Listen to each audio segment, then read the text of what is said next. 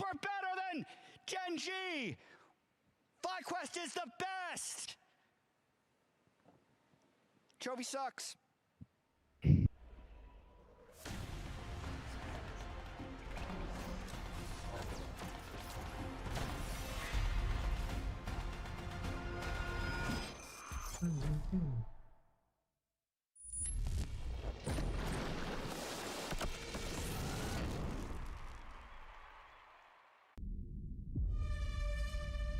Quatrième journée des quarts de finale est arrivée.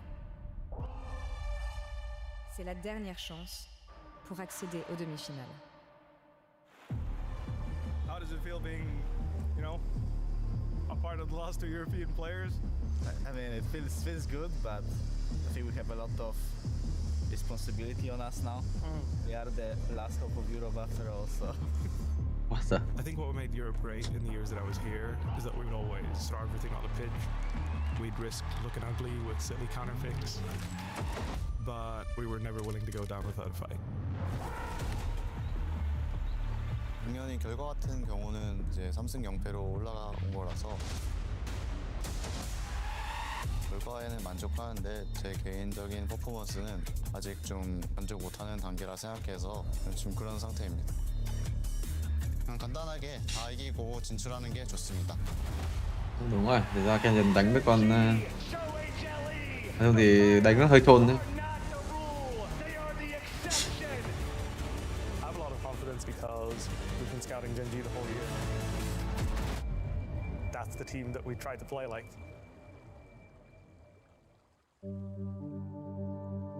8강에 오게 돼서 정말 믿기지 않는 것 같고 젠지를 만나게 돼서 더 흥미로운 것 같아요. 초비 선수를 알게 된 거는 14살 때 처음으로 랭크 게임에서 알게 돼서 친구가 됐는데 서로 엄청 해맑고 되게 시끄럽게 떠드는 친구였는데 Bạn thân gì bạn gì đó, 친구. 계속 여러 가지 물어보고 계속 친하게 지낼 수 있었던 것 같아요. 코드는 되게 밝았던 싸움이라고 생각합니다. 그때의 초비를 회상한다면 아무래도 부족한 게 게임을 보는 시야랑 판단력 같은 부분에서 특히 더 아쉬웠던 것 같아요. 뭔가 프로가 된 쿼드와 초비가 만났을 때는 둘 다 어느 정도 옛날에 비해서는 많이 웃음도 없어지고 어느 정도 진지한 성격이 많이 생겼던 것 같아요. 2020년도에 제가 초비 선수와 함께 데뷔전을 치르게 됐었는데 This roster is really new and thrown together. There's definitely a lot to work on. 그때 당시 이겼어서 더 재밌던 기억이 많이 남아있고 21년도에는 DRX 선수단이 대부분 바뀌고 되게 엄청 많이 졌었는데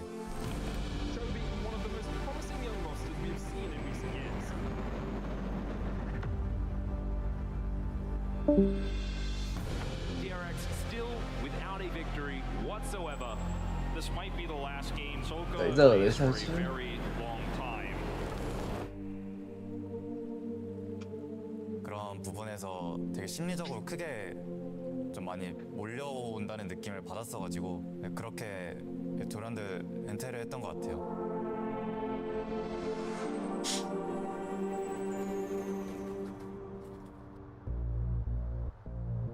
Six years later, I didn't think I'd make it to an event like this again. When I first started, I used Keen as a benchmark for how good of a player I was. And to this day, that's still true. So now, getting to play against him, if we can beat Gen G, I'll consider myself elite once more. 제가 다시 이렇게 복귀를 하게 된 이유는 잘할 수 있다는 거를 증명하고 싶었어요. 증명하고 싶었고. FlyQuest conquered their demons. Massive face seal over the wall coming out from Quad. 과거의 나는 지금의 나랑 비교할 수 없다고 생각합니다. 약점을 보완했다기보다는 부족한 부분을 하나씩 채워나갔다고 생각을 합니다.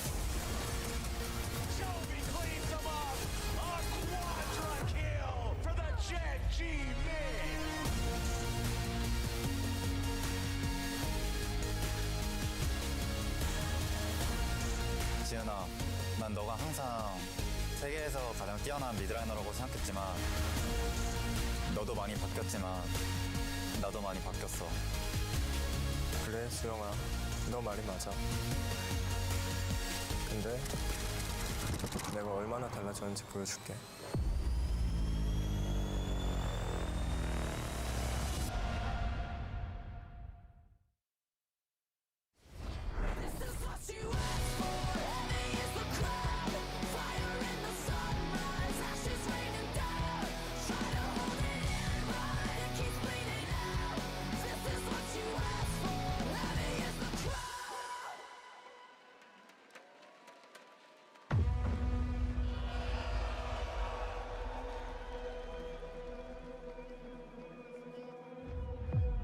Mesdames et messieurs, bienvenue à la Adidas Arena pour la conclusion de cette semaine de compétition.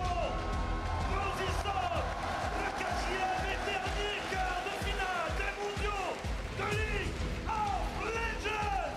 Aujourd'hui, le dernier espoir américain contre un des grands favoris de la compétition. Premier entré dans l'arène, champion de la classe,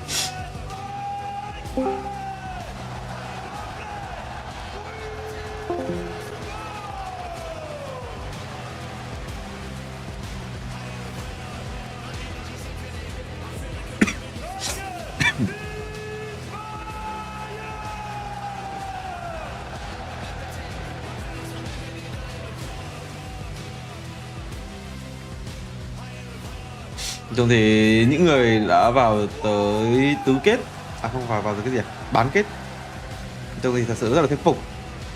BLG chiến thắng trước HLE, T1 ngày hôm qua gần như là nghiền nát Top Spot.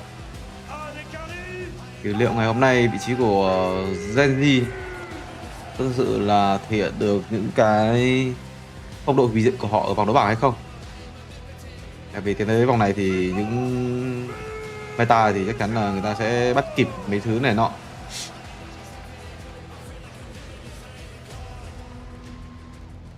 Maintenant, veuillez accueillir leurs adversaires, champions au titre du MSI, les maîtres de la SCK, KTG.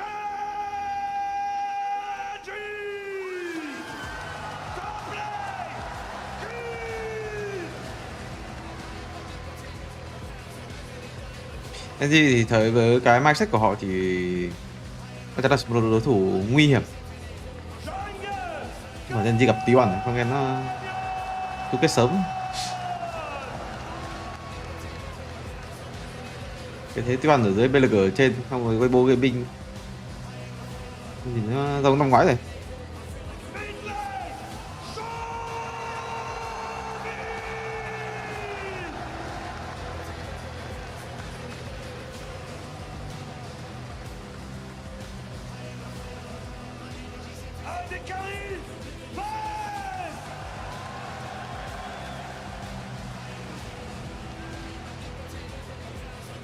Ây, đẹp tay là đánh rồi xạ thủ đi cánh. Thật ra cái đấy nó kiểu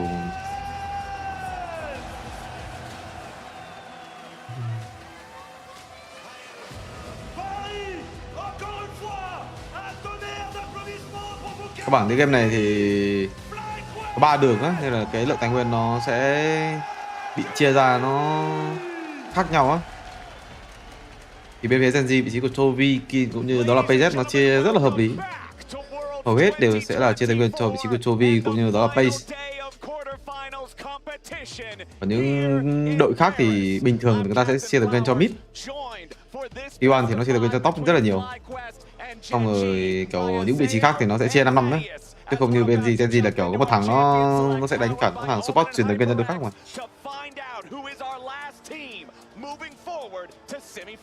Nhưng mà cái đánh đấy kiểu cũng thật chả biết là hiệu quả hay không á. Kiểu những con cây xa chuột tí cánh, những con mà kiểu đánh Aram không có mạnh á. Ví dụ đối phương đánh Ezreal, đánh Zihin, mình đánh những chất tướng như kiểu là Saya thì mình có phải đi cánh để gọi là không tranh chấp những nguyên lý ở giữa. Nói chung là kiểu cũng tùy nhiều trường hợp á. Nhưng mà thật sự là có hiệu quả hay không thì chắc phải đợi tới tuần sau. Tuần này thì đối thủ FlyQuest mặc dù cũng được đánh giá rất là mạnh, nhưng mà để so sánh với Genji thì thật sự là nó hơi khó. Nếu mà gặp cho những đối thủ như kiểu là Weibo Gaming hay là Lý Nính thì có lẽ FlyQuest sẽ làm được bất ngờ. Ok, thì đấy 30 pick ra gì? Bằng cho mình là Ivan, một chất tướng đánh Aram cực kỳ mạnh, lối đánh của FlyQuest quá quen thuộc rồi. Pháp sư kết hợp với Ivan của họ, lối đánh Aram rất là phiền. Cá sấu của Bipo, một chất tướng cũng thể rất là tốt bị ban đi. Một chất tướng mà vị trí của Genji chưa bao giờ từng chơi. Rồi này và Aurora từ đội đỏ cũng bị ban đi như đã nói. Oriana của Quad hình như là đang hướng tới chất tướng gì đây? Có cho mình Scanner, có cho mình là Norton. Ban đi cặp Norton Ari và hướng tới cho mình là Scanner chắc chắn rồi. À con Scanner kiểu gì đây? Jack Kaisa.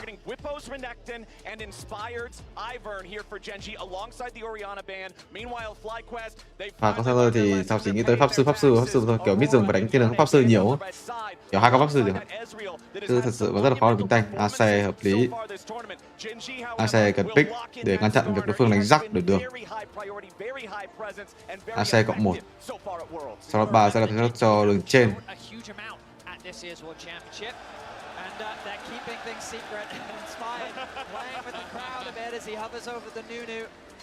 Seraphine pick luôn. Con Seraphine này phần lớn là support, liệu có flex được hay không? Con Seraphine này đi mid nó thực sự mà nói thì không phải chất tướng đi mid, nó là chất tướng AD. Nhưng mà kiểu nó là kiểu theo thiên hướng dồn đánh viên nhiều hơn đấy. Còn Seraphine support thì thật sự mà nói không thật sự là tướng. Cho họ con Jihin, Blitzcrank gì đó. Không, pick cho mình là mid top rừng luôn rồi. Rumble kết hợp với Chitana. Rumble Ari. Rumble Ari lại là chất tướng đi cánh của PZ này. Tức là kiểu các bác biết này đúng kiểu là PZ phải đánh những con kiểu đi cánh á. Cánh Rumble với cánh Silas thật sự mà nói nó không quá mạnh. Rumble với Ari là chất tướng cánh cực kỳ lỏ, nhưng mà khả năng teamfight của nó đúng cái chất gọi là dồn thành viên của họ luôn á. Thật sự là đi với Ace Seraphine thì làm sao mà pick được những chất tướng như vậy.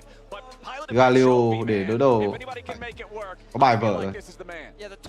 Hình như là cái thế Ace Seraphine ra mid, Galio lên top đổi đường mấy thứ đúng không? À không, cái này có Galio đi top mà. Tưởng tượng là Galio đi mid đi va đi lỏ lắm mọi người. Galio đi top đi với Rumble. Nên thế thì cần bạn chất tướng đấu sĩ, những chất tướng như là Shinzao thì bắt buộc phải ban rồi. Còn một con đấu sĩ nữa thì chưa có biết.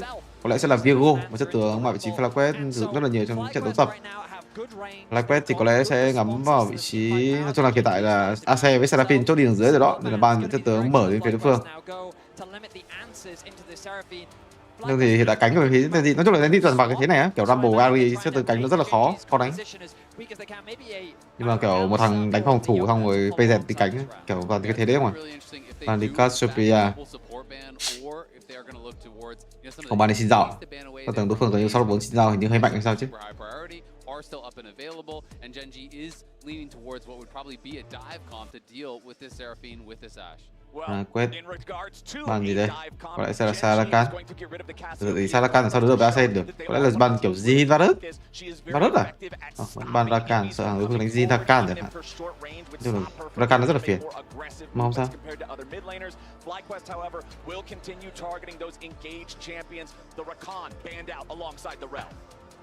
Khan does make a lot of sense. We've seen how successful it's been so far at this World Championship, the amount of roaming potential that it does have. Genji contemplating how they want to round out ban đi Amumu. That respect thrown towards Inspired. You can already see the composition starting to build. Đấu sĩ thôi. Tôi tưởng Ace Seraphine rất là cần đấu sĩ. Nhưng nó thì con Shinzao nếu được thả ra sẽ được pick rồi. Tôi tự tin vị trí của Genji.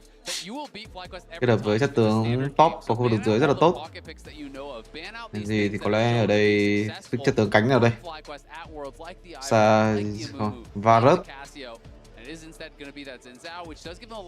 Kalista kéo rồi. Chắc chắn là Kalista kéo. Mà đối phương bánh kiểu này. Zinix á. Zinix đổi đường. Zinix tập Ken à? Zinix Threat. Zinix Naughty.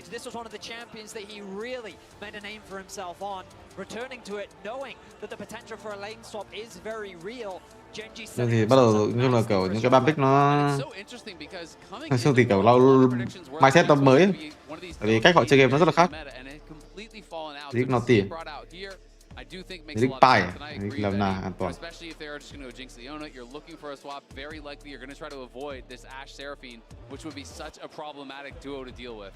And I also feel like if you're looking at FlyQuest, you're looking at a team who has not had strong early games so far, so you're probably not as worried about allowing that Jinx the time to scale up and really become a powerhouse, as we're still waiting Seraphine mid to see the last pick here for Seraphine đi FlyQuest. mid.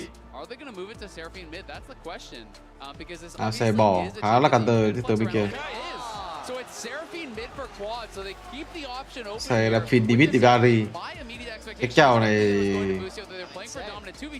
thực sự mà nói chung là cần người gánh á, nhưng mà hiện tại có quá nhiều người gánh. Shinzo, Galio và Bò quá nhiều những chất tướng gọi là rất là tanh đứng về phía trước để con Seraphine có thể chơi game.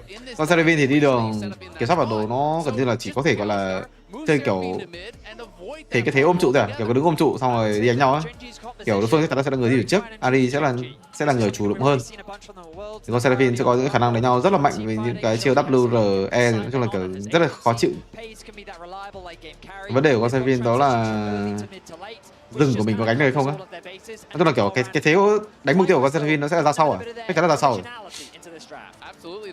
Nên là một đợt đánh có lẽ sẽ là phù hợp để đối đầu với đội mạnh. Mình đi cho Vi kiểu gì mình cũng ra sau, nên là mình đánh một cái kèo đấu mình ra sau có khả năng đánh nhau tốt hơn. Có chất tướng Seraphine. Seraphine đi mid thì có lẽ sẽ là quyền trợ thiên thần kết hợp với động cơ à? Hay là quyền trợ thiên thần kết hợp với băng trượng vĩnh cửu? Tôi không nghĩ là hai lời đến đổ à? Cái quyền trợ thiên thần có lẽ bắt đầu phải có rồi. Thật ra thì vọng kiểu cái súng Luden thì cũng được, nhưng mà thật sự thì cái quyền trợ thiên thần nó sẽ tốt hơn hay chăng? Tại vì đồng đội nó lẽ là Adam phép từ vị trí của Galio rồi. Gì có băng trượng nữa, các băng Phalei Light gì đó.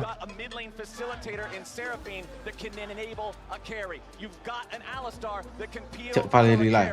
And that carry's name is Masu. He's been how FlyQuest are winning games. He's had an incredible trajectory from amateur to academy to pro play. Now playing on the còn Zinix là một thế này thì không biết là đi đường kiểu gì đây. Có lẽ sẽ hướng tới đổi đường hay chăng? Tranh chấp khu vực mid trái rồi, hai đội đều biết rằng đối phương sẽ muốn đổi đường. Đường ở đây thì AC với Seraphine chắc chắn đánh giá là cao hơn. AC lộ ngay mục tiêu luôn, đối phương thì vẫn chưa lộ. Ném đá tốt, thậm chí là cầm máy quét từ vị trí của Chovy để chắc chắn là mình sẽ có những cái mắt không bị phát hiện. Rất là cần đổi đường ở đây. Có cho mình một con mắt ở đây rồi. Đang đợi vị trí của Chovy, mà không đợi được. Whippo not getting jumped on there. And a reminder, before the action kicks off, log into your Riot account on lolesports.com and watch Worlds live to earn exclusive Worlds emotes. Và đổi đường xong rồi Zig đi xuống dưới. Đánh nhìn khó chịu đấy. Thì phía FlyQuest rất là khó luôn á, đội hình này cần phải đi đường. Out here in this brush, but the ward nearby for Gen G is already set. I wonder if FlyQuest was expecting the lane swap to come through, or if their plan is to initiate the lane swap themselves, because they tracked Lahens and Pays. Ra con Zig đầu game đi với xe với Bò đi được cái tại vì nó là Bò á. Đây là đầu game mình có thể đánh cái thế đẩy qua 3 wave, 4 wave gì đó để về. FlyQuest thì thực sự là cái pick nó rất là khó chịu nên là bắt buộc phải chủ động đổi đường của họ. Nhưng mà hiện tại là vị trí Canyon đã cấp cho mình bãi sói, có lẽ sẽ là thành công thôi. Ăn được một con sói to hợp lý tại vị trí của Vipo. Bỏ ra mid thì thực sự là không có quá hiệu quả. Genji đổi đường sẽ độ thuận lợi hơn thôi, ăn được bãi sói, Rumble thậm chí là ăn được 3 con kinh nghiệm ở khu vực cánh trên luôn, 3 cái kinh nghiệm bị Rumble lên đi. Cảm thấy bên phía FlyQuest gặp vấn đề thì về đường rồi. Hiện tại là không có bãi sói, không có level 3 từ vị trí của Shinzo.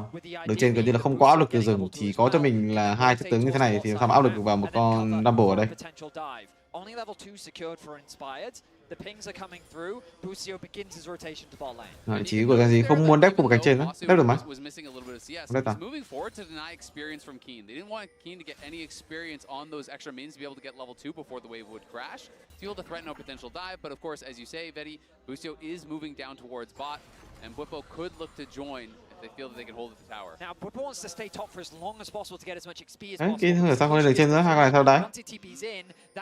Đối phương tele xuống dưới. Mình cứ ở trên xong rồi mình canh mình. Đối phương tele, nói chung là đối phương rất là khó tele nếu mình ở trên đấy. Bwipo gonna tick over to level 3. Skarner's not in a position to dive, and this is the thing where I think Cái này xuống dưới đón được quay to vị trí của FlyQuest. typically, can you do a full clear on the bot side, move into the enemy side jungle. Hai đội nhìn sát đường nhìn nó hơi lỏ. Vị trí của Genji không lao vào khu vực bột xanh để có thể giao tranh. Nhưng cảm thấy rồi Genji có lợi thế hơn, nhưng mà họ mất lợi thế rồi. Top rừng của họ nói chung là xử lý nó không quá tốt. Hiện tại thì thế trận này bắt đầu gọi là rất là 5 năm rồi. Họ chỉ lợi thế hơn đó là cái tên lệ của họ mà thôi, chứ cái lượng kinh nghiệm từ con Ace cũng như là con Galio cũng như là con Shinzao này chắc chắn là sẽ được đánh giá là tốt hơn. Ăn được con cua trên từ vị trí cua Canyon, có lẽ sẽ là hướng tới cua dưới rồi.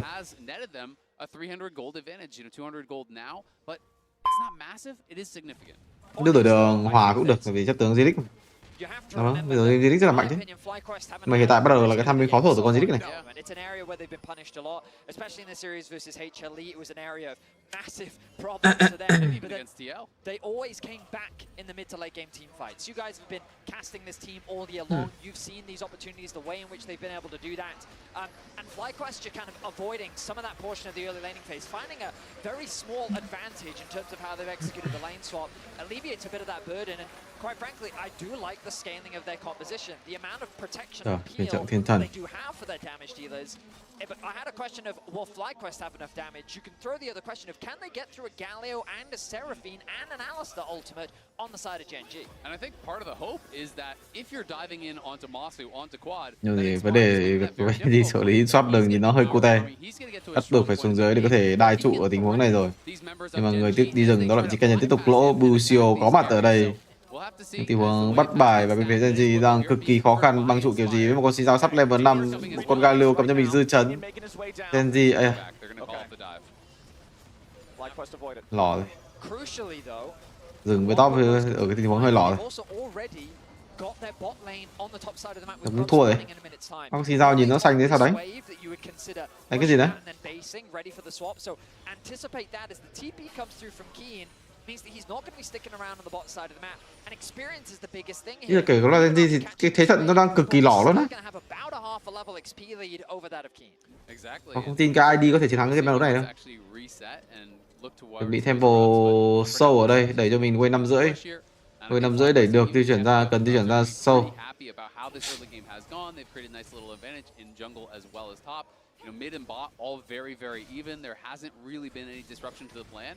And I do think FlyQuest's strength, has been about understanding their comps, understanding the strengths of comps, and how to play towards those win conditions. Cách về để lấy tempo một đồ không có tê lề, không có cảnh giới sẽ do Chovy đảm nhiệm, mất nguyên một con xe.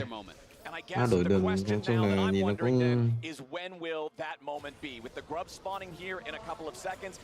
có phút sâu đã ra trực tiếp ở đây dùng W để có thể bớt con mình con sâu. Canyon có đạt được level 5 hay không? Khu vực trên sẽ có lợi thế cho vị trí Dumble ở khu vực cái lợi thế về lính. Nhưng mà AC đánh nhau sẽ được đánh giá mạnh hơn. Inspire ở đây cũng rất là mạnh. Seraphine đã có level 6, người mạnh nhất thì tí hiện tại đó vị trí Chovy thì lại phải đang xuống đường dưới để có thể xử lý quay lính. People thậm chí không thèm di chuyển ra. Cảm thấy game đấu nó hơi trôi rồi. Họ không tin rằng là con Zinix và AD hiện tại đang, nói chung hiện tại là Genji chỉ có mỗi mid của họ cũng như AD của họ đang ở trong một vị trí tốt mà thôi. Top rừng họ ở vị trí nó hơi lỏ. Họ không nghĩ là con Zinix với con AD là hai chất tướng có thể gồng gánh cái đội hình này đâu. Cách về để đổi đường tiếp tục. Muốn deny một cái sách trụ hay không? Tiếp tục là swap lại từ vị trí của FlyQuest. Galo đã hồi tele. Cao xuống để ăn cho mình là con rồng. Cua 2 có thể mất nhưng mà thế trận đó sẽ là tốt hơn.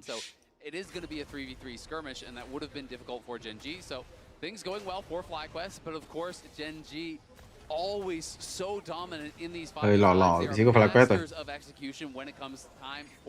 Đội hình không có quá nhiều lợi thế, cánh của bạn không có lợi thế. Đội hình thì đối phương là đội hình Aram với đầu tàu là con rừng. Mà nhìn thật sự là đánh được. Họ không biết vì thế Genji hiện tại đánh kiểu gì nữa. Cánh hiện tại đang là thua hơi nặng á. Cánh cái bản con Galo nó xanh quá. Ari với con Dumble đi với cánh Galo làm sao mà đánh? And it feels like it'll fall apart that much swifter with Jinx in the game. If one of these dominoes on FlyQuest falls over, you trust FaZe to have the mechanics, to have the hands, to immediately pilot that into multiple kills, into enough damage to FlyQuest to take Tham bằng objectives có lợi thế với cái đội hình như thế này, afterwards. đội hình Aram có lợi thế ở cánh. Thì thua kiểu gì? Không nghĩ là game này con Ziggs có thể đi cánh được, con Ziggs đi cánh ghép được một con Gallo kiểu gì? Kiểu đối phương là cánh những con như kiểu là Gna lên khám phép thì chẳng hạn, kiểu cú tay kiểu đấy thì còn ok, chứ con Gallo này thì không có tí áp lực nào cánh luôn đấy. Không Tham bằng lợi thế, sâu cua vẫn chưa được ăn. À đâu, rồng vẫn chưa được ăn. Đang hướng tới con rồng từ vị trí của FlyQuest Temple thì nó cũng hơi lung tung một xíu nhưng mà sao? Quá tiền sang. Đây, đội hình Teamfight tổng rất là mạnh, họ trực tiếp em con rồng. Đối phương ở đâu không cần biết. Các bạn là kể cả cái không lộ ở đây thì cảm thấy con rồng người ta vẫn ăn. Đánh tầm này sợ cái gì? Hôm nay thì cứ nhảy thằng Tanh ra mà mở thôi. Cứ AC đại băng tiễn đánh hết vào Tanh xong rồi bỏ giữ chiêu lại Ozone áp lực lên thứ. Đây rồi, 1 phút rưỡi nữa. Sâu bốc 6 sâu sẽ ra, không sâu 2 sẽ ra. Thì về gì đang có những tình huống rất là khó chịu ở khu vực dưới khi tiến hành đóng băng lính. FlyQuest 1 phút rưỡi nữa. Isfai thì cái vòng rừng nó hơi lằng nhằng, cứ chạy lên trên chạy dưới nãy giờ luôn á. Nên là cả mình phải tập trung vào cái vòng rừng thì mình biết là nó đánh như nào, nhìn nó cứ lên xuống xuống khó.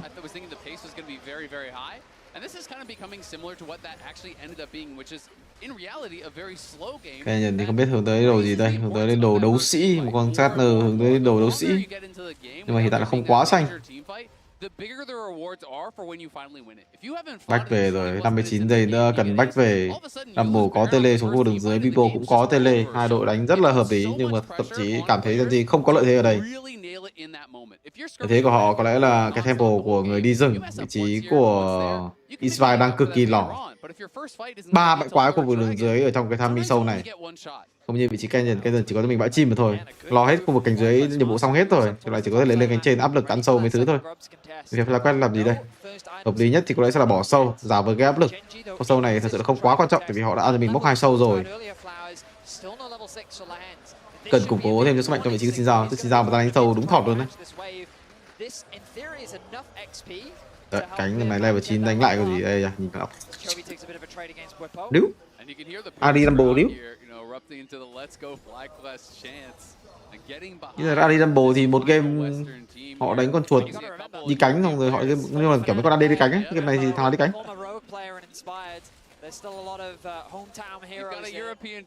Không thể mở được con sâu được tại vì mid của họ có lợi thế, người mạnh nhất tiếp tục là vị trí của Isovi ở khu vực đường dưới chứ không phải khu vực đường giữa. Sâu đang quá nguy hiểm, đối phương thậm chí là ăn 3 bãi rừng ở phía dưới, chạy lên sâu vẫn kịp. Thì đánh cái gì? Để xem cái đội hình gì có tự đánh được. Đội hình của họ thì đơn giản là quá nhiều CC, có thể dễ dàng có Ziggs ăn mạng. Nhưng mà hiện tại khả năng Teamfight thì chắc chắn là không thể bằng một cấp của bên phía FlyQuest được. Đã có đồ đầu tiên từ vị trí của Chovy, Onin muốn Onin ở pha này rồi, bắt buộc phải Onin vị trí Isfai phản xạ được không? Isfai bị có máu rất là nhiều. Nhưng mà bị combo Chovy. À, cái bỏ đánh ác dữ đấy. Đội hình này thực sự là tự tin Teamfight như thế không à? Lấy đâu ra tự tin Teamfight kiểu đấy vậy?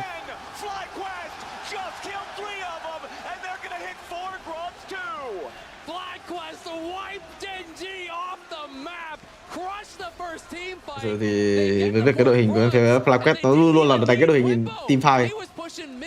Aram thì đơn giản về cái gì làm chỉ đơn giản là pick pháp sư là win rồi.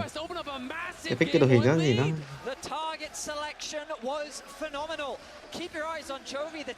Giờ lấy đâu ra tự tin phải đánh, ý là kiểu không đánh họ chẳng biết thắng rồi gì ấy. Cảm thấy phải đánh ấy, nhưng mà cảm thấy đánh chẳng biết đánh lại rồi gì. With the initial knock up, the chain CC to follow, and the damage from Inspired as Bwipo tanks up 3. Flawless execution as they turn on to the rest. Bắt buộc phải Teamfight. Thì đội hình Teamfight đối phương thì cảm thấy nó có thật sự thua đâu. Bây giờ cái đội hình này đúng là Adam luôn á. Xin Giao, Seraphim với AC kết hợp với hai con CC cứng.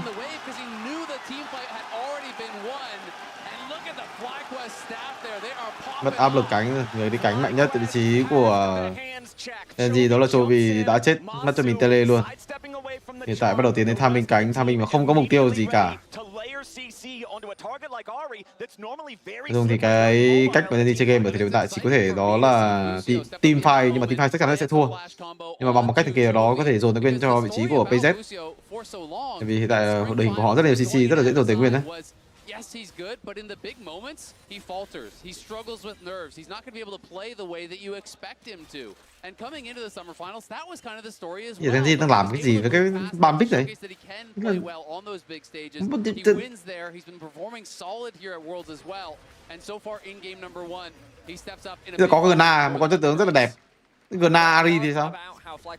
Rumble Chitana thì kiểu nó rất là bình thường, kiểu nó không có đẹp bằng Gna với Ari ấy. It's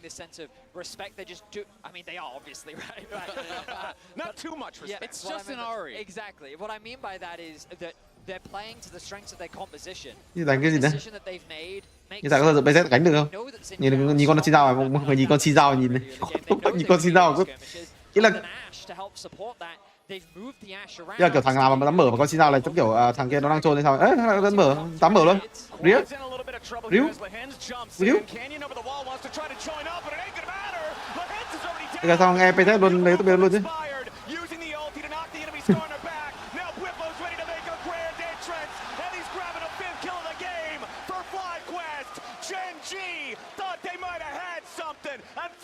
Ý là bên phía Flash chỉ đánh Adam thôi á. Nó chỉ đánh Adam thôi à? Nhưng mà cái đội hình pick có thể gọi là không có pháp sư được, không có cánh, không pháp sư.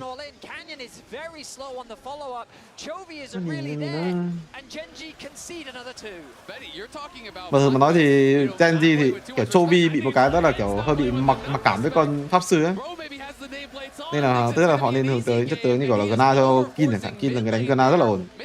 PZ đánh những chất tướng như kiểu Ezreal gì đó. Là chất tướng PZ nó không có liên quan.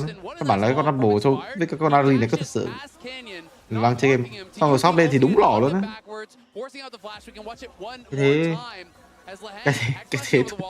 Cái thế game sau đánh ấy.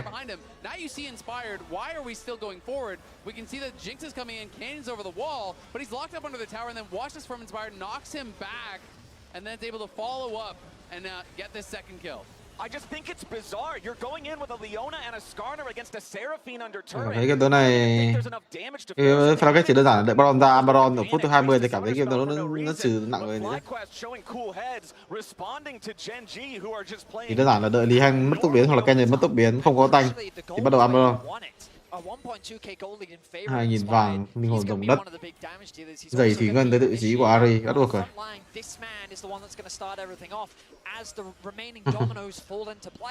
FlyQuest find themselves with a 2k gold lead, a strong early game lead over Genji. And people talk a lot about, Locket as a strong answer into Rumble. You know what's a really strong answer? The empowered Seraphine W. That shield gets a Genji bổ sung Genji mùa hè. Moving further and further into the game. Genji tiến tới vòng tứ kết. What the fuck? Sao nhìn nó I do think if Genji are not careful in these next couple fights. Là kiểu nhìn cái ba pick này chả biết là đang muốn làm cái gì luôn á. Speaking of massive power, we also have the Seraph's Embrace now fully evolved as of a couple seconds ago. Là họ đã từng tức là kiểu cái ba pick của họ trước đây đã từng thế rồi mà họ ưu tiên rất là nhiều Aurora, Ari, Aurora, Ari, Aurora, Ari, Rumble, Ari. Đây là cách họ ưu tiên chất tướng.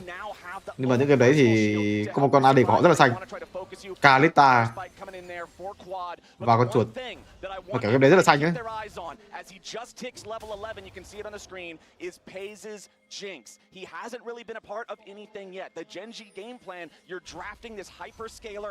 Nhưng không có cái gì đâu phải đội yếu đâu. Các bạn biết của họ, các bạn biết của họ vẫn rất là dễ bắt bài á. Bây giờ cách họ team fight, cách họ chơi game nó rất là dễ bắt bài á. Tôi nói thì đến hiện tại thì họ không biết là gì đang chơi cái gì đó. Hiện tại chỉ có cách đó là team fight và dồn tài nguyên cho PZ mà thôi. Mỗi cách đó à. Bên phía FlyQuest đang làm gì đây? Bên phía FlyQuest đang hơi trôn rồi, có rất là nhiều mục tiêu băng trụ ở phút thứ 16 không xử lý với lính cánh lại băng trụ. Hơi trôn, đừng trôn. Rồi.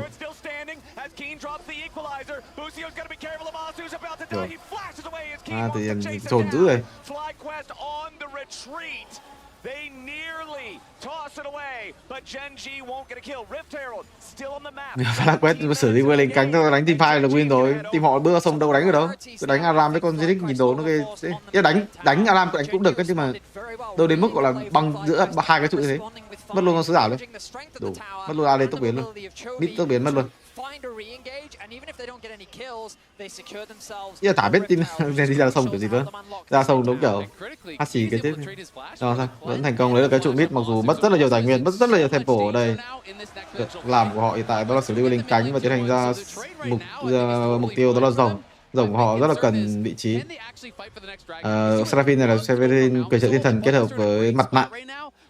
Quyền trợ thiên thần kết hợp với mặt nạ. Ý là cái sự biết đánh Seraphine rồi.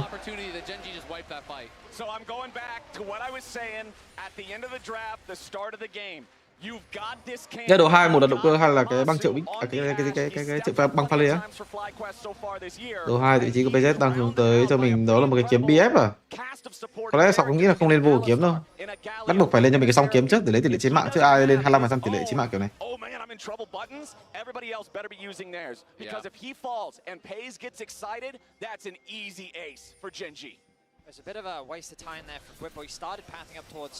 Ý là tùy game ấy, thằng ấy đổi thì cũng được nhưng mà kiểu team họ có tanh thì ok mình lên.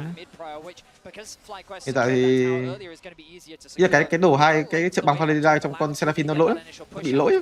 Cái động cơ 74/18 cũng lỗi. Nên là mình tìm đồ tier 1 mình lên đồ lỗi mình lên chứ. Thật ra thì cái mặt nạ cũng được nhưng mà nó không thể nào mạnh bằng cái động cơ với cả cái gì đồ 2 được. Cái động cơ Seraphine với cả cái gì đúng lỗi luôn á. Mà động cơ 14/18 thôi, 14/19 nó bị nét hơi nặng, chắc không lên được. Nói chung hiện tại cứ lên cái băng pha lê này. Cái đồ ấy mà đánh nhìn Aram lỗi. Mà W bắn xa cái. Rồi hiện tại đến gì đánh cái gì đây? Không cánh, không team fight, không Aram. Không có gì cả. Lý Hen không có tốc biến. Học không biết là con Leona này chạy vô cả mắt kiểu gì đây. Leona mọi người nhìn Leona này. Chạy vô cái bộ này kiểu gì? Chạy vô cái bộ này kiểu gì? Chạy vô há, chạy cái này luôn. Chạy cái này luôn. Không có tí áp lực gì luôn, không trái phải, không các kiểu thứ này. Chi giao vẫn được. Chi giao như thế mà không chết. Bipo lao vào bục phát trên gì PZ mất hết spell luôn, không còn tí spell luôn, không đánh được cái gì nữa. Đấy, nhưng mà PZ ăn mạng rồi, mất Valavet trôn rồi. À không mạng.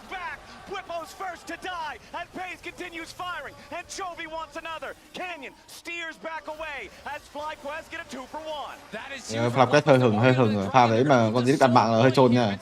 Đánh đừng vào cái thế Zedic ăn mạng. Zedic giờ lại xuất hiện hơi nhiều. Cái điểm mạnh của con Zedic đó là cái khả năng ăn mạng của nó với những cái bộ chiêu của nó. WR nó gây rất là nhiều đam. Nói chung là đánh team 2 rất là dễ ăn mạng. Hiện tại thì cảm thấy việc là 3 dòng Baron ra, Lý Hen không có tốc biến, team họ hết spell, cảm thấy free Baron rồi còn gì nữa, đánh cái gì nữa. Tao ép Baron luôn được cái chứ. Cái này spy hơi trôn á. R sớm đi hoặc là dùng R để phản xạ. Là mình tự tin đừng kiểu đấy. Này cái này R sớm. Đang trong thái R.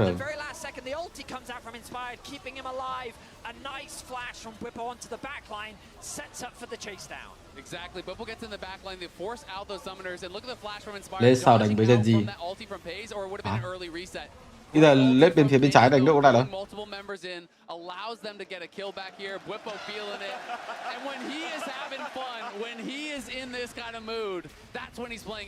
Này Baron ra khi ép luôn đấy chứ. Bò cắm mắt mấy cái chiêu xong bách về. Trời xử lý qua lên cánh đi mấy đại ca. Không có xử lý qua lên cánh gì luôn. Không thằng nào có tên lên support rồi. Rồi thôi, đối phương cánh hơi yếu nên là không lấy được trụ, chứ bình thường cánh khác là mất trụ rồi.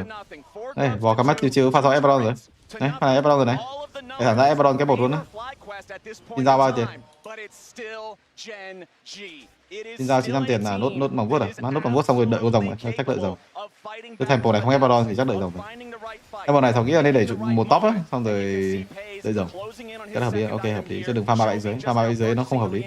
Mình làm ra đẩy lên cũng được, lên là đẩy luôn được.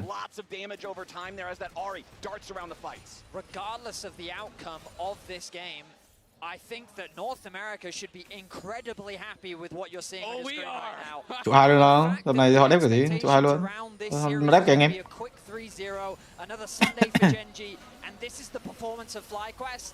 They are delivering as they play for the top tower. An uncontested tower. Mỏng vuốt đánh an toàn dữ rồi. Đánh hơi an toàn nha. Hơi an toàn. Mở. Support không có tốc biến phát là xong game đấy chứ. Lý Hen pha này có tốc biến nhưng mà cái tốc biến cái là kiểu hắt xì cái là mất rồi.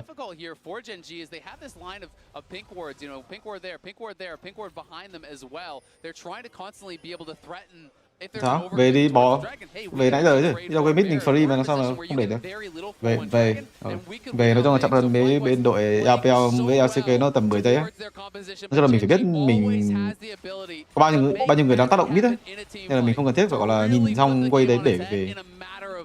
Có những cái trường hợp thì sẽ phải nhìn xong thằng AD đẩy xong mới về á. Trường hợp đấy thì không cần thiết. Trường hợp đấy bên mình mạnh quá. Nên là mình phải tận dụng cái mạnh của mình để mình hơn đối phương 10 giây. Đây ví dụ pha này này, Lihen đang có 2 cái mắt này, pha này bình thường nếu mà không có rồng thì có thể ép Baron rồi, nhưng mà có lẽ sẽ ăn rồng sẽ an toàn hơn. It ultimately comes down to his Baron, and in my opinion, the Swiss stage Barons from FlyQuest was one of their best assets. Oh, don't you be putting that juju on us. Okay, so the big thing I'm looking at right now, we have 2 minutes until what will be Mountain Soul if FlyQuest takes it spawns. You've got the carries on both sides on 2-item power spikes, but in the jungle and in the top lane, there are differences. Shatner đổ 2 lê móng vuốt, một con Shatner lên theo kiểu đấu sĩ, một con Shatner cực kỳ giàu. Nhưng mà cái này thì không có giàu cho lắm. Thậm chí là thua 2.000 vàng so với Inspire rồi. Không ban xin giao, cái what the fuck sao không ban xin giao nhỉ? Nhỉ, giờ mới để ý không ban xin giao luôn á. Yeah, absolutely. I mean, a lot of the goal here for Gen G has là cái lý do gì mà Ace Galio với con Seraphine không ban xin giao đấy? Thua con xin giao nhìn thế này có chơi game được không? Mọi người xem ai gánh, học chỉ xem đi được là thằng nào gánh pha này phát. Rồi ra đánh Aram, không có cánh mà bố phải ra đánh Aram thôi, đánh Aram đấu lại thôi. Đánh Aram thì đối phương cứ Ace xong rồi Seraphine xin giao đánh cái gì? Cánh thì chắc chắn là không thể nào đánh lại thắng lại rồi. Rồi nhìn PZ là chuẩn bị hát gì phát mất tốc biến là PZ không tốc biến, nó nhìn nó vô kìa. Nhìn PZ kìa, nhìn đúng. Nó thật sự là thắng được không? Sống được kìa. Nói chung là kiểu sống được thì cũng què đấy. Không chết gì cũng què. Cứ chạy mở.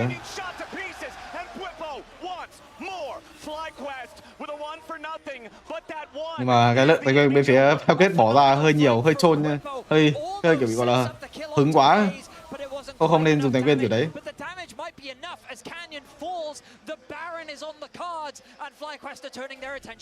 Exactly, they don't get pays, but they do get Canyon. 20 seconds now with no jungler here. Chovy in the area, but I don't think they have the tools to contest. There's no equalizer. They're coming in. Nhìn cái thế giống con gì nó giống có 3 mạng đến 4 mạng vậy. Cái thế con thích có SofM nhìn nó ghê đấy. Đứng ở trong hang Baron thì sao? Đứng ở trong hang thì sao? Đứng ở ngoài Masu nhìn ghê đấy. Mà Busio bị tóm lại, Busio trôn rồi, đang ăn Baron mà sang tiên mở rồi. Đang ăn Baron mà. Đang dùng từ ít mà.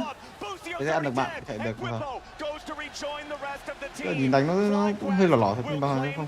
Ăn được Baron bất trụ mid, nhìn nó lỏ. Thế sẽ ăn được mạng. Bảo là PZ mạng hơi phiền đấy, tí nó đép nhà không, tí nó ăn thì lúc đang đép nhà đép Baron thì nó ăn thì đến mạng nó phiền. Ý là team họ có rừng đâu mà phải hy sinh. Ý là mình cứ đứng đấy áp cả, cái góc đấy thọc nói nhiều nữa. Bạn cứ đứng đấy áp cả. Xong rồi thả đi đối phương mà chơi game thì bạn chơi game á. Bạn làm vô chí. Support ôm rừng kêu trôn. Hả? Support ôm rừng cái what the fuck bên kia làm gì có rừng. Ôm rừng cái what the fuck. Inspired has Masu with him here as well. Canyon securing the red buff as Inspired and Masu are trying to cut off the Gen G mid. Chovy forced to use the Spirit Rush to get away, but it is enough to guarantee his safety as FlyQuest have all 5 men back on the map, 4 of them wearing Baron, but that Baron power play is already in negative gold. Lehens regrouping with Pays back here in the mid lane as FlyQuest maintains control over the red side jungle of Gen G. Exactly, I'm not really sure that going for Baron there was the correct choice. You could have taken the guaranteed soul. Bắt trụ sao nhìn nó hơi lỏ đấy. Là kiểu nó bị hưng phấn quá, chỉ đơn giản là xử cánh không đánh nhau team fight dòng các kiểu ăn hết rồi được mà. Đừng có làm gì cả là biết đấy. Nhưng mà cứ phải làm một cái gì đó kiểu cái chiếc này cái thằng kia nó rất là mất tempo. Tại thì đồ PZ bắt đồ hầu 2 đồ rưỡi rồi. Bắt cho mình cái chỗ bounty 3.000 vàng. On the FlyQuest side, it's still about a total of negative 2,000 gold on that Baron take overall, since the objective itself gives you the plus 1,500. FlyQuest will see đây thì đồ 3 xin giao lên gì đây? Thì cái mindset ở đây thì có lẽ là lên cho mình là cái giáp cai ngục, xong rồi để cái giáp cai ngục áp cả ở đây. Để lấy cái value của nó xong rồi lên cho mình đó là cái gì? Cái sắc rổ à? Hay là lên báo tố?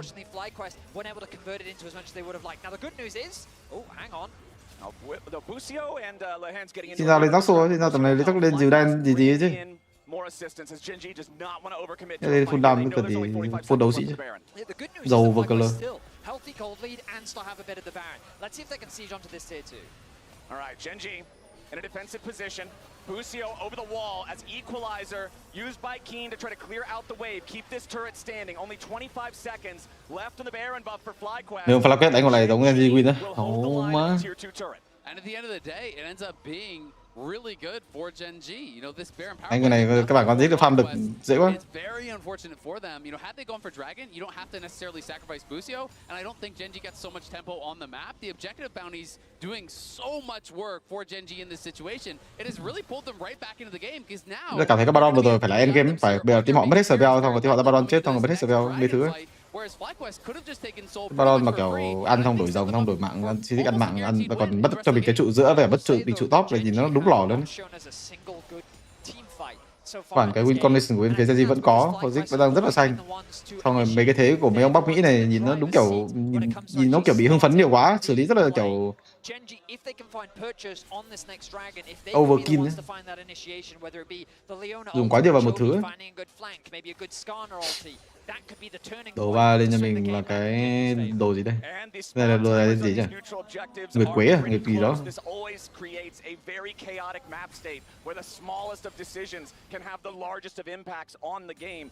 Đồ nguyệt thạch.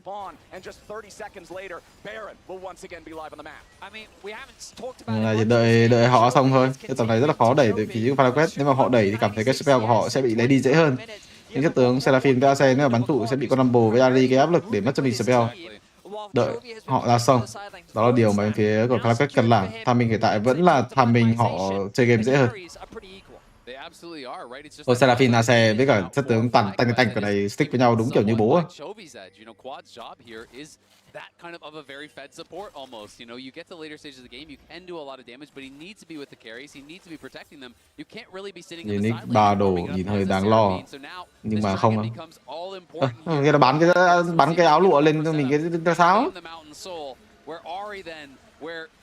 Nhưng chơi game cứ thực sự là phải căng thẳng như thế không?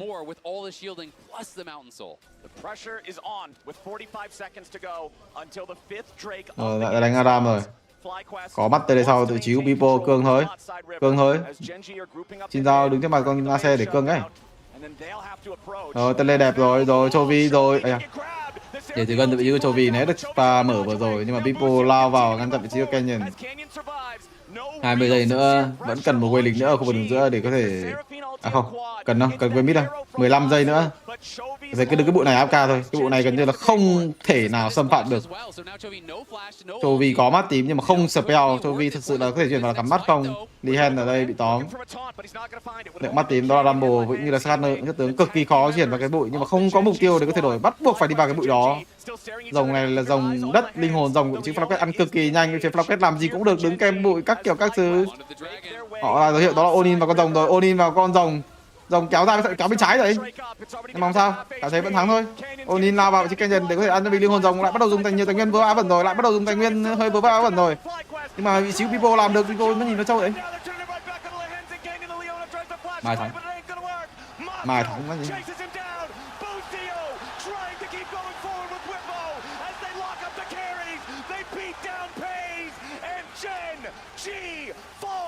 Chovy trying to hold the line, trying to buy time, but it costs a hell of a lot. And FlyQuest are barreling towards the base.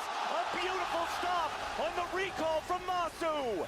What a fight from FlyQuest. Heavy is the MSI crown, and Gen G are crumbling under its weight. Solo laners versus FlyQuest. Keen and Chovy. Trời ơi, nó rỡ quá nhìn nó ngợp. Nó không có chơi game luôn. Sự mà nói thì không bao giờ tin vào cái con Rumble với Ari, kiểu Aurora với Ari mấy con kiểu đấy mà nó phù hợp với nhau. Từ khi là có Kaleta thôi, cái con chuột thì kiểu nó hơi bị hên xui ấy. Cứ Rumble với Ari thích chi đấy. Không ban xin giao. Không ban xin giao.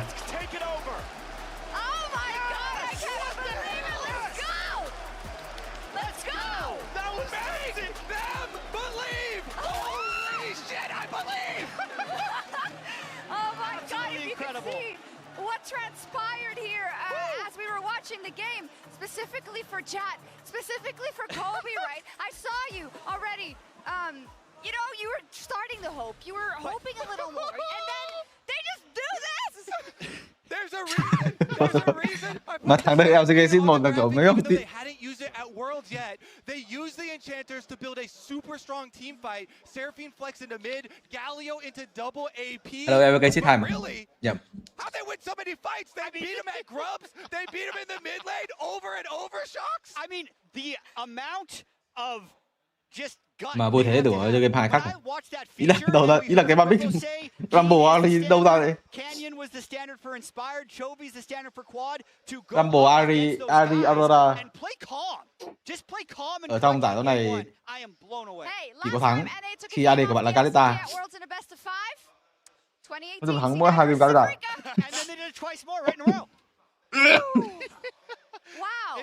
Gam đến Kalista sát lực thắng. À không phải Kalista sát lực, nói chung Kalista thắng á, tại vì mục tiêu nó rất là nhanh.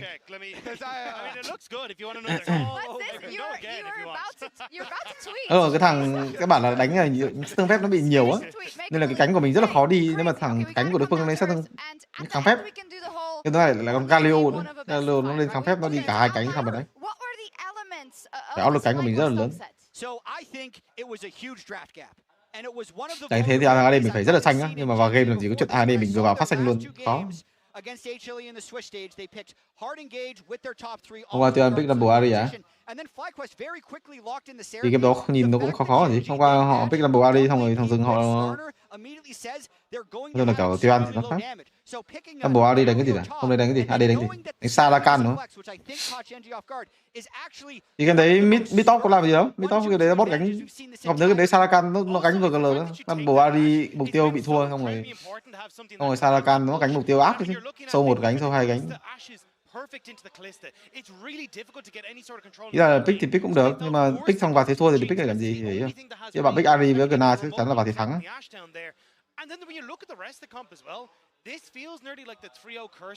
Giờ chơi thì vẫn chơi được mà, nhưng mà mình vẫn là thế thua so với đối phương, nên là mình sẽ đánh ở thế thua, mình sẽ ra mục tiêu sau chẳng hạn, hoặc là mục tiêu mình sẽ không mạnh bằng đối phương. Massively in our quarterfinals so far, but we're not seeing those same priorities coming through for Gen G. Gen G last year, Jovi and the thing that's been following. Tụi nó thì con AC Seraphine này, AC Seraphine nhưng mà không đánh Sylas.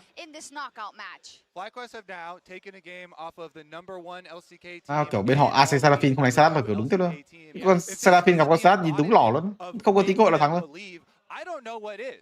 Thì có cách đó là mấy thằng đam vật lý của mình nó xanh. Khó.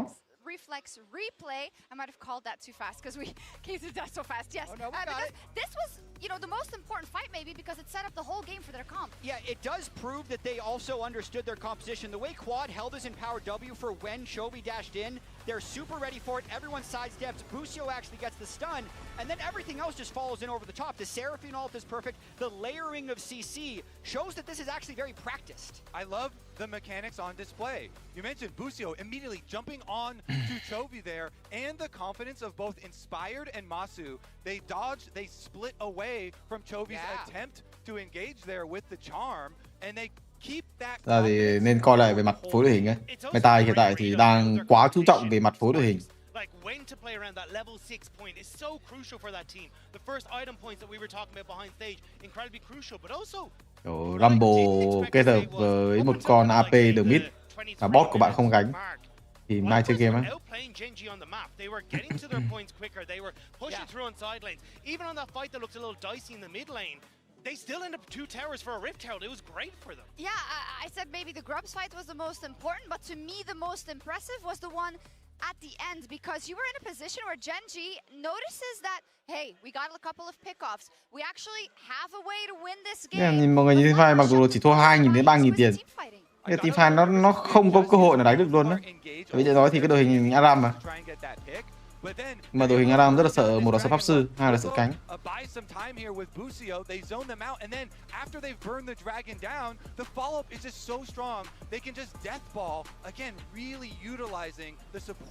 And look, Quad and Masu are actually untouched. Masu has a 1,000 health overshield by the end of this fight. The way they front to back in this game is actually similar to the way they front to back this whole tournament. It's just this time they had a gold lead instead of a gold deficit. It works even better, Jet. Amazing. It's even the fact that you look in that replay, they're not overextending. Keen is waiting over the wall with his flash to try and go, hey, I'm going to jump on towards the back line. But the wave 5 position is so good. But yeah, you're helping him. I mean, Whipple's looking at his He's phone seeing going like, your hey, tweet can we go right through now, it? Kobe. He's seeing the make him believe. That's so no funny. No curses, okay? Now it's just, so we actually need to calm down, Kobe. Calm down. We actually need to reset our expectations here, not go too crazy off of game 1. Is game 1 of the series, best of 5. Genji are very good and they should be able to come up with a response. I was actually most worried when we were laying out this FlyQuest game plan of always trying to construct these 5-on-5 front-to-back comps. I thought, oh, for sure, Genji is just going to be able to pull us across the map because they're so good in their macro. So I feel like in the next game, we have to watch out for Genji drafting some tools so that they can actually pull FlyQuest apart. And Tôi thực ra Big FlyQuest đâu. Rồi cái con Seraphine này kiểu nó không bị phạt đâu. Big Seraphine ở đấy bình thường hay bị phạt lắm. It's unbelievable. It's FlyQuest. They did it once. Can they do it again? We'll find out after the break. Woo! Are you Blitzcrank Quad? No, it's just Korean style mic check. Oh. Blitzcrank is Korean? Yeah, I think so. Immediately engaged coming up from Buzio. First blood of the FlyQuest and Toby is down. Seraphine ulti roars over the top. And Genji has lost. This guy's good. Anything? No flash. No flash. ID. He dead. Don't play team. I want to flash in, okay? Jinx up top. Jinx no flash, no cleanse, no flash, no cleanse. Dead. Arena play, Arena play, no? Yeah, we can go mid. We can go mid. We can end.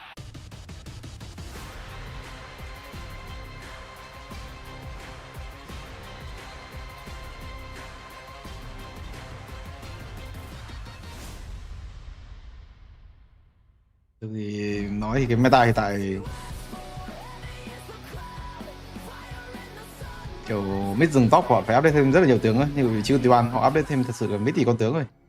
Tướng của họ thằng support nữa thì kiểu nó tướng nó gần như xong rồi đánh còn hay chứ. Nên gì thì kiểu có cái năng lực đấy á, kiểu nó thật sự cái khả năng của họ rất là lớn. Nhưng mà kiểu cứ đánh thì nó vào thế cái đánh double hoài à. Bây giờ mình đánh double hoài. Công nhận là double của mình mạnh. Nhưng mà khi thằng mid nó muốn đánh Harry hay là cái thế đánh Salat thì mình phải đổi chứ.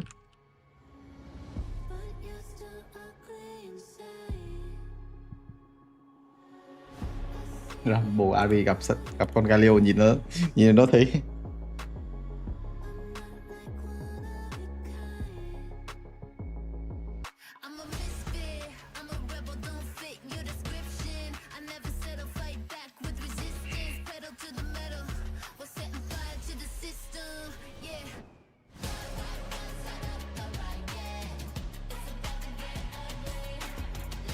ra để AD hơi khó pick. AD đi vẽ xe rất là khó để pick những con gọi là gánh. Tức thì sóng những cái ban xin giao xong pick mấy con cái cỡ Jihin với cả con đó được sát lực.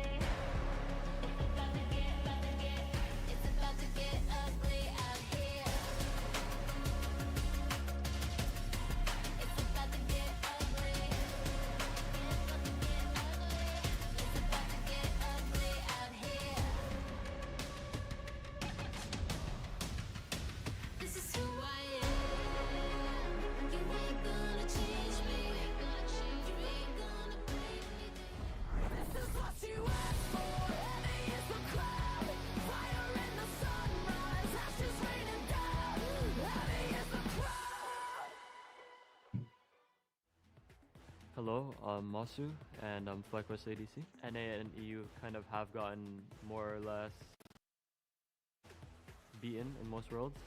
I think they do have the right to have doubts, but I hope good performances like this one give them hope. I definitely do not want to leave this tournament already. I want to continue playing against the best teams in the world and the best players, and us exiting the tournament before we have reached what I believe is our potential or our ceiling will kind of leave regrets. Paranoia from Umpty, diving after the AD carry of FlyQuest, but he's gone too deep. Busio with the kill on the Team Liquid jungler, as Yon has to try to retreat now, inspired with a Vault Breaker flash, but it ain't gonna find the target. He can follow it up with the ulti here as Quad shows up from the side, and the nice shutdown back over to FlyQuest as Team Liquid continues trying to run. It's a 2-for-1 trade favoring Fly so far. Impact's gotta try to get away. Quad running out of Spirit Rush charges now. The rest of the team needs to join up, and Busio's get the kill on Impact. Seeing myself in the 2024 World's Music video for the first time was a complete shock. To be honest, in the beginning, I didn't really believe that it was me. I thought maybe it's someone that looked like me or a player on some other team. But when I kept watching, it kind of sank in that that is me in the video, and it kind of made me fulfilled in a way that I haven't felt before, especially because whenever I was young, I would always watch these videos, I would always listen to these songs, and I would watch Worlds with my brother, and kind of now being in the music video myself felt really amazing.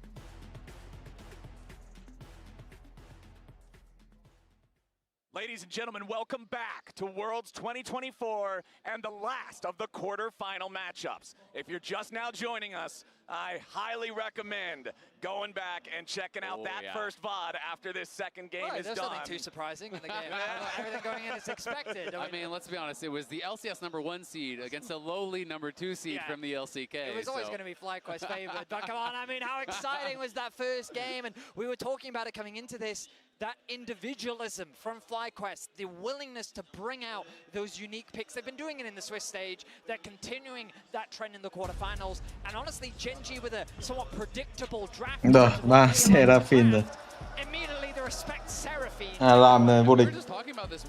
Thật tướng Seraphine ta làm đúng vô địch. Còn Seraphine trong Aram sắp bị nép mấy tỷ cái luôn á. Kiểu nép trái nép phải nép các kiểu các thứ. Còn con nào con Aram trong Aram gọi là bị nép nữa không thì mang vô. Và cho mình là Scanner của mình đánh nhìn nó cũng hơi lỏ mấy game rồi mà vẫn hơi lỏ. Quyết định là đánh Maokai Titan Rumble hay gì đây.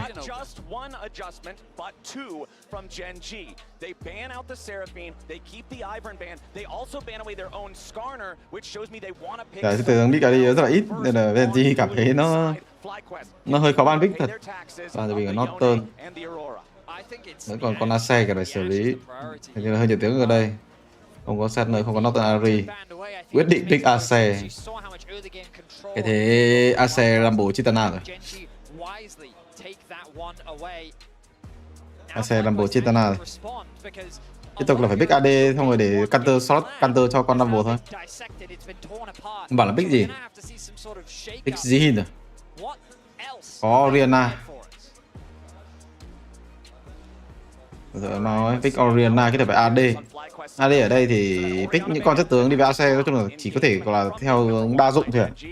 Và rất kết hợp với Zihin sẽ rất là an toàn. Steel thì thật sự là hơi bổ láo với Zambic.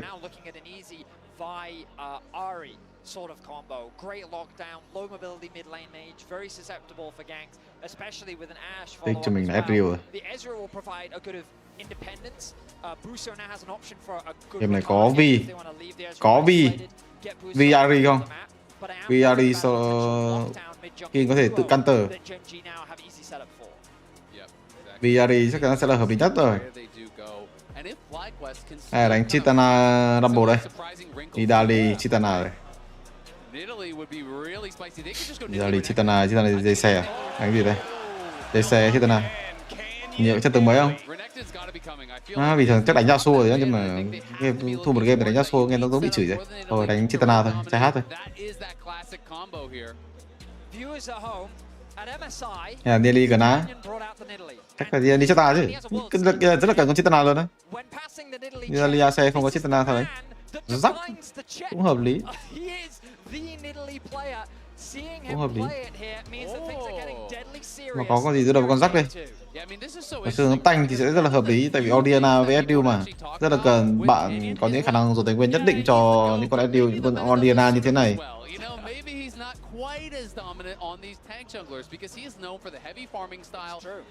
Cá sấu Poppy pick trước cho mình con Rakan. SDU Rakan đi với Ace. Kèo này mai đánh. Kèo này khó lắm. Nhưng mà phối định rất là đẹp. Nhưng mà thật sự với khả năng đi đường cần được áp lực ở đây. Tại vì đội hình đối phương có Ace, có Nidalee, có Jack.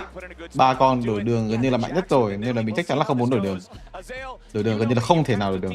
Chỉ có thể đổi đường kiểu gọi là không vào rừng đối phương á, thằng rừng mình tự chơi ấy, nhưng mà đổi đường cái đấy thằng rừng mình rất là thọt. Bàn Chitana nhận nói. Game này không cầm kiếm bằng nữa rồi, game này top mình đánh rắc, mình đánh ra xô hơi trôn. Có lẽ sẽ tiếp tục bị ban đi vào dây xe hay chăng?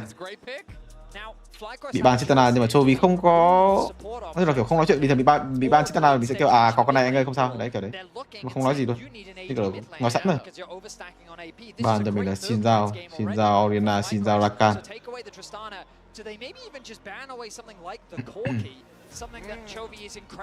Quét ban gì đây? Cảm thấy rất là cần ban con Reo. Nhìn con Reo hơi mạnh.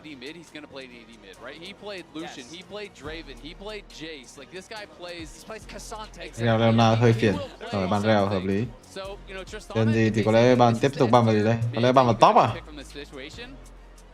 Thực sự thì không biết là People đánh con gì rồi đó. Bàn Vi từ vị trí của Inspire là một người đánh Vi cảm thấy có đánh rồi nhưng mà cảm thấy không có hiệu quả quá nhiều. People đánh gì đây? Nếu mà là sọp thì sẽ đánh Poppy à?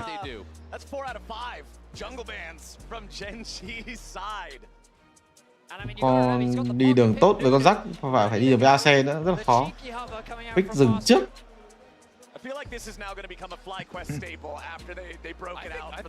Phối đội hình này pick Donu được á, con Donu kiểu nó bây giờ kiểu đồng đội có hết rồi á. Vấn đề của cái ban pick của phía FlyQuest thì đơn giản là vấn đề đi đường của cặp SDU Rakan mà thôi. Dừng ở đây thật sự nó không quá quan trọng. Tại vì con Rakan thì có thể xử lý rất là nhiều tham minh cánh cũng như là tham minh đánh teamfight, đánh kiểu đánh khéo. Nautilus thì mai đánh khéo. Đánh khéo kiểu gì khi đối phương cần Nautilus. Nautilus Ari à? Sao nghĩ là Nautilus Ari. Có lẽ sẽ là Ari. Hay là DC. Ari. DC là Ari thì đánh DC trôn để Ari thôi. LB không đánh LB chắc là Ari ha. Con Ari của Chovy dạo ở đây nhìn nó không có lực cho lắm. DC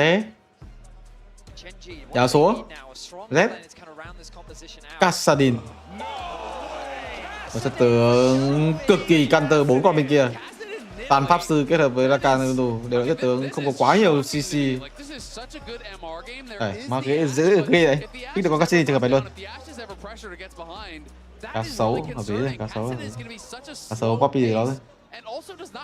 Thực sự nói thì cái con Kassadin này nó lâu rồi không xuất hiện nữa. Nếu mà từ 3-4 năm trước thì nó sẽ xuất hiện được ấy. Kassadin đối đầu với Rakan với Oriana với cả chất tướng rừng AP ấy.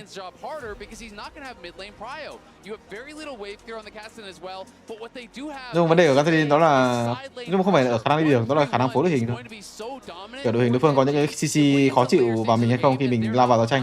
Đội hình đối phương Rakan Nunu chắc chắn là mai có rồi. Pick được con Kassadin trường hợp ấy luôn.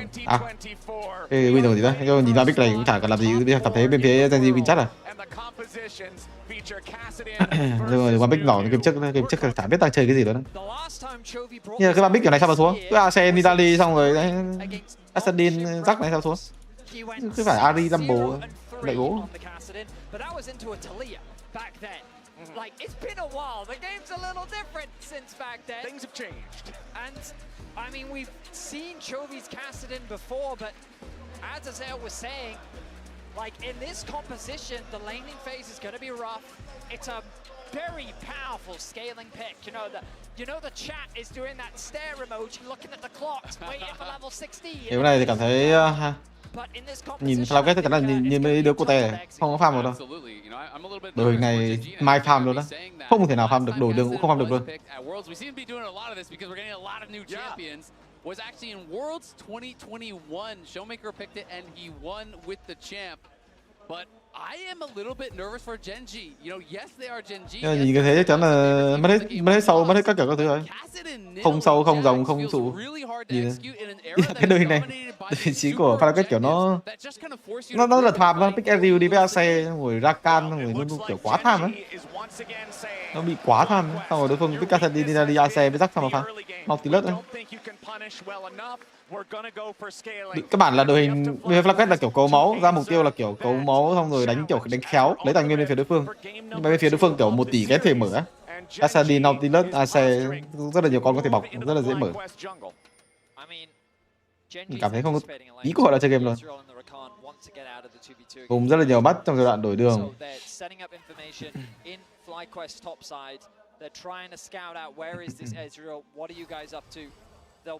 Largely just gain control over the top side river.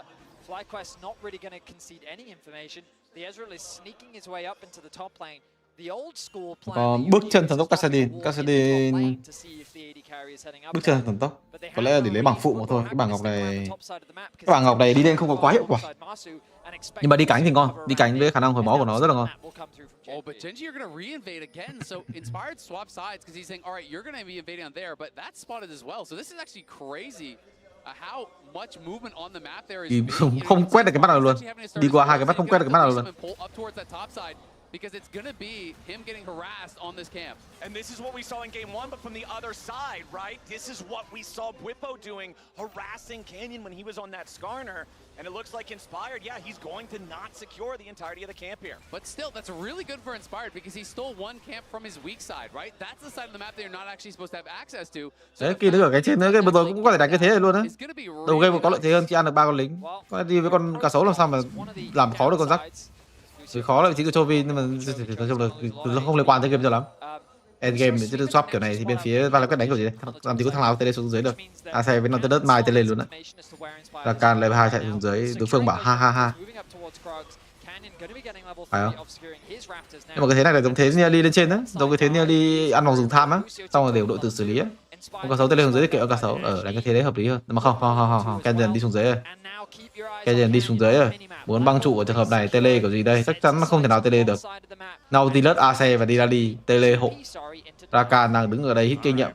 Tele có vị trí cá sấu, đối phương chắc chắn nó sẽ băng trụ rồi. Đấy. Rồi sao xuống dưới không băng trụ, sao không lên trên?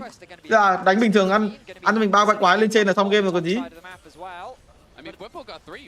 Là đâu còn là băng trụ, phải băng trụ từ sớm, xong rồi áp lực con Rakan không cho nó vô trụ, xong rồi con cá sấu nó tele vô trụ thì mình một là giết được Rakan ở trên, hay là giết cá sấu Rakan vô trụ đúng dễ luôn. Là băng trụ này xong rồi không băng trụ, nhìn nó lỏ. Đầu game có lợi thế mất hết rồi. Chỉ có Nelly hoàn toàn có thể ăn 3 quái bay dừng ở phía trên nữa, đối phương không có cách nào để có thể đép luôn. Nhưng mà Nautilus với AC đi đường thì bên kia mai thắng, mặc dù có lợi thế về kinh nghiệm. Rắc ở trên thì chắc chắn là kèo free, kèo rắc Eddie đúng free luôn. Giờ vẫn mai thắng.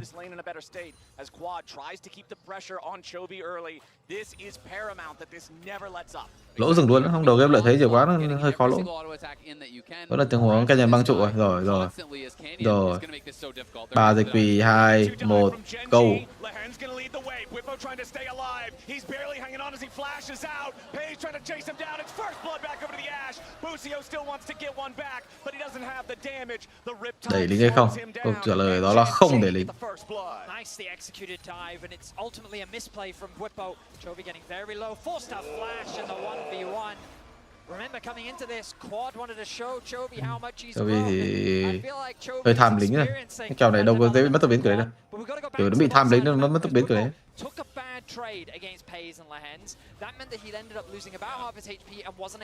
Rồi sao? Quá đâu kiểu cũng lời ấy. Gassi nhìn thế nó không quan trọng đâu, không quan trọng cái tốc biến. Các bạn là con nó đi ra nó đã dùng 2 cái bánh bích quy rồi.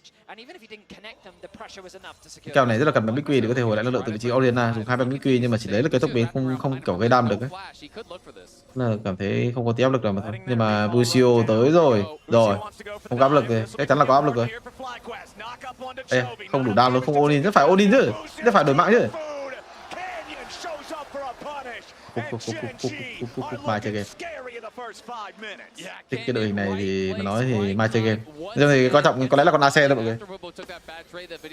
AC tới game nó gánh quá. Chơi game, mai chơi. Ôi bắn đủ rồi, má lính vô trụ kìa bố, lính vô trụ này. Lính vô trụ ơi. Ý là mình vừa gọi là áp lực cho người ta xong mình vừa giữ lính thì sao? Không sao, vẫn giữ lính, không vấn đề gì cả. Ok, hợp lý. Thế giữ lính chứ sao lại để lính? Để lính để gánh sâu ấy, nhưng mà sâu quay sau mới ra mà. Đẩy sớm quá, 540 đi đâu?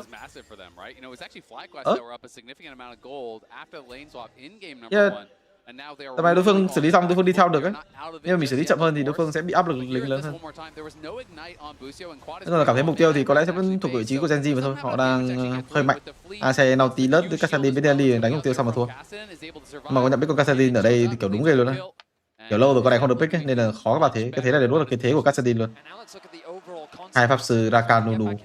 Đồng đội thì cứ Nidali xong rồi rắc xong rồi toàn mấy con mạnh. Kassadin thế đồ gì nhỉ? Quyền trợ thiên thần. Quyền trợ thiên thần xong rồi gì?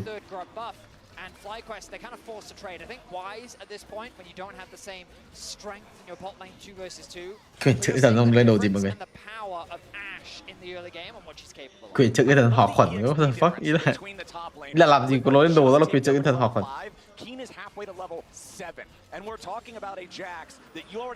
Ý là có sự lên hai đồ mana của đấy không? Ý là nó là đấu sĩ mà nó phải có đồ gọi là đấu sĩ máu giáp các phép gì chứ. Tưởng sinh ấy, đồ 2 được tưởng sinh có thật sự là item. It constantly gets banned against him because he uses the Steric Spike so well on this champion to soak damage, to create space for his carries. But when you're put this far behind, you're going to get run over in the 1v1, and you're not going to get to those core items that you need to really be tanky enough in the 5v5. Canyon trying to steal away the blue buff from the FlyQuest side. He's got backup from Pays in the hands, but Inspired better on the smite to steal that one away and tick level 6. I mean, the gobble from Inspired, assisted alongside the smite, means that no buff will be lost. And FlyQuest find themselves Không đoán lên đồ gì nữa. Chắc lên đồ kiểu đồ 2 song kiếm tay ương hoặc là lên cái chắc là song kiếm tay ương xong rồi đồ 3 đồng hồ. Đồ 3 auto đồng hồ rồi. Các bạn đồ 2 đó là cái gì đâu. Mắc quy luôn ạ. Áp lực đi đường lớn quá này, mắc quy. Rồi. Getting grabbed by the dredge line, but nicely used there with the arcane shift to buffer through the grab. As Chovy here in mid lane might just find himself on the receiving end of a snowball, but considering he's level 7, he can still buffer through that knockoff. But nice shockwave coming out from Quad. Mà không chết luôn. Đây là cái thế sử dụng chiêu nhảy, nó giống con SDU mọi người. Lúc mình bị ăn đòn thì mình mới dùng chiêu tốc biến, nói chung là mấy cái chiêu giống tốc biến kiểu đấy ấy. Khiến đối phương khó hơn. À, phần này ác lên kháng phép chứ không có kháng phép này chết rồi. Được endgame lâu rồi, mà biết nhìn endgame thì mà đâu cần đánh. Tầm này gọi là FlyQuest đang chống cự thôi chứ không biết đánh kiểu gì. Đây, nhìn mấy thằng boss rồi, thằng boss là kiểu Kassadin chạy xuống cái chết, không Kassadin hết máu rồi. As he misses his grand entrance, gets locked up, loses half HP to the fire of Pays. This early game is going beautifully for Genji, not just with the plays that they are making, but the way that they're responding. Đúng là các bạn Kassadin phao rồi mắc quy á là khó chết. Nhưng mà mắc E thì phòng nghĩ chết rồi.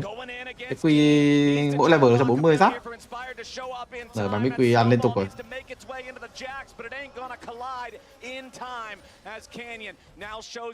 Dạ. Nhìn xịn nữa. Còn nước không béo? With a 1.5k gold lead. The gold lead hasn't really expanded that much, but as Azale highlighted, you look at the bottom of your screen, and the gold is going to all the right people. A 30 CS lead for Keen with a 600 gold lead. That's 2 kills without him even having any. Can with the gold lead over the Nunu, and crucially, Kassadin with a gold lead as well. Exactly, and when you can get through these early levels as a Cassid in these kind of matchups, you get to the Catalyst, you get to the tier, you have a null magic mantle, and all of a sudden you're not running out of mana, and you can't really be pressured out of lane, and that's where things start to get very difficult for the Orianna, because you have more sustain, you have these shields that you can use on trades, and then as long as you have information on where the FlyQuest members are, you can actually start getting aggressive, shifting in with the ultimate, starting to really take take over in that 1v1, and just making it a Quyền trận thiên thần là hợp lý nhất này. À, cái gì? Cái đấy đồ đấy là cái gì ạ? Cái 2k6 là cái gì? Đồ lên từ đá bảo hộ này.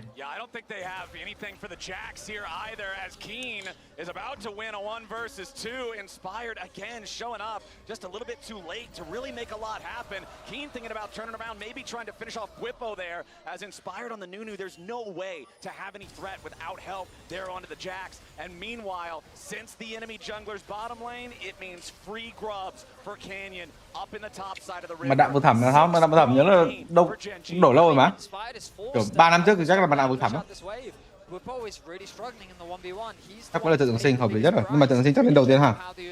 Không nghĩ là trận trường sinh lên đầu tiên đấy, chứ ai lên trận sinh thứ hai đâu. Trận trường sinh lên đầu tiên xong rồi mới lên cái trận thiên sứ, xong rồi đồng hồ. Bình thường đánh trận Gasadin cũng tạo lên được đấy mà. Just keeping the pressure on here in the top lane. We still have 3 minutes left for Gen G to use these early advantages they've built to mine some more money from turret plates. Anh game bảo ơi, đánh đâu rồi? A little bit back, taking out this first plate down here, but as soon as Keen's back in the lane, this lizard has to get the hell out of town. Yeah, it's time to leave. I mean, he's down 30 CS at this point. Về một lai lamon qua roi. That dive put him so far behind because there was no real pressure being put on Keen. You know, that's the difficulty in this situation. Is Pays gets a first blood, he gets a kill there. Chovy's now been put ahead as well. Cảm ơn bạn tối lên nhá. Really struggling to find any purchase in this game. And when you look back towards that previous Nunu game, it was Inspired getting so much done. This time, his ganks just haven't really been able to find any effect. Oh, they found an effect, all right. Chovy got a kill on Kassadin at level 7. That's exactly what Gen G wanted to see, as Canyon is now looking to repeat his success here on these Nidalee ganks. Keen flashing forward for the stun with a counter-strike, needs a little bit more damage to kill. Keen trồn, chắc chắn là trồn rồi. Đợi Canyon đi vào với trạng thái Queen Melee thì mình stun là xong game rồi. Nhảy vào quá sớm. Okay, a little bit of hope there for FlyQuest surviving in that 1v2. Tuần sau đánh với có thằng, tuần này không sao. And Bwipo just keeps the minions between him and Canyon the whole time. Canyon can never find an angle to actually get the spear, even when Keen lands the stun. And Bwipo holds his stun for after the counter-strike is down, locks him up under the tower, gets the kill. Really well played by Bwipo. A rare fumble from Canyon as he throws his Q. It hits the minion, and then he smites it. The idea being that he smites the minion first, then it goes through, and the Q is able to connect. But a bit of an execution error comes through from Canyon, and they're able to... I mean, Bwipo ultimately finds the outplay. Now, that is insanely good for Bwipo, because it immediately claws back a lot of the gold deficit that he found himself in. It doesn't really change the game state, though, in that Chovy is about to hit level 11. All of chat is patiently looking at that clock, getting scared and scared as that timer gets closer to level 16.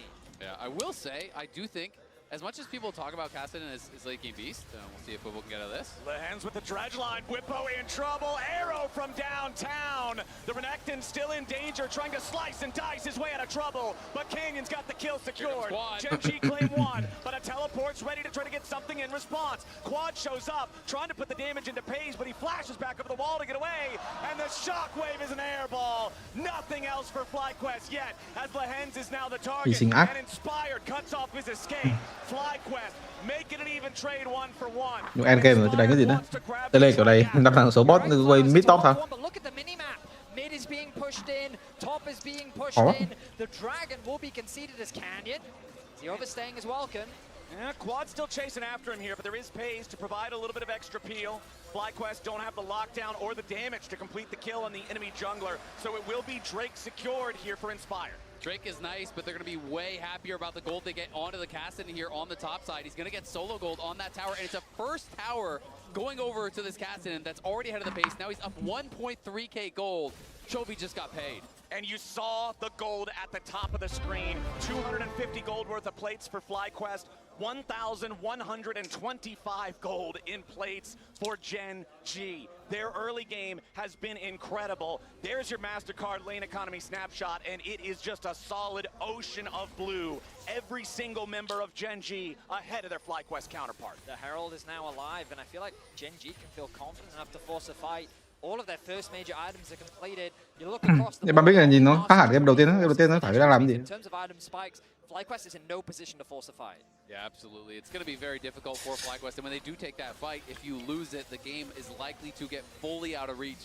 Gen G already really running away with this one. This was more the expectation for the series. Game 1, FlyQuest showed up looking amazing, but Game 2, it's Gen G who played the lane swap better, who created the advantages, and have been slowly pushing that forward further and further and further, as Chovy now stacking up the row, already up to those 3 stacks, and is going to have that Archangels pretty soon as well. Exactly. He's picking not just the scaling champion, but the super scaling build. He's heading straight for Raid Boss tier, and I don't see who on FlyQuest has the gear to clear him. He's just in such a good spot. Only 15.5 minutes into the game, and Gen G has now gotten all 3 of the Baron Pit objectives in the early game uncontested. I mean, the reality is the only person who's going to have a shot at doing it, oh, that was so close. If that hits quad, he is in some serious trouble, and he might still be. Chovy chasing after him there, but will not find enough damage for a kill. Yeah, critically the arrow misses. He is going to be able to survive as a result. If we're going to see Inspired looking mid.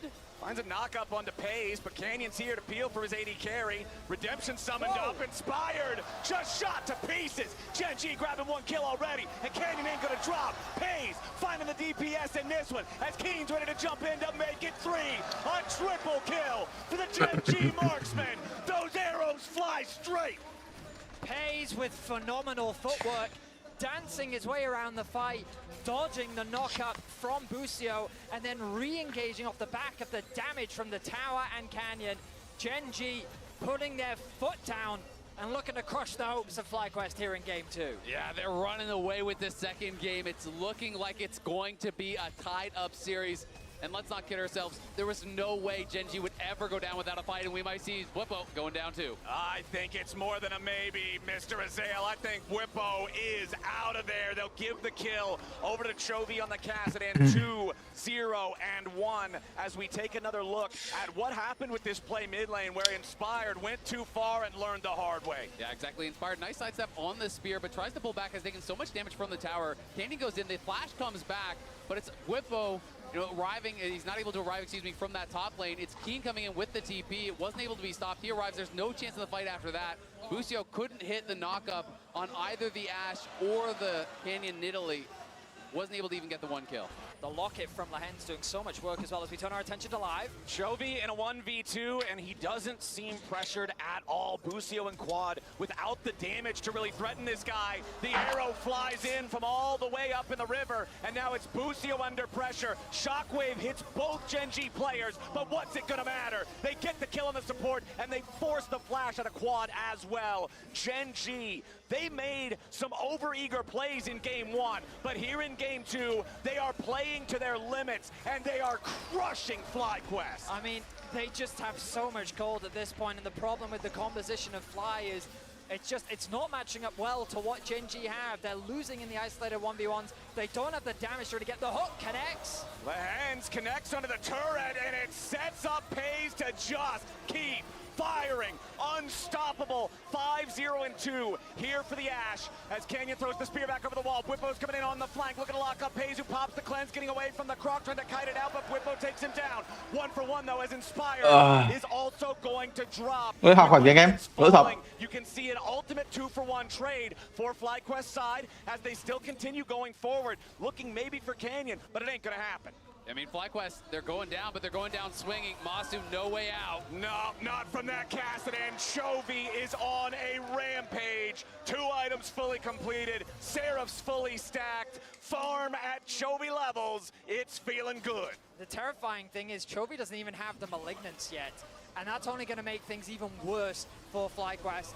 The 3rd dragon of the game will be denied from FlyQuest. Soul Point will not be given to them as an option, and I feel like it's going to take a genuine miracle for FlyQuest to turn this around, because the problem with FlyQuest is They don't have anyone to match Chovy in the 1v1.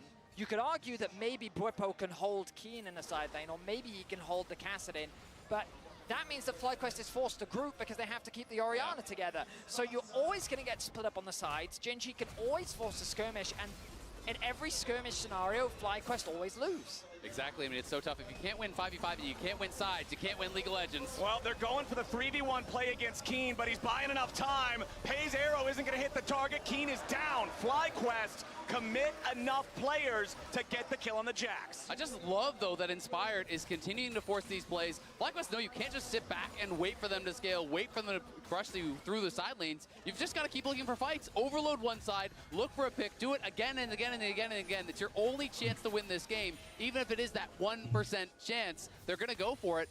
And the redemption rush here from Inspired, I think, is actually really intelligent. It is making a big difference in some of these fights. I completely agree with you, Zale, especially given that now FlyQuest are pushed back to their tier 2 towers and the bot lane, the tier 3. Gen.G, it's harder to cross map because now they have to push deeper to be ready to punish that overstack on the side of FlyQuest. So you're completely right that the best case scenario for FlyQuest is just keep overstacking one side, wait for someone to overextend, and Keen will be an easier target to lock down than Chovy as he finds himself 2 levels away from level 16. Exactly. We are entering the 14th day.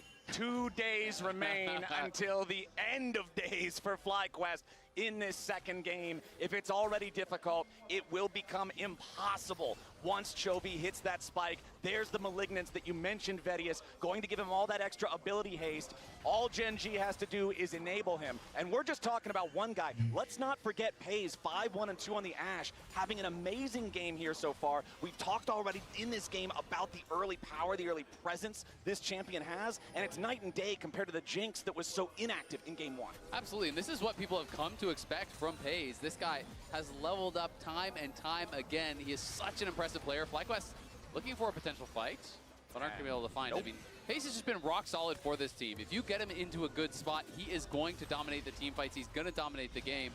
And Chovy knows that he's just going to run the side lanes here. And every time you see Chovy jumping on someone, there's always an Ashe arrow coming along with him to try to guarantee that he has the opportunity to get that kill. He will not kill Bwipo up there on the top side, but he takes him solo. And he gets the Sterix pop, which is actually really big. Oh, Busio jumps in through the Hex Gate, and immediately Lehens and Canyon are ready. The Rakan does escape, but this is just the confidence Gen.G are playing with. Look at the wards, man. It's a damn Christmas tree, and Gen.G are the ones sending gifts. I mean, Gen.G are making a statement after game 1. They are absolutely dominating. Masu slightly overstepped angle. Chovy, not afraid to continue going forward. Inspired target down to about 1/4 HP. Heals up a little bit with the chomp. Redemption keeping him alive. Đi chơi Chovy cần ăn betakin, Chovy ơi, đừng mất nhiều máu quá. Máu này không đủ để ăn betakin rồi. Ây da, thằng kia nó lụng nặng rồi. Ây da. Đưa tốc lên. Nó ăn được cái mạng là ăn được luôn. Mạng là ăn cái gì ấy? Gen.G 4 for nothing. Baron's coming up next. And Gen.G smothered the last flames of hope. Rồi, Kiên bị bết rồi, nó có Kiên bị bết rồi, Kiên bị bết chắc chắn là bết rồi. Đâu có đủ đam đâu. Nhưng mà cứ phải go đi à. Ultimately dies to the turret. He nearly killed the turret to stay alive there, but just barely drops at the end. Pays his arrow into Nó nhìn là không có tí nào đủ đam luôn đấy. But the remaining 4 players of Gen.G will enjoy a nice new purple coat as Baron drops 23 minutes into the game and the gold lead crests 10,000 for Gen.G. I mean, time's up for FlyQuest. Gen.G are just running the rift right now. We look back at the fight and it starts with Masu. I mean, it's unfair to say that he's overextended here, but he is. He can't even approach his tier 1 tower. Chovy's just playing with his food at this point. Look at how durable he is with the amount of shielding coming out from the locket, the amount of resistances that the champion has. Lehens is the only one going to get hit by the shockwave. As good positioning there from Gen.G, and then they turn it into a cleanup. The only thing was the bit of a bait, as Flowers highlighted. The Ashe arrow connects, and he thinks, oh, maybe this is a kill. But I mean, Bwipo recognizes it's okay. It's best of 5. It's totally fine to drop a game here or there. Yeah, I mean, Bwipo definitely having a laugh, but Masu looking very different there on cam, looking very frustrated with how things have gone in this game. hasn't really had much of an in so far in the game. As it felt like mostly it was decided before we ever really got to team fights, and that can be that situation that sometimes AD carries find themselves in, where your job is to kind of farm it up, and sometimes by the time you got the items, the fighting's already done. I mean, it's the exact opposite story of game one. Now that we're 2 games into this series, and this one is essentially done, except for walking it to the Nexus for Gen G, both AD carries have had a game where they were on the Ashe, they were in the driver's seat, and they were determining how this game would be played, while the other guy was sitting back saying, all right, boys, I hope I get 5 items. It feels like this Ashe is going to remain the highest of priorities in this series if it's determining this much. And that's why it's so interesting, because FlyQuest is one of the few teams that often prefers red side. You know, they're one of the only teams that will lose a game and actually pick red side over blue side, which is kind of almost blasphemy. But you know, will that change going into game 2? Hayes putting some damage into Inspired here as Chovy is ready to approach from the flank. Level 17 Kassadin, fully ready, fully locked and loaded. Those 3 items fully complete alongside an unbroken armband. He is fearless in this game state. I mean, he has nothing to be afraid of. FlyQuest, they just don't have the money to really support any play they want to make. It's simply a matter of time for Gen G as the base continues to experience the siege. Level 14 now for Pays, pushing bot, pushing mid. The Baron power play nearing 3,000. As FlyQuest are very quickly running out. Khó cho vì pha này khó có pentakill đấy. Kassadin từ không có phép farm pentakill được. AC thì khỏi nói rồi, mà ăn pentakill. Nó nhìn R không có đam, thằng kia toàn khói rồi. Mid lane inhibitor already down. Bottom lane, the next target. Keen just set it up perfectly with the timing on the wave. And now Bwipo will get locked up and shot down. Sterix will not keep him alive long enough. And Gen G will not be stopped. Busio drops next. And the remaining 3 FlyQuest players fall back to the last bastion of the Nexus turrets. But Pays will not stop. He continues leading the charge. And Chovy's dominating. Another dredge line misses, but it won't matter. Quad and Masu trying to stay alive, but a step outside of the fountain steps is certain death. Gen G clear the Nexus turrets. FlyQuest head back into their base. It's a tied series. Gen G take game 2. A great punch back in game 2 here from Gen G. Creative draft, really utilizing some of the early game strengths here with that Nidalee. Kenyon was everywhere it felt like he needed to be. Makes the dive happen bot, makes the plays happen top. He was everywhere. It's now been one great game from FlyQuest, another great game from Gen G, and don't y'all worry, there's more Worlds 2024 coming your way right after this. F점을 쓰면은 앞점을 잘 쓸 수 있습니다. 램프 플레이어가 조금 더 훨씬 더 잘하는 선수들이 많고 더 잘할 수밖에 없게 되는 것 같아요.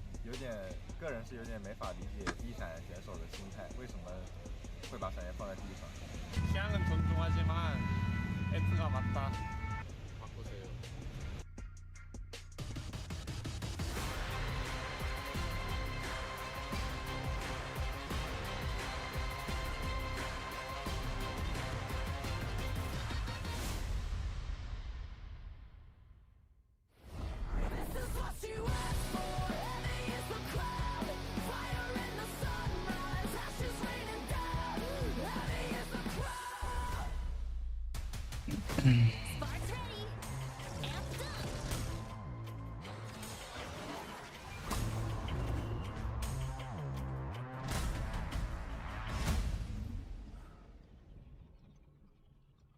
And if you're wondering why I move the way I do, I just feel so good, good, good.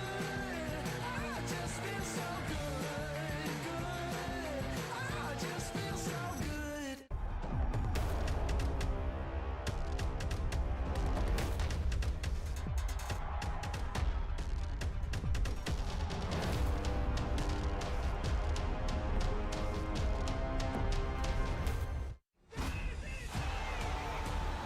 "数不清有多少个这样的时刻，闪现向前，焦灼，欢呼，沮丧，再来。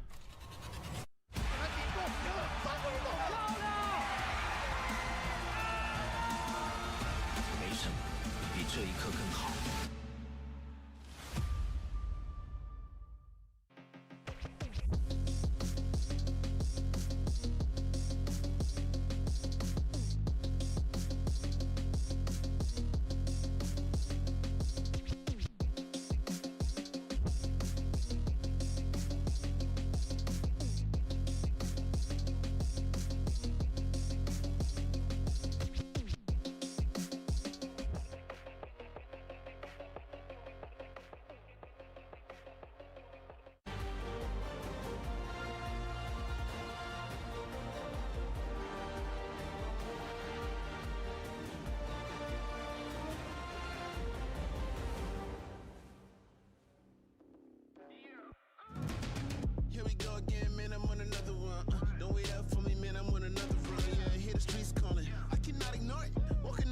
feel the devil on my shoulder.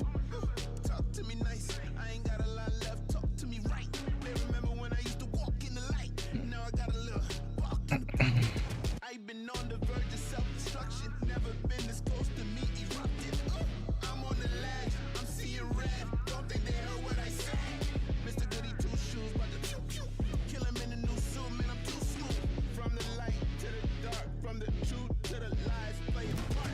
I'm a renegade, renegade, renegade. Better run away, run away, run away. I'm a renegade, renegade, renegade. Better run away, run away, run away. I'm a renegade, renegade, renegade, renegade. You better run away. I'm a renegade, renegade, renegade. Better run away, run away, run away. I'm a renegade, renegade, renegade. Better run away, run away. Yeah, yeah. I threw away the halo, never gonna be an angel. I'm more keen and able. I've been a since the cradle. Build different, homie. You could go and check the label. I'm 100% raw, underrated. Unrelated, I'm the greatest. I'm the hero and the villain. You can pick a favorite. I'm the one that everybody said he couldn't make it. Now I'm on a mission. I'ma try to win my enemies and they gon' hate. Hate is just the love when it's intensive. Dark is just the light without the sense. And loneliness is you without the friends. Click. Giving up for me is too expensive. Renegade. I'm a renegade, renegade, renegade. Better run away, run away, run away. I'm a renegade, renegade, renegade. Better run away, run away, run away. I'm a renegade, renegade, renegade, renegade. You better run away. I'm a renegade, renegade, renegade. Better run away, run away, run away. I'm a renegade, renegade, renegade. Better run away, run away.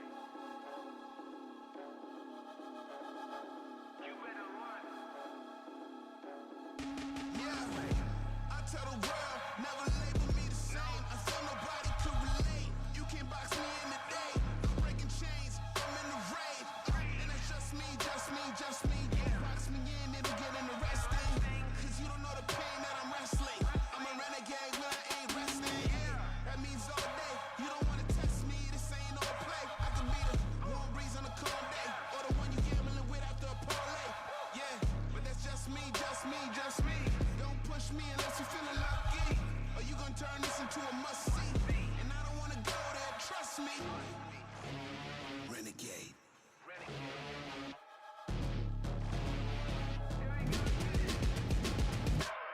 I'm a renegade, renegade, renegade. Better run away, run away, run away. I'm a renegade, renegade, renegade, renegade. This is what you asked for. Heavy is the crowd. Fire in the sunrise. Ashes raining down. Heavy is the crowd. 3v2 dive from Genji. Lehen's gonna lead the way. Whippo trying to stay alive. He's barely hanging on as he flashes out. Page trying to chase him down. It's first blood back over to the Ash. This will be pretty important here for FlyQuest. Knock up onto Chovy. Not enough damage to take him down. And now Busio's Cougar Food. Canyon shows up for a punish. Snowball, but considering he's level 7, he can still bumper through that knockoff. But nice shockwave coming out from Quad. Surely they get this kill.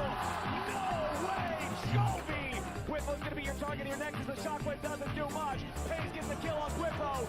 Genji just cutting them down like flies.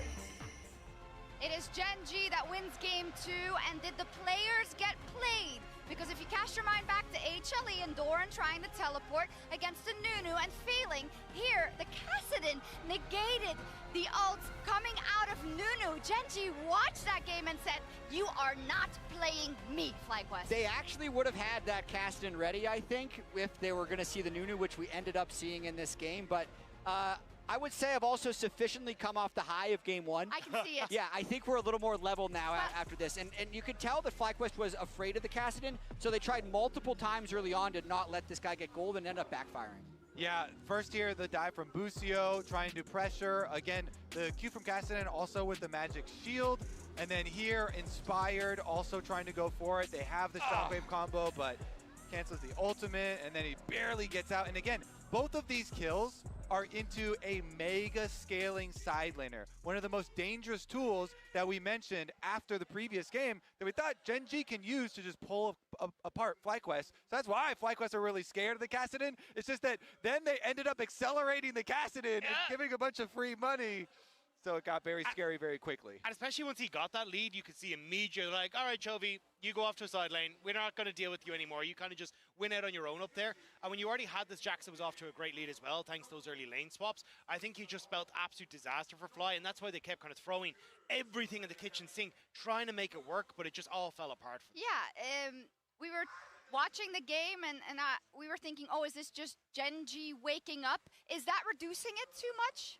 I think it is reducing it a little bit. I would say that this was the snapback from game one, and I'd say FlyQuest actually just played a lot worse. Like they put themselves under pressure in this game to slow down the Kassadin, and that actually to me made them play too fast. It wasn't just those dives. Whippo took some bad trades in the lane swap, which then made him get in dive range for the original dive that set him behind in the game as well. And then Genji did also play very well, but that was after they'd gotten the lead. Like the first 3 positive plays, I'd say, would be the dive onto Whippo and then the 2 dives onto Kassadin.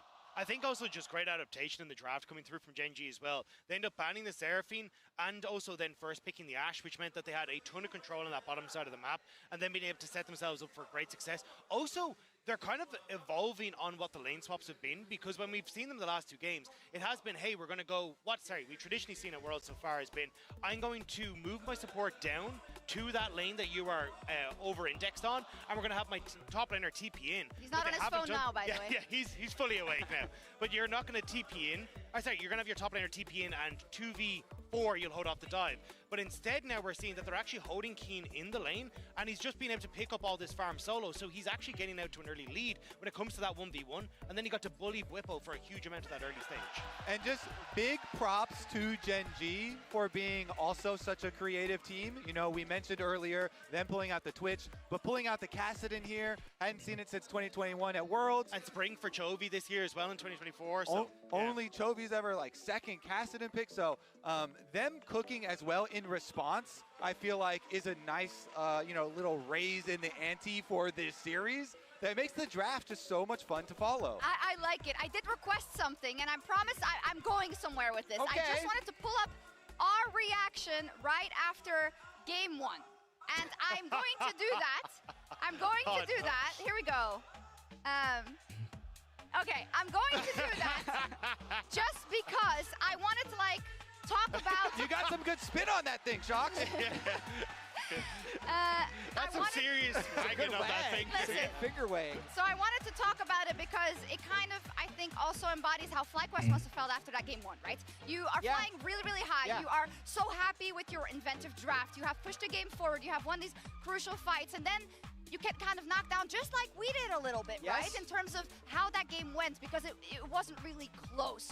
Yeah. And I want to approach the next game from that vantage point now, because do we think that game 1 was a fluke? Or do we think that the adaptations are going to push this into a lengthy best of 5? So, do I think FlyQuest is now the favorite? No. Do I think that they have a chance of winning the series? I actually do. And I think that the result of that game isn't because FlyQuest or Genji downloaded the draft. I don't think Kassadin Nidalee is good. I'll just go ahead and say that. It is good when you get 5 plates top lane because the rest of your map is snowballing and there's 2 failed dives on you. Yeah, it's going to be good. But when their pivot is Kassadin, I don't actually think that's this giga trump card that they have in the series. And I think FlyQuest has way more picks still to come. Especially when you move to the blue side.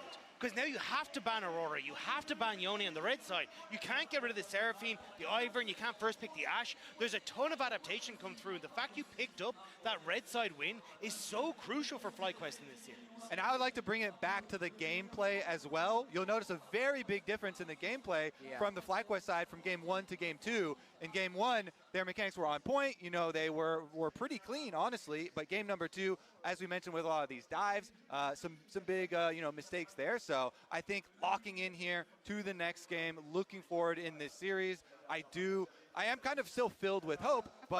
But this entire time, we've expected Genji to absolutely blast them, okay? So yeah, and I'm a little bit hopeful for FlyQuest because it feels like the thought process is correct in game 2. The execution was slightly off. And I'm more nervous when I see teams who don't have the thought process correct and then are messing up on how they execute as well. So I think FlyQuest are going to come back swinging in this game. All right. We have believers who think FlyQuest is going to come back swinging. What do you think, Captain Flowers? Thank you very much, Shocks.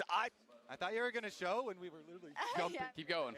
All right, I don't know if Kobe's still talking or I'm still talking. Whatever. We're back, ladies and gentlemen. It's time for our third game here in this best of 5. Genji has tied it up. Game này hình như vẫn hơi nhạt nhạt sao? Game này with FlyQuest on the blue side. This not only opens them up. Đang coi game 2 rồi nghỉ sớm không? Nhìn nó hơi Exactly. So it's so interesting because Ashe has become really important throughout the quarterfinals, but also I'm just really not sure what Genji is going to ban on red side, because if I'm them, I think I would way rather give over a Yone or an Aurora than I would an Ivern or a Seraphine or these picks that you're less familiar with. Cái này FlyQuest chọn bên có cho mình đội xanh. Họ có đánh rồi này. Họ hình như không đánh Aurora.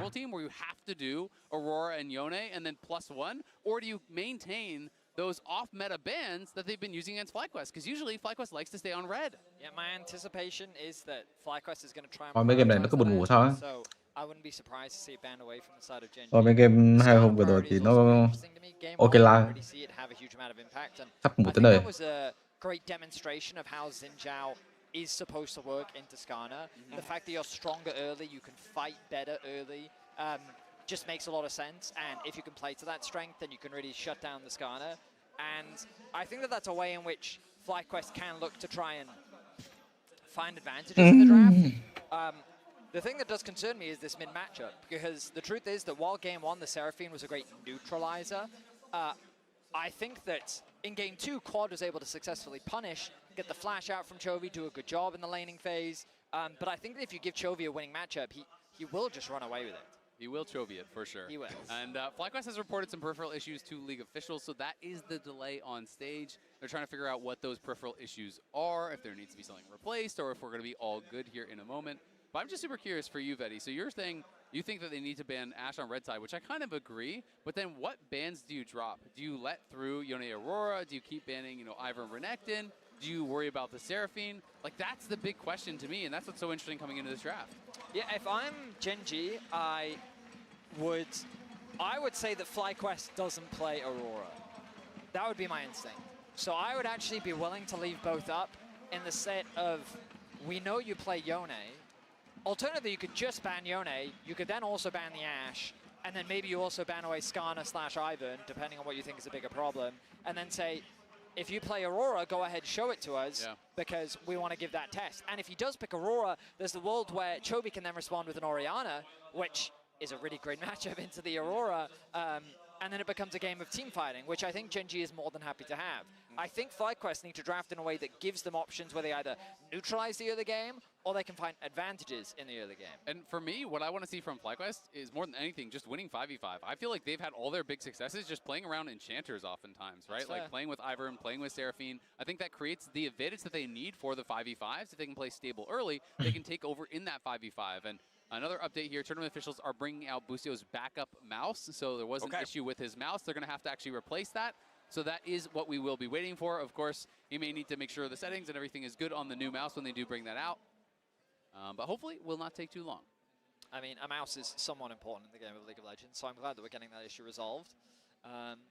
But yeah, I mean, ultimately, a lot of the priority is going to be on this draft, how things will play out. We saw 2 very different games. Game 1, like, I don't want to sugarcoat it. If you have just joined us, spoiler alert, we're in Game 3, and it is not a 2-0 series for Genji. I'm seeing something building here. Yeah, you may have had your expectations surprised, and you wouldn't be the only one. But FlyQuest, they didn't, like, find a miracle team fight. They, from start to finish, they dominated Game 1. It was a well-executed game plan. They secured early objectives. They won every single fight.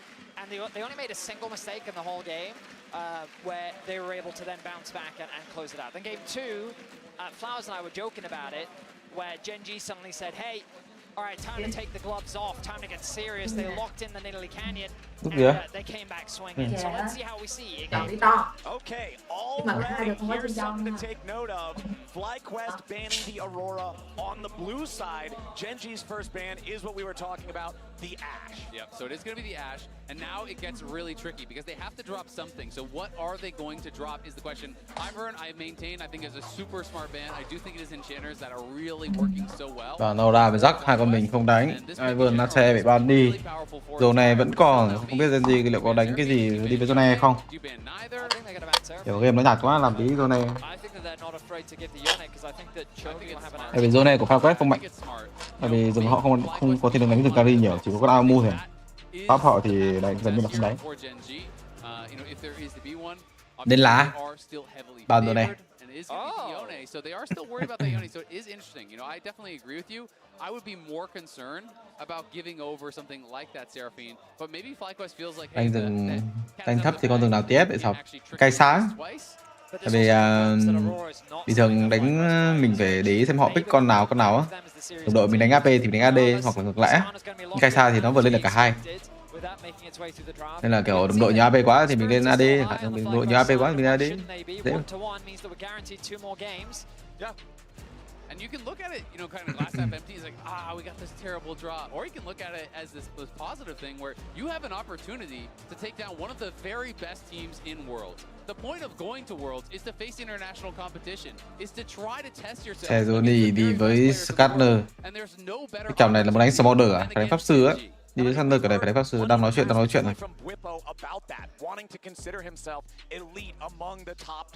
Ezreal. Ok, có Pháp Sư à? Pick Ezreal rất là sớm, tại vì Kaleta với AC hai con counter cứng của Ezreal đó các bạn. Còn đó mà Miphoton, nhưng mà kèo này là kèo chơi được. Đội phải đánh mục tiêu.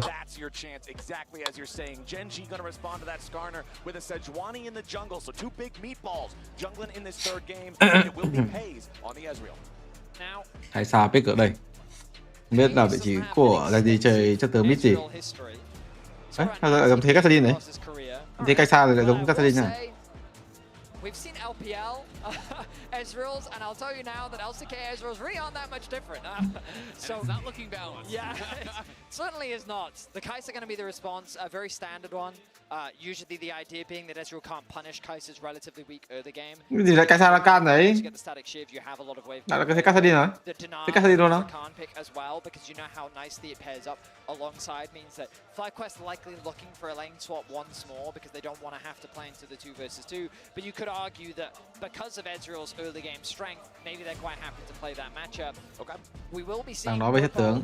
Cho em pick sau, à không em pick trước. I wonder if we'll see something like the Cassante for him. As the Sylas being hovered Nó hợp lý rồi, yêu kèo. Silas does like the Nhưng mà đừng pick AP nha anh. Ok. Đừng pick AP. Mình ban Rumble đi. Ok, ban Rumble. Mặc dù nó không chơi Rumble nhưng mà thôi. À nó đi chơi Rumble, nó không chơi Rumble đâu em. Nên là khỏi ban. Ban mấy con gì của Darius đi, con Salat gặp Darius phiền lắm. Mặc dù là cũng chẳng biết nữa, ban Beast.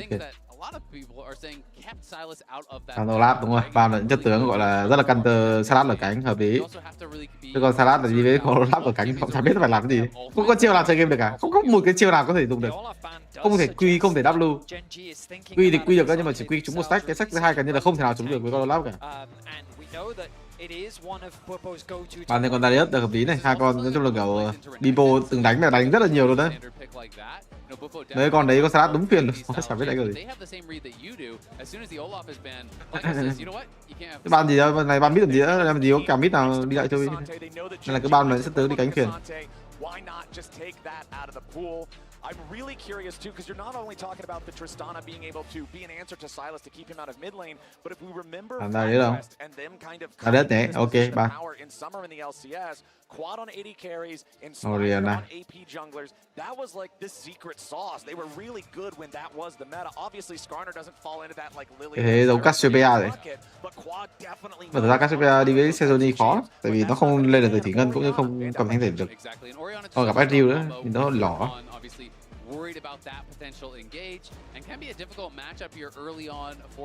Nhưng mà quát là kiểu bom 100 ấy.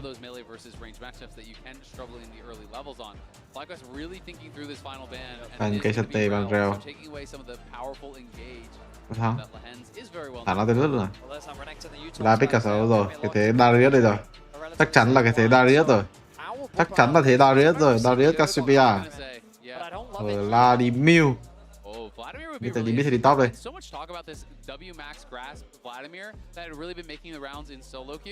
Top.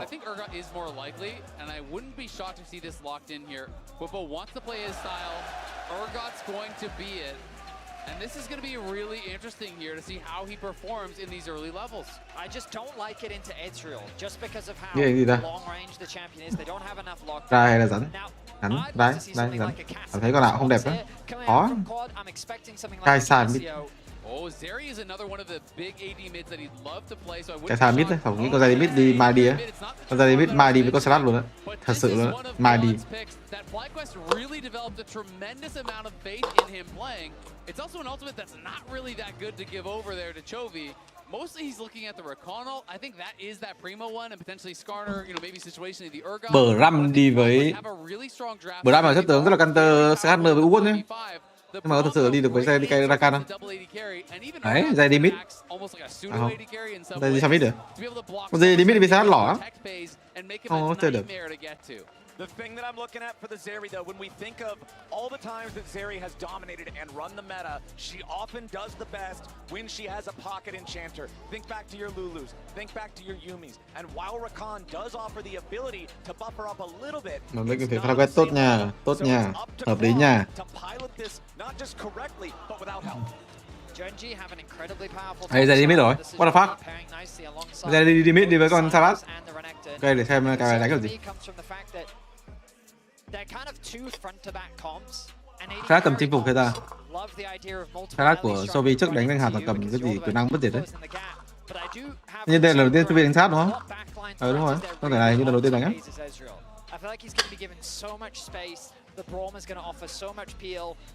Chắc có chinh phục dẫn xong rồi đồng đội ganh. Đồng đội hình như hơi khó ganh. Ezreal và Ram đầu game cần phải đánh nhau để có thể đẩy. I absolutely agree. It's going to be a struggle to get to Ezreal, but the question is, do they actually have to get to the Ezreal? Can you just kill frontline? Can you kite back and play in that way? Because if you can burst someone down, all of a sudden, there's 4 melee champs over here that are in this melee with Urgot, who gets an ultimate, who gets a kill, who fears everyone up, creates space, creates time for them to make something happen.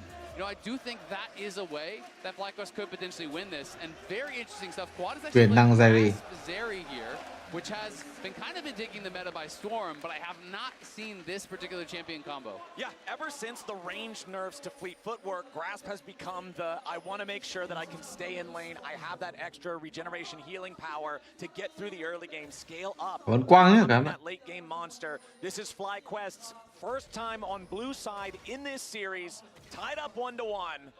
Against Gen G. This series so far has been delivering. I'm hoping this third one continues with the excitement. Chovy on the Silas, huge playmaker champion on that one, and we know that Chovy can make things happen. I mean, Chovy's always been a joy to watch, but in terms of international stigma, Chovy yet to make a World Finals.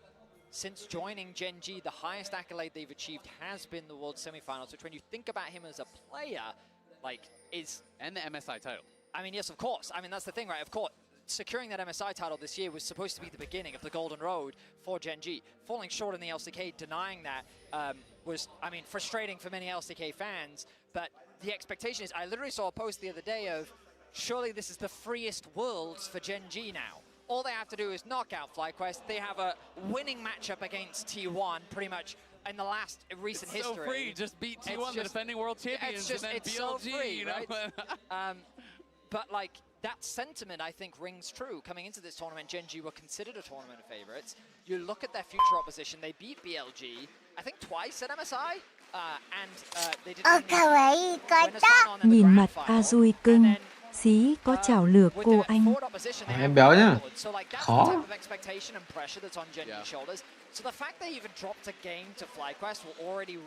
Qua 3-0 thì còn dễ. Hôm nay thấy cảm thấy nó hơi dài.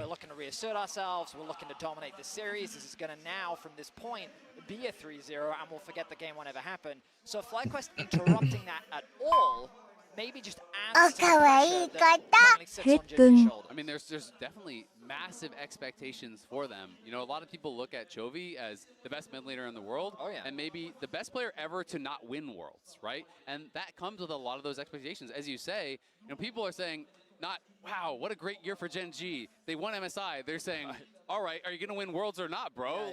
It's kind of crazy how high those expectations become. And if they do indeed win worlds, this team will end at the end of the year 49-3 in series. It would be both an MSI win and a Worlds win. They would only be one brick short of the Golden Road, so to speak, that won Game 5 against HLE. So, yes, they dropped the Game 1. Yes, you could question that, whatever, but they still have the chance to do what I think would be the most impressive year of pro play in League history. Yeah, Gen G, before this, like we're talking about a team that before this previous summer had won the last 4 LCK titles all in a row, but yet their international performances never quite hit that same level of glory. And honestly, coming into this year, I was in that same boat where I expected domestic dominance and international shortcoming. And then they won MSI. Now they're coming into Worlds looking incredibly strong. They already got their vengeance against HLE. Năm sau A Duy có thi đấu cô. Cảm ơn em béo nhá. Béo như nằm vùng như sao chứ? Absolutely. Quick update here. So Busio, again, having issues with the peripheral. Unfortunately, that replacement mouse has come through, but having issues as soon as he got in the game. So that is why we are again paused. They're going to be trying to figure that out. But I fully agree with you, Clayton. And I do think it's interesting sometimes how the goalposts have shifted for success for Chovy. Because for a long time, they're like, oh, you're really good, but you haven't won LCK. And then he wins LCK a bunch. They're like, well, you're really good, but you haven't won MSI. And then he wins MSI, and it's like, well, you're really good, and you've won MSI, but have you won Worlds? Yeah, I mean, you're completely right, and it's an unfortunate reality of Năm sau mấy thứ chưa biết đấy. LCK. Vẫn chưa quyết định được. You got to remember they're the most dominant region internationally for the longest time. And you're also in the home of Faker. Không nói gì là có đúng cô. Cảm ơn em béo nhé. Player in the world right now. At the back, someone's going to Đang nói tiền đôi đấy rồi.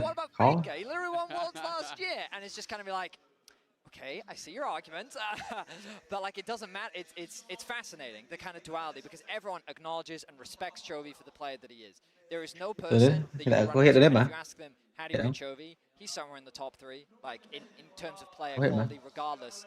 Bị lắc rồi. And ultimately, it's just a matter of time where people are saying like, surely he'll win a world championship, but because the title is missing from his trophy case, there will always be that small asterisk that looms over his head, where like that title of best is always going to be somewhat under debate. And you know, we're talking about Chovy Đi lên nào đó anh. But even against North America specifically, the number coming into this Worlds of all-time games, North America versus Korea, it's like 15-85 favoring Korea. Được, kèo này nói FT Bram là một rất là cần đánh. Well, we There were 15 really good games. Well, hey, those 85 games, those were like no-name brand. Those were nice games. Well, FlyQuest added another one to the total here to kick off this series. It was a pristine game. We'll see if game number 3 can be another tally there on that long road to redemption for North America against Korea at international competition. FlyQuest, they've got control over the mid lane here nice and early as Quad will mash the wave into Chovy's turret, but it's Lahens and Pays getting the early push in bottom lane as Whippo with that Urgot, very, very deadly in the 1v1's top side, so controlling that push as well. And I really want to see what Inspired can get done, because you have the push in mid, you have the push in top. Nhìn đang pha level 3 Oni xuống khu vực đường dưới. Ríu. Cái con sự cảm phải chơi game như thế này không?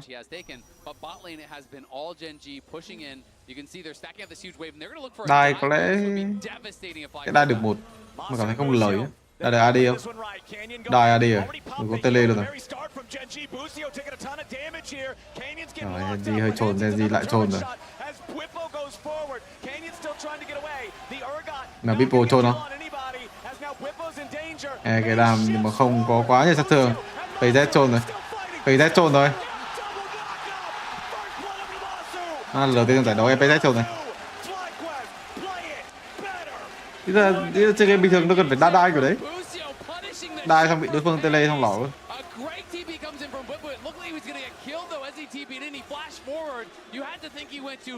Chơi game bình thường nó cần làm gì làm với cái đấy.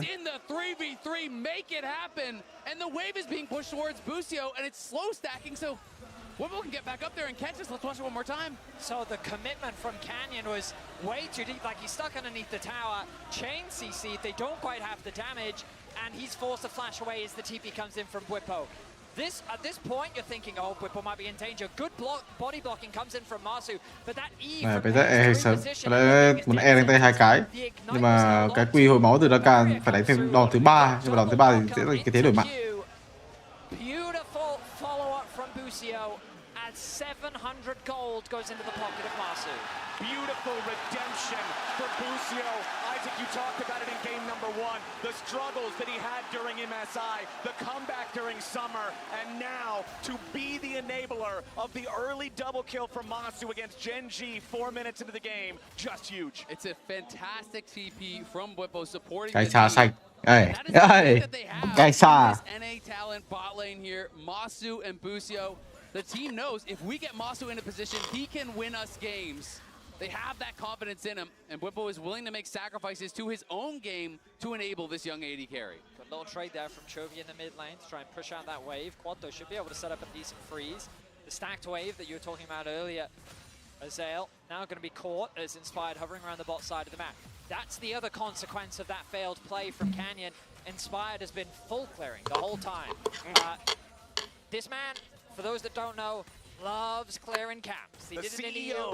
Of Full clears, yes. He did it in EU. He immediately went over to NA and did the same thing. And if you try and make that haphazard play, you aren't able to execute. Inspired is going to punish you for it. And now look at that. Level 5 completed for him. He's back out onto the map with a Giant's Bell. It's big advantages here so far for Fly. Ba kiểu mid là đúng với Cam đó. Nhưng mà hiện tại thì con Scanner nó mạnh hơn so với Canyon quá nhiều. Không phải mạnh hơn nữa rồi mà mạnh hơn quá nhiều. Tầm này cảm thấy nếu mà cứ ra ganh mid đánh 2 thì có lẽ thế gì sẽ thắng. Nhưng mà khó rồi. Thế trận một chiều cho phía Flaquet ở cặp mid rừng này. Mid thì vẫn ok nhưng mà rừng hiện tại nó hơi khó cho Canyon có thể chơi game. Cancel back về. Mình này Kin cần phải gánh. Kin vẫn chưa back về Kin thôn rồi. Kin không back về để giúp đội đánh sâu. Back về cái timing này nhưng mà có lẽ sâu vẫn sẽ thuộc về họ hay chăng? Nên ra đây dùng tài nguyên của vị trí support để có thể dồn tài nguyên vào con sâu này. Inspire thì ra đây bắt đầu câu kéo đánh, chắc chắn đánh không lại rồi. Con cá sấu đồ này sao mà đánh? Sâu thành công, mục tiêu cũng thành công. Nhưng mà PZ thì chơi game kiểu gì? Dồn tài nguyên của support. Boss của bạn đang thua, bạn dám dồn tài nguyên. Boss của bạn đang thua, bạn dám đánh kiểu đấy. Cúc bà không, what the fuck? Cái phong độ hiện tại nó đang gặp vấn đề gì ấy? A crucial set of sequences happened on the map. While Genji gained the advantage on the grub, they did so by bringing Lehens. Mình là một đội mạnh hơn rất là nhiều, mình cần thử làm cái trò gọi là 3 băng trụ các kiểu các thứ không? We talked in game 1 about playing with the nameplates off. They didn't look at Paze's names, they just saw an Ezreal that should have died. Whippo in trouble as Canyon trying to make his presence known. Anh được bảo vị trí Vipo, điểm yếu từ vị trí Flaquet thì hiện tại. Và tới đây xuống khu vực đường dưới khiến cho Vipo mất rất là nhiều tài nguyên. Làm back lại được một tí rồi. Cua này là cua trên. Keen is going to get this wave in. He's going to get likely at least one of these turret plates. And he's going to be in a pretty big advantage off of that. Inspired making his way back towards the top side, should be able to tick over to level 6 as a result. Chào lửa là gì vậy mọi người? Thở roll NAPT anh. Thằng nào vậy? With the grubs gone, typically you'd look for those neutral objective trades, but Inspired not really been in a position to play for that dragon just yet. Anh đây thế này có phải kiểu Counter tiêu ăn không? Catch that whole wave, and as you rightly said, Azael, the top side of the map now a big advantage for Genji. With Masu finding himself with a 1.1k gold lead. Yep, that was always the risk when you TP down to bot. Nhưng cái vấn đề của như Flaquet đó là cái họ kiểu mình chơi game mình rất là bị vội. Nhưng mà Flaquet kiểu nó chả có tí lợi thế gì nhưng mà nó không có một tí vội nào luôn đấy. Kiểu đi đường thua xong các kiểu đánh teamfight cũng thua nhưng mà không vội. Nên là kiểu cái đây là kiểu mình là người kiểu mình đánh với Flaquet mình rất là bị khó chịu ấy. Trước đây như cái thằng nào đánh với Flaquet cũng bị thế sao? Kiểu thua thì thua luôn, nhanh đi ra đánh nhau thua sớm thì câu xong rồi đánh cái Baron thứ hai không? Xong rồi kiểu Genji đánh với cái thế đúng bộ luôn, chả hiểu đang làm gì luôn.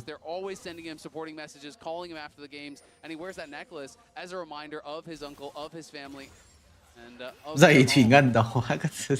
3-1, 1,000 gold lead for FlyQuest, despite the fact that, like we've already touched on, no neutral objectives to their name just yet. 2 minutes until we get the next set of grubs. The first Drake being a Chem Drake doesn't have a lot of individual value itself, and it looks like neither one of the teams are super concerned with it right now.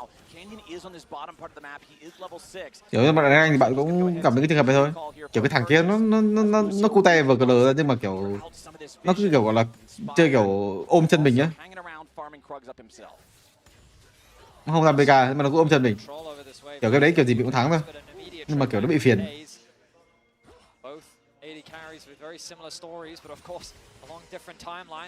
Bị dính quy, bị dính rồi thì ta sao? Đang thắng rồi. Nó thành thua luôn rồi.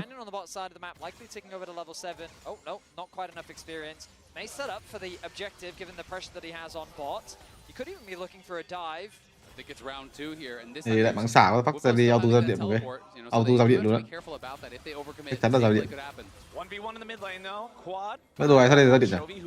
Đồ này là hai cái kế này sao đây ra điện? Em móc gì à? Gần như là endgame. Cảm ơn Katina nhá. Tuần này chưa end mọi người. Đang căng. Cánh Chovy với cánh của Kin đang hoạt động rất là ok. Chỉ có PZ thì như là hơi khó để có thể chơi game thôi. Chất tướng Kaisa rất là xanh. Tính theo Kaisa là win, nhưng mà trước hết phải xử lý những con cá sấu cũng như là con Strat rồi đã.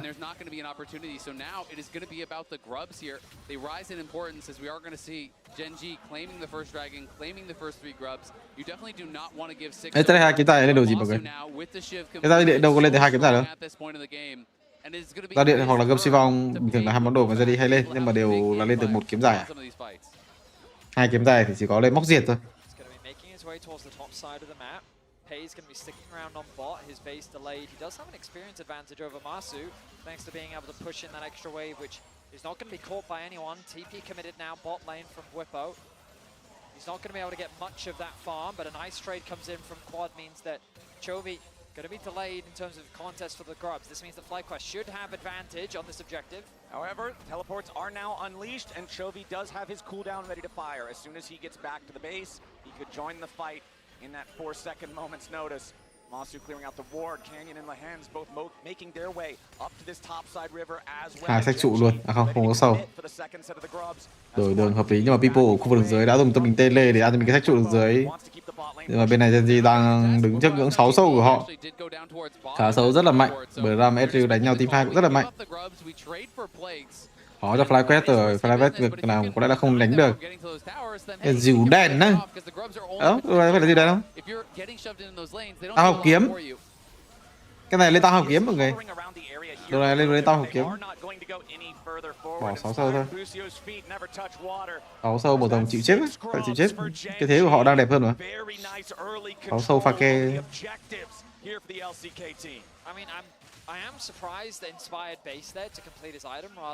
Cái thế gọi là Kaisa đi ra một cánh nào đấy, cái cánh thằng đấy có tên lê, xong rồi Kaisa bú trụ bú. Xuống bot đó, xuống bot mà hơi khó cho vì có tên lê. Không cẩn thận thì mình tỉnh lỗ. But conceding so many objectives in the early game is a dangerous thing to do against Genji. It really is, right? And if they get access to those towers, they are going to punish you. Chovy's going to be playing heavily through sides on the side list, so that is a concern. Rồi, cánh của Bibo ra là cánh yếu nhất, đừng có chôn. Cánh này là cánh yếu nhất, Jerry đang rất là mạnh. Không tốc biến này luôn. But they don't do the damage in time despite the true shot barrage from Pays making a connection there onto Whippo. He had to use the flash. Đây tam hợp, đam cơ bản nó bé. Giờ đây tam hợp lúc cái tam hợp tôi đổi lại khó thấy mấy con kiểu tay dài lên tam hợp ấy. Là cái chỉ số cooldown nó hơi phế. Nghĩ là một là gông xi vong hay là giao điện thôi. Bây giờ đồ 2 bắt buộc phải là 3 tia á. Cái tam hợp cái này đồ 2 lên gì mọi người? Tam hợp 3 tia, what the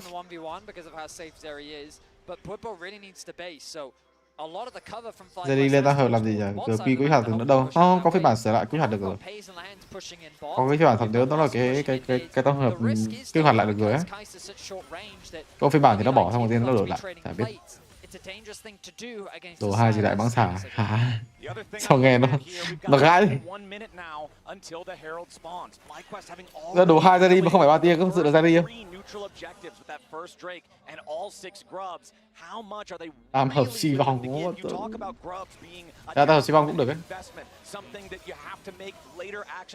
Không sao, hiện tại đang làm rất là tốt mà. Lên đầu đấu sĩ. Nhưng hợp rất là hợp lý, chất tướng sẽ đi hợp lý mà. Chất tướng của đối phương 4 con tay ngắn, mà kiểu tay ngắn cút ấy. Nên là rất là dễ để cái đam AOE cái R với cái 3 tia với cái này với cái kia. Cách về rồi. Hiện tại phía Genji phải dùng lợi thế của họ, chất tướng rất là đủ. Chất tướng hiện tại thì cánh thắng có một xíu à, gọi là thắng một xíu thôi. Cánh ra đi đang rất là mạnh, cánh Ugot thủ hòa vẫn rất là ổn, có Rakan mà. Cái trận gần như đang nhiều người flag quét rất là nhiều. Về Genji thì đánh teamfight mạnh hơn với đội hình hiện tại của họ. Cá sấu một đồ, Cedric một đồ đánh teamfight rất là mạnh. Thì với flag quét phải gọi là đánh cái kiểu gọi là giả vờ gây áp lực teamfight nhưng mà chỉ phản kích cái what the. I think it is tech because there's 4 melee champions on the other side. And I don't think we're going to get a fight here, but we'll see. They are peeking in to see if they can... Đây rồi, giả vờ đánh teamfight nhưng mà không đánh teamfight để giờ mình farm nhiều hơn, đánh rất là đúng thế. Để hết tướng mà họ cần làm. Đối phương cứ bờ răm các kiểu cá sấu thì đánh không sao được cái teamfight đấy, đánh rất là hợp lý. Hợp lý. Cái này flag quét gặp bú nha. Đây, cái thế này thế đẹp nhất này. Cá sấu ở cánh trên, vậy thì mình dặn là mục tiêu ở cánh dưới. Làm gì? Không có cá sấu ở đây làm gì? Vô đấy. Đánh ngay. Này canh dần mai đánh không có cá sấu thì đánh kiểu gì? Cá sấu tele không có mắt tele đánh kiểu gì đây? Vô giới chắn thuộc về vị trí của fly quét. Thực ra thì chỉ phản kích ở phiên bản 14.18 là một món đồ hơi lỗi, chỉ số giá trị 91%, xong rồi kích hoạt các kiểu các thứ rất là lỗi. Hay đi lên đồ này cảm thấy chỉ số nó rất là ok á. Đồ 2-3 tia rất là hợp lý. Inspire tầm này không được trôn nha. Tầm này cái thế gì mọi người? Giả vờ gây áp lực ở con rồng nhưng mà thật ra là Kaisa sẽ lên trên không? Hơi khó để gây áp lực của cá sấu. Cả Jerry với Kaisa gây áp lực của thôi, có farm bình thường. Farm bình thường chill ăn rồng. Game này rồng gió là bú. Rồng gió thích chăn bú. Rồng công nghệ. Rồng này hơi giảm sức mạnh của con Rakan một xíu. Cái độ cơ động của nó, cái khả năng tempo của nó đánh... Các bạn là con Bram nó có cổng, nó mạnh hơn con Rakan có cổng á. Con Rakan nếu mà không có cổng thì cái tempo của nó rất là mạnh. Độ cơ động cao, ảnh hưởng tới các lane mạnh. Trụ một tầm ở đồ thuộc vị trí fly quét như nói. Không có cá sấu, không thể nào đánh teamfight được.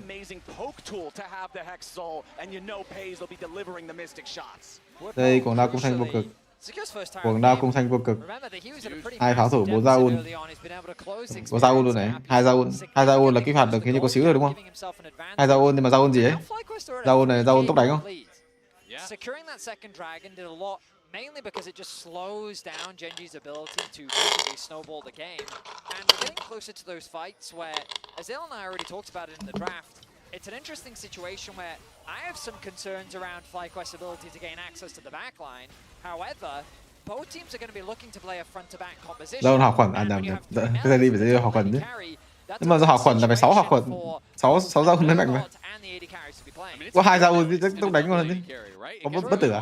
And there's a black cleaver that Urgot purchased up, which I think is so smart. Shredding the armor for your AD carries, applying that to everyone. You also have to remember, you want to be pretty tanky here, but guess what? You're minus 20% HP because the Urgot ultimate. So I think what FlyQuest is going to do in every single fight is they're going to Urgot ultimate one person, hit that on the front line, try to get that kill, and then utilize the fear beyond death, that fear that comes out onto all these melee champions to buy space and take over the fight. That is going to be the key thing. And the question is, can FlyQuest khó gì mai thắng to set up for success in the rest of the 5v5? Giờ hiện tại mỗi cá sấu mạnh nên là họ chỉ có thể lấy được những cái mục tiêu quanh con cá sấu. Cá sấu ăn tiền nó không có tác dụng bằng như của Sedat với Ezreal ấy. Trời bị tele luôn. Nhưng mà trụ giữa mấy bro rồi nhiều người giữ trụ giữa thì sao? How about mid tower? Đây, 3 tia, chuyển vào cách 3 tia hợp lý. Mất luôn trụ đường trên này. What the fuck? Tôi sẽ là macro của này không? Bây giờ làm như thằng kia nó như kiểu giá trị 1.000 vàng hay gì vậy? 10.000 vàng hay gì vậy? Nhưng mà không sao? Nhưng mà không sao? À có sao? Nó lấy trụ trên được kìa. Nhưng mà tele từ cái trên nhắm vào vị trí của Chovy không có mana, Chovy chỉ đơn giản là ha mà thôi. Thế thì có gì what the fuck sao chết? E này. Sao? Busio wants to go in, but he will not get his man. Inspired still hanging around here. Farsight trinket from Genji to stop the FlyQuest jungler. Candy showing up. Chovy trôn à? Quả đấy bị rờ là chết rồi. Quả đấy Inspire mà rờ Chovy là chết chắc rồi nhá. Inspire xử lý nhỏ chứ. Cái vào đấy Chovy cho mẹ em vào luôn. FlyQuest as Bwipo finds a great trade onto Chovy, but ultimately it's a net gain for Gen.G. They might even be looking nói chung đánh theo con cây xa hổ cái. Cây xa nãy giờ 3-0 không được chơi game hơi bực rồi đó. But FlyQuest, they got a single pick onto Keen in the bot lane. Gen.G got a tower top, a tower mid, and then got a kill back themselves. That 3k gold lead that FlyQuest had is now only 1,000. Yep. And to make matters worse, not only was it the trade of flashes, I think the initial play from Bwipo is good, but Busio spent his flash and his ignite to try to follow up there. And then Inspired, when he sees the GP coming through, I think his idea is to try to time đây nhìn đến đồ cái này mạnh ấy chứ. but he mistimed it. Nhưng mà bản sau không lên được mọi người, đừng lên. Bản này 418 toàn đồ bị nép rồi à? Quyền năng bị nép. Chỉ phải kích bị nép nặng. Đồ 3 chắc lên cái một là lên nỏ, hai là lên cung xanh. Bởi vì này được, ý là con sát E2 vào người ta sau đấy. Ý là nó có gì ở đó. Nhưng bạn E2 vào người ta thì nãy chiêu rồi gì. Đúng. Maybe FlyQuest just say we'll concede it, maybe look to cross map that tier 1 tower in the top lane. Yeah, FlyQuest also, you got to look at the item power spikes. Not fully completed second Lên item. Navori được không á? Ra đây không cần Navori á. Nhưng bạn ba tia thôi lên Navori chôn rồi. Nhưng ra đi ác, nhưng mà đang gãi. Liên tục là gãi không có đàm. Ơi, từ từ bình tĩnh. Là sao ulti sớm rồi? Chắc có sự đánh ở đấy không? Nhưng mà Vivo chết rồi, một cái một xu, nhưng mà Masu đang bắn Lihen còn có xíu máu à? Rồi vào Mày khó đuổi hay sao chứ? Đừng đuổi, mai đuổi. Thì thế thì tại có một đầu rưỡi là bắn không có đau tí nào nữa đâu. Hai bên đều đang cãi nhau. Keen can't join because he doesn't have a teleport, but Gen.G's feeling confident. It's good kiting there from Gen.G. Canyon has regen and they couldn't get in on pace. He is chunked low, but so difficult to reach that Ezreal. Not gonna be enough to kill quad there. Nam phàm rồi Masu tí solo kill từ Chovy chứ, nhưng mà Chovy đứng bụi 2. They do get one kill, but at the end of the day, you commit a lot. You just kill the hens. Gen.G will take the dragon, and again, I think come out ahead. There's not a lot of lockdown on the side of FlyQuest. Their overall crowd control is surprisingly limited, which means that in these extended fights where FlyQuest can keep hitting, there's worlds where they can win out on the fight, but trying to burst down that single target, they couldn't actually still enough for long enough to allow the AD carries to do the damage needed. Dragon secured. Bảo tìa đã hoàn thành. Ý là có sự chỉ phản kích không, nghĩa là đối phương đâu có nhiều cái khả năng giết người đâu. Sezoni với Startup cả 6 Bram mà. Kiểu đối phương là như cả mấy con LB hay Lee Sin thì cảm thấy chỉ phản kích rất là ok. Nhưng mà có phải đâu. Nhưng mình cần lên đam chứ hiện tại nó kiểu không có đam. Nhưng mà cảm thấy hiện tại không sao. Đam rất là nhiều từ con cây xa này. Đồ 3 có lẽ là lên tầm này chắc lên cung xanh đúng không? Tầm này lên nỏ, nghe nó lỏ quá. Đồ 3 thì bình thường sẽ là nỏ hoặc là cung xanh. Cái thế này chắc là lên cung xanh. Cung xanh giảm hẳn máu. Đánh ở gì? W hồi đại à? Ồ, thế nhìn nó được. I believe that he'd already had the Starks completed going into that fight. Oh no. No, I think he got caught. I think he got caught before he had actually based. Oh, sorry, I meant Keen already had the Starks. Yes, Keen did, absolutely. The shield advantage ended up giving him the advantage. Thế mấy cái thế đấy là cái thế start check ấy. Tiếng Việt người ta gọi là cái gì? Tiếng Trung người ta cũng có từ do cái từ đấy. Bwipo is critically at the ergot breakpoint. Remember that the cooldowns for each individual knee are at their lowest value once you hit level 13. It's 2.5 seconds. Nó gốt vào cái thế đấy giúp đội mà thì đánh thế thua đúng rồi, bình thường. Bị canh nữa chứ. So chỉ số. Ý là cái từ đấy nó hơi đi nghĩa đen quá, nó không hợp lý.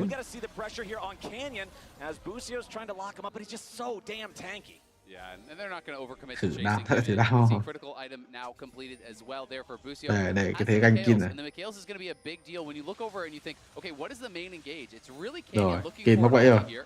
As Keen may go in, but Masu is close enough. He could get back down here. Yeah, if Bwipo can stop Keen, okay. I was going to say if Masu gets close enough for a plasma mark, you killer instinct in, all of a sudden it becomes a 2v1, but it ain't going to happen. Keen knows better. Hayes. There's a 1.2k gold difference between the AD carries, but in terms of itemization, they're pretty much even. A little bit more AP damage is going to come through from Masu, but It's a scary spot for this Ezreal. Once he completes the Shojin, it's Q basically doesn't have a cooldown anymore. Cần giấu bài hay sao nhìn đánh ca áp đảo như tê một hôm qua nhỉ? Cảm ơn Catinat tất cả. Gì nói chung thì kiểu nó cái pha đầu game băng trụ tốn hơi nhiều tài nguyên đó. Những người cần xanh như kiểu là Salad, các bạn có Salad nó bị lỏ quá thì nó không ganh cho Salad được. Edil thì chết. Exactly. I mean, when these Ezreals are positioning really well, using the shift perfectly, getting that bonus damage in, as they're going to look for a pick on Bwipo. If he goes forward, he's probably dead. Yeah, Bwipo's in some danger here, flashing out, but Keen's to flash out. Bwipo getting stunned up, chain CC'd by Canyon there with the Glacial Prison. Má làm to dữ. Để chỉ quá cần phải chạy. And Quad's here, but now he's got to be a little bit careful himself. Tries to throw the zap over to continue Gãi.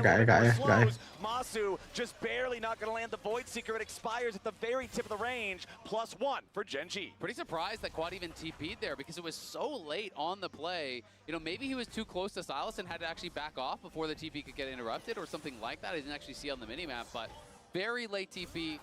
Masu was close to actually connecting with that W, and if he had, maybe they pile in. Như là phải có gươm chi vong hoặc là cái bóng diệt chứ sao không thôi đám. Punished in the side lanes here has been a problem for him at times. Kiểu cái chỉ vấn kích chắc vào cái thế dây Lee Sin mới lên à? Là lên chỉ vấn kích chắc cũng phải lên gươm chi vong á. Chỉ vấn kích xong rồi 3 tiền thì nó lỏ. Gen.G doing a good job of manipulating the side waves once again. Chovy has the push in top once more. They still hold on to their mid and top tower. And FlyQuest, it feels like the pressure is continuing to mount. Back to what we were talking about at the very beginning of the game when FlyQuest got that double kill. Gì lên luôn, lên kích hoạt chỉ phản kích luôn. Rồi ngắm vào vị trí Spy sống hộ. Có mình là đồ bảo hộ thì Mai sống. FlyQuest mình giống trồn vãi. Spy vẫn sống được trầu dữ rồi nhưng mà Vivo sẽ phải nằm xuống lại. Làm sao cái đường này tiên đánh Adam chi rồi, phải đánh từ cây xa ở cánh ra đi ở mid chứ. Sao vẫn đứng láo nữa ấy, lấy đâu ra cái đoạn đứng láo này đấy.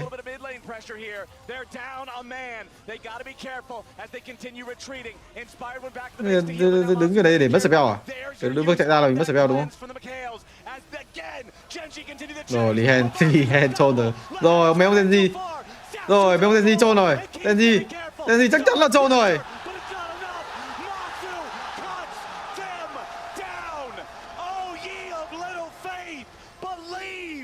Có thật sự là đội hình này chạy vào rừng không vậy? Trying to escape, he dashes back over the wall, and FlyQuest take a huge fight. And they're going to go to the Baron Flowers. They're going to go straight for it here. Bwipo is chasing for the kill. He has his ulti up in a second. He'll see if he can find Chovy, but it's gần như là endgame cho cân. And Bwipo even finds Chovy. He damages him with the grenade over the wall. Chovy's death is going to be certain. It is going to be delayed, and FlyQuest just found their moment. It felt like FlyQuest didn't have the damage to win the fight, but Gen.G kept going. They forced the fight, they kept chasing after, and it was at this point, Inspired, thanks to the Hex Gate, rejoins the fray. Lehens flashes forward, the front line reappears, and now FlyQuest can play the front to back. And Masu, look at this, E forward, going in Viz. Quá nhiều đấu sĩ để đầu với chất tướng Scanner. Đối phương thì có Rakan với còn nói chung là đội hình nó rất là căn tay đấu sĩ ấy. Tại vì bảo nó đủ quá. Hai AD đối phương thì là những con rất là cơ động, xong rồi nó còn xanh nữa, khó đánh quá. Người cần xanh là Ezreal thì không 3. Thế game này cũng chắc là gì đấy? Đánh cái gì đấy? Gươm xi vòng của món đồ thứ 3. Ý là mắc gì phải lên đồ cái này vậy? Ý là cái chỉ phản kích này đi đường đâu có mạnh hơn đâu. Thằng nào kêu cái chỉ phản kích đi đường mạnh hơn cái gươm xi vòng hộ đấy. Because he can step up when it matters most. He can carry the game. 7, 0, and 1 with a 700 gold bounty on Masu. Ginsu's, Nashor's, Static Shiv, and an unbroken armband. He has all the tools he needs, and his team is ready to play around him. Gen.G uncharacteristically prioritized the fights and the kills over the objectives. Dragon during that fight was about 30 seconds off. And they chased with nothing left, no ultis, all the engage tools were gone. They invested cái everything này to quá get đỉnh that á. kill onto Inspire. Các bạn cái kèo này dừng bên Salad ganh, nhưng là kiểu có Salad thì vấn đề của Salad đó là cái thế đồng đội tác động lên nhá. Chỉ cần có người ra ở những cái tham đúng ở đối phương quốc. Cần kiểu đánh giá Fly hơi thấp hay sao đánh cứ vội vội muốn ăn tươi nuốt sống người ta mặt cười. Catenat này cả bạn. Through the top lane towards the tier 2. Keen waiting on the flank, but Busio's marking him, making sure the Renekton does not have a path into the carries of Fly. Người này đánh gì đó? Mai thắng người ta là ai gánh? Những cái điều mà cái mốc hai đồ rưỡi của họ mà mơ vắt ron xong rồi AD đối phương mạnh này thì khó đánh lắm, không đánh được, không có chơi game được á. Gen.G is applying split pressure. They're making FlyQuest answer Chovy as they continue pushing down the top lane. 4 turrets to 4. Và quét thắng lên đi xong rồi vô bị tiêu ăn đánh như con cái thế đấy rất FlyQuest, a team that no one had any expectations of, are forcing these gods from the LCK to have to take a knee. The pressure that they are exerting, the team fighting. nhiều cái này nó trôi quá, cái pha đầu tiên băng trụ nó tác động lên nhiều cái thứ. With one of the best teams in the world. 6K is the gold lead. The Baron will wear off. And now we return to a state where FlyQuest must find one more fight. Cái thế năm ngoái đấy còn gì nữa. They will bring Gen.G to match point. Cái thế Gen.G bằng một cách nào đó thua ở vòng tứ kết. Cái việc là chơi Kha'Zix, Akali gì đó rất là rảnh. Xong rồi BLG gần như phong độ hủy diệt ở FSI, gặp Weibo Gaming rất là cute để thua trước Weibo Gaming. Xong rồi T1 tự nhiên gặp một thằng nào đấy rất là cute ở cái nhánh bán kết, xong rồi vô chung kết bảo lại một đứa cute nữa. Cái thế nó giống hết năm ngoái luôn.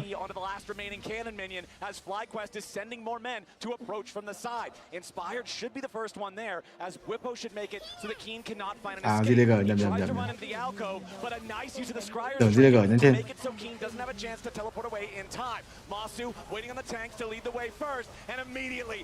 Thế không giống như lắm.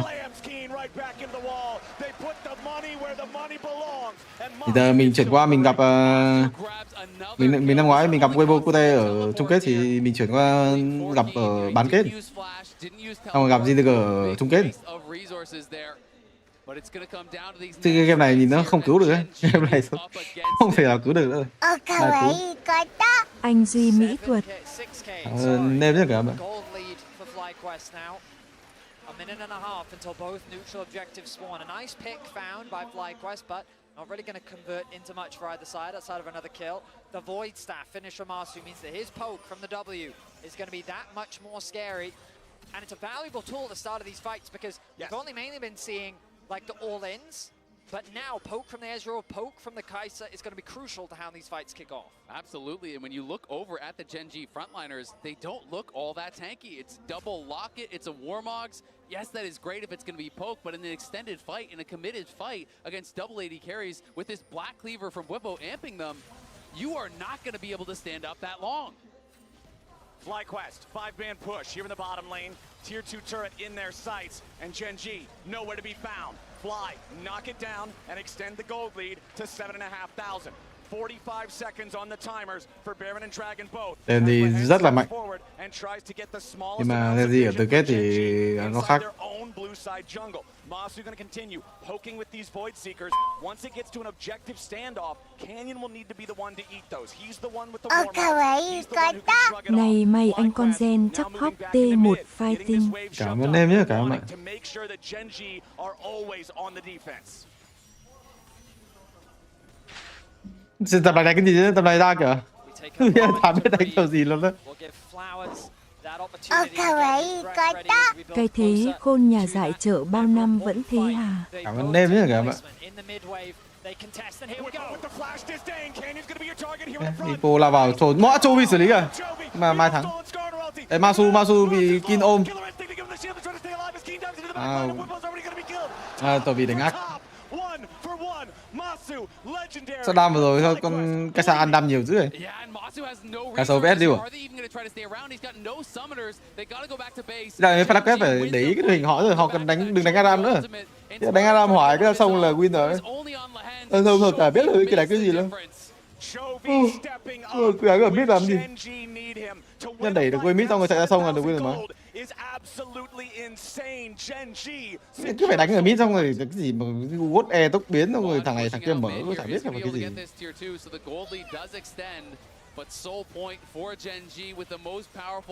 Nhưng cái sao hết spell, Eddie vẫn còn full spell, nhưng mà cảm thấy vẫn là thế trận nghiêng về họ.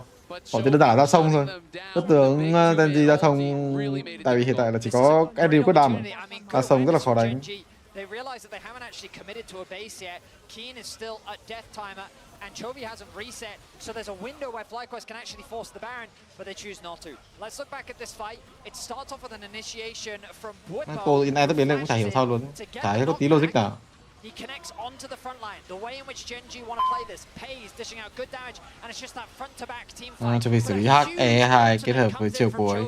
To split the fight up, giving Keen access onto the back line, and while Woodbow is left isolated, the same is said for Keen. All right, we're back into it. Lehen's trying to get away now. Inspired wanted the impale, but Pays was close enough, so Lehen jumped to safety. Không có spell bay sao được. Down to 1/3 HP. There is no Warmogs on this Genji support, so FlyQuest will, if nothing else, have control over the topside river to secure vision for the Baron. Masu now on true 6 items here. FlyQuest starting up the Baron. TP coming in from Genji. True shot barrage flies out from Pays. Only hits Inspired. Baron down to 60%. Keen is on the flank, and FlyQuest do not know. They've got to be careful about this one as they continue DPS to the Baron. Xử lý ác. Masu ở đây rất là khó khăn, nhưng mà có đồng đội cô được, nhưng mà Raka nằm xuống rồi. Masu bắn được hay không? Masu bị CG liên tục nhưng mà vẫn xử lý được. Qua thì đang chơi game 4 đồ ra thì không phải đùa, nhưng mà PZ đang bắn, PZ đang xử lý, PZ có cho mình mạng ở vị trí của cái này hơi khó. Kiểu cái cơ chế nó hơi khác con Vi một xíu. Cái cơ chế hơi khác con Vi một xíu.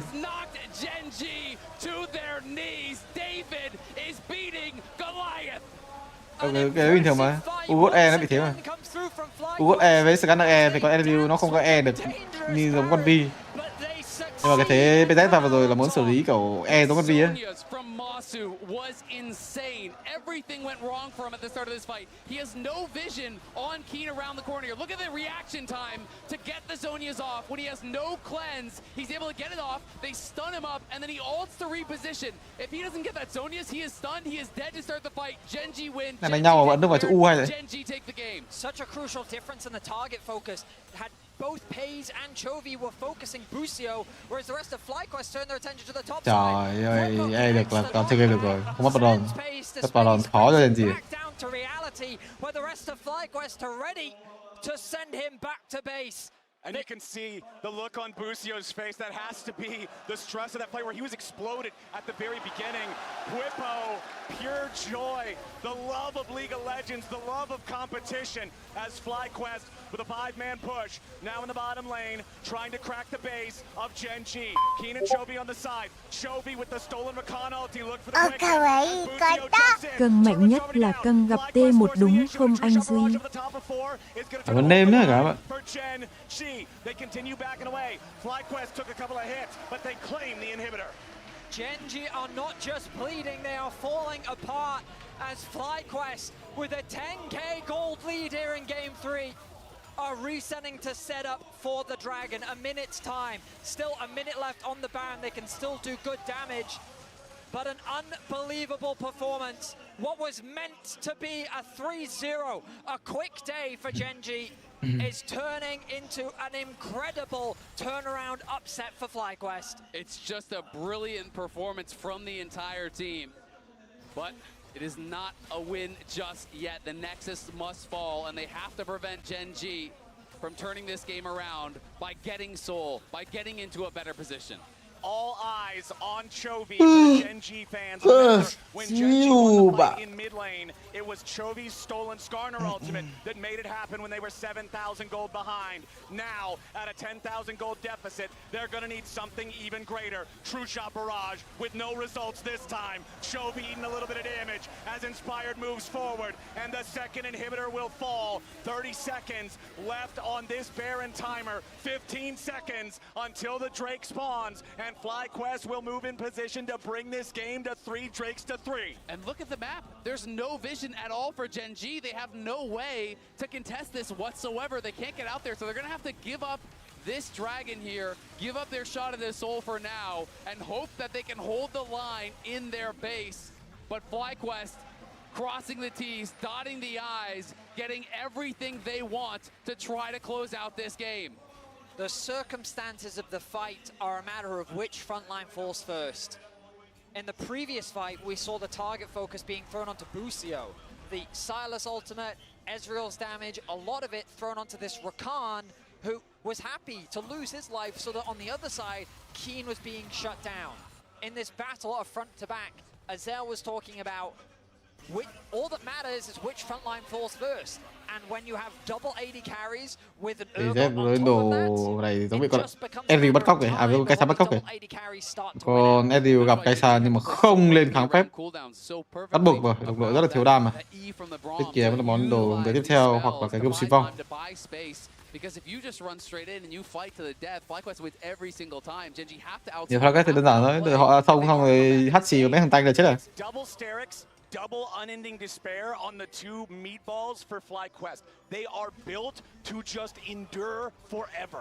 And it's 4 melee. So when you have these items here that give you that Ezreal trade về tank, gì? it can be so much healing in a tiền long fight with the unending despair. 4 melee champions around Trận này you. cần cái gươm xuyên phong mới là đánh được, nhưng mà khó. All of that extra life, you become so much more difficult to knock down.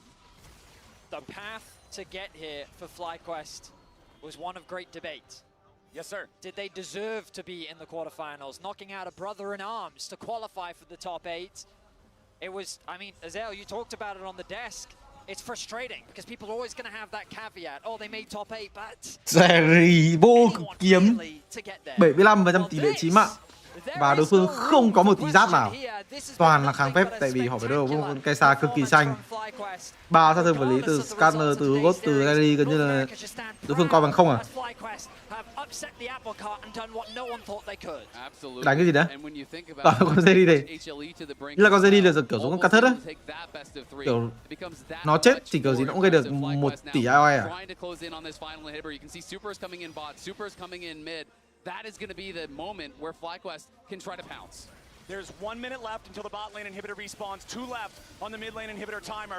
Cảm ơn Sơn Đình Ngọc nhé cả các bạn. Không đợi Baron làm gì đấy? Đợi Baron thì sao ạ? Đợi Baron thì sao ạ? Máy thế cầu kỳ đấy mà chúng căng. Làm sao lính tới là Canada hết tác dụng. Địa hình ảnh hưởng tới tướng, địa hình chắc chắn là ảnh hưởng tới tướng rồi.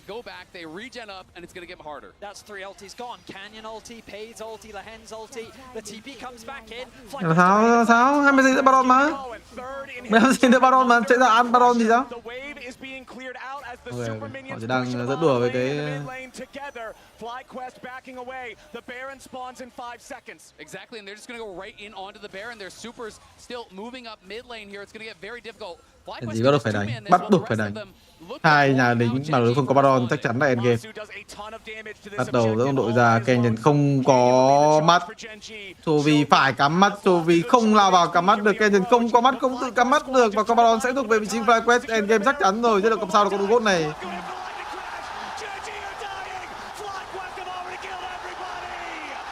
Wow là kìm. À, quạt đánh đúng hay luôn đấy. Cái con Zeri đi với Salad của Chovy đi đường còn thành công rồi chứ. Nói chung là đầu game đi đường hơi khó thôi, nhưng mà đến cái giai đoạn khi bạn có tên lên thứ 2 hồi lại thì lúc đấy bắt đầu dễ. Ra thì game 2 trôn cho con Nunu thôi, giải tháp bích Nunu ạ, cái thật. Với cả AC hơi mạnh.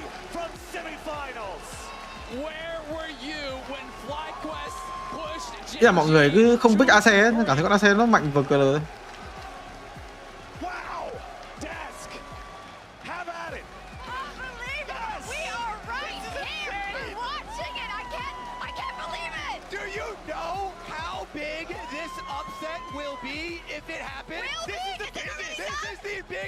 Upset ever! It's already amazing. The fact that they've already won 2. We consider they're 46-3 on the year. They've only lost twice to KT, once to HLE. That's it. In my 12 years, I've actually never seen anything like this. This is Meta unbelievable by FlyQuest. They're on match mùa xuân, meta mùa hè. No. Tới meta trên thế giới nó thay đổi hình như hơi nhiều hay sao Genji có thật sự It is là not complete yet. I want to take a moment to Done. talk about Masu. Okay. Because Masu has a very long career ahead of him. That was a magnificent Kai'Sa performance. He got so Mà phải good đồng so hóa. early on. And the Đồng hồ là cái confidence cúc he luôn. had to play at 19 years old. On the world stage, his first Worlds, the same year he had 19 his tuổi, first vị trí MSI. Masu 19 tuổi là sinh năm bao This nhiêu? is a kid 2005 à? that has such a bright future ahead of him. Key in the double 80 carry comp here for FlyQuest. 11 kill, deathless Kai'Sa. I think the FlyQuest drafts continue to be innovative, even though the Urgot didn't look good early, it got good late. Look at these accolades already from such a young player. And by the way, FlyQuest was the youngest team in World Swiss. Okay, so they're already hitting these extreme levels despite being such a young team. I mean, I haven't seen a Kai'Sa deliver a shellacking for a rookie like that before since like 2018 Jackie Love when he won Worlds. This is such an insane performance from Masu. Đánh Genji đánh con Slap tự chơi luôn. It's crazy, and I know we want to talk about FlyQuest only, right? And I want to as well, but I do want to take the Genji perspective for just a second, right? Yeah. Because last year at the World Championship, they went undefeated in the Swiss stage and they got knocked out, right? Yes. When nobody expected him in the quarterfinals. Pays, although he escaped the flame there, has sometimes been said that he Yes. wasn't stepping up. The finals is a good example in LCK.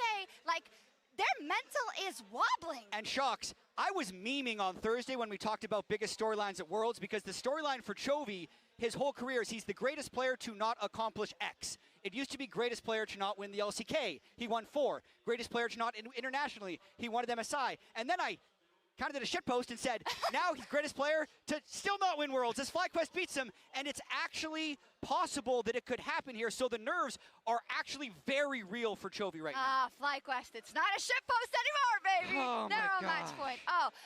Let's bring it back a little bit to the beginning of I'm this sorry, game. I'm sorry for where swearing. It's just the adrenaline. I did it as well because we're brothers in arms, you know, so they can't punish us both, right? Thanks to the reliable Cisco network, it was Masu who was able to grab a double kill. And when we look at this, I do want to look at kind of the decision-making also on the side of Genji after their initial dive.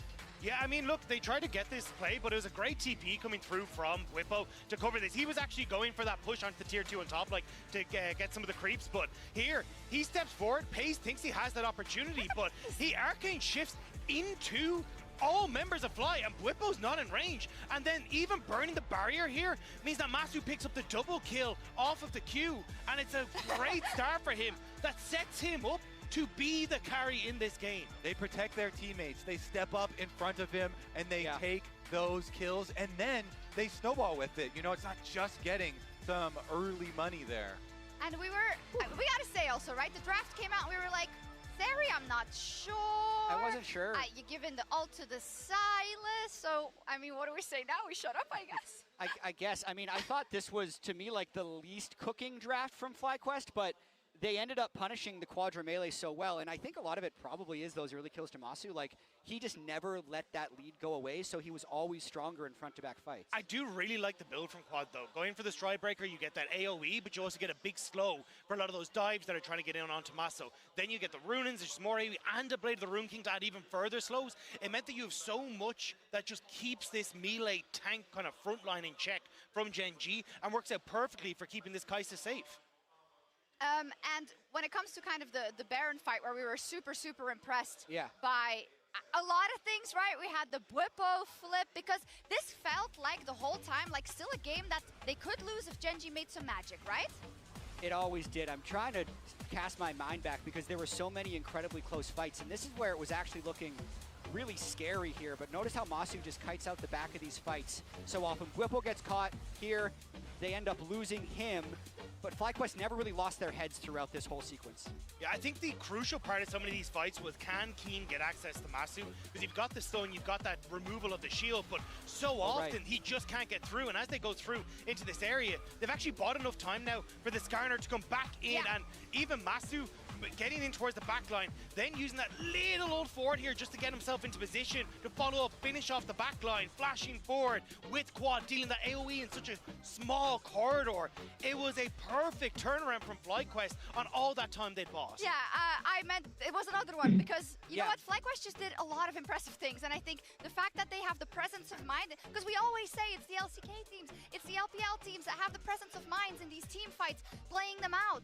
But it's FlyQuest, they're outplaying them. It is, and they showed a lot of confidence and calmness in this game. But I'm also going to say I'm quite scared of Game 4 and weirdly less scared of Game 5 because of the way we saw Game 1 and 2 play out. Game 1, FlyQuest shocked everybody. Game 2, I think they had a little bit too much adrenaline in their system, overdove a little bit early, lost control. This game they played much more controlled, but just based off of the way I feel, with how good it feels to have them win against Gen G, I can imagine how much they have to calm down to play at the max level before Game 4. And although they got the win in Game 1 on red side, you can see there Gen G selects blue side. I think this is going to be crucial where I think Gen G will be able to go back towards, hey, we can drop Aurora, we can look for a little bit more flexibility in the bans, we can set up for an Ashe first pick, we can go back to our style, and then it becomes, well, can Gen G break that on red side or what's about to happen? It's crazy. We thought when the brick got taken out of the golden road, we thought it was going to end there. It was just going to be that.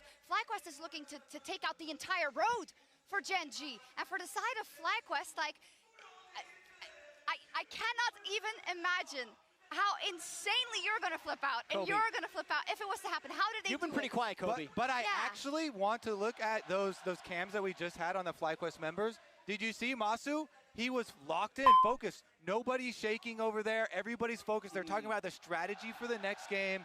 They are not freaking out like we are freaking out. It's good. FlyQuest do believe. They believe in themselves that they're better to be able to pull it out. Do we need it? No, but like we used it. It's used up. I'm already maxed You know out. what? Right? This thing's empty. I can't think wait. it's LCK fans who Does actually Gen need G- a wait, little does bit Gen of this. G need this? A little bit of copium right now. Should I run this for the down to them? LCK fans. I would. I would. Okay, tell me then. FlyQuest again on red. What's the killing blow? We can't spoil their spice, okay? It's true. There's more spice to come. We know. All right. They've been talking so much. They have so many deep picks that they haven't shown. All right, and they're cutting me off also from production. I can't give any of the secrets. It's FlyQuest on match point, and we'll be right back. Too good.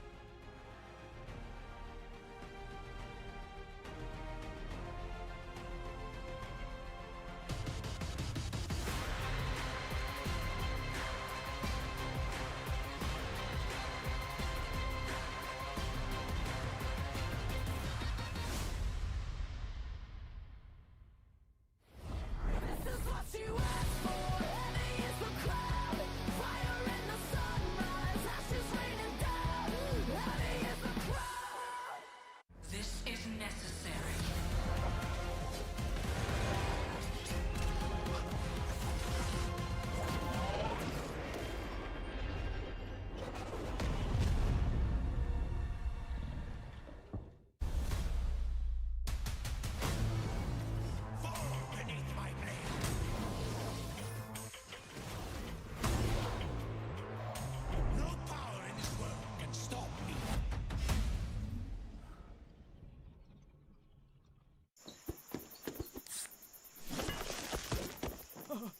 Red Bull gives you wings.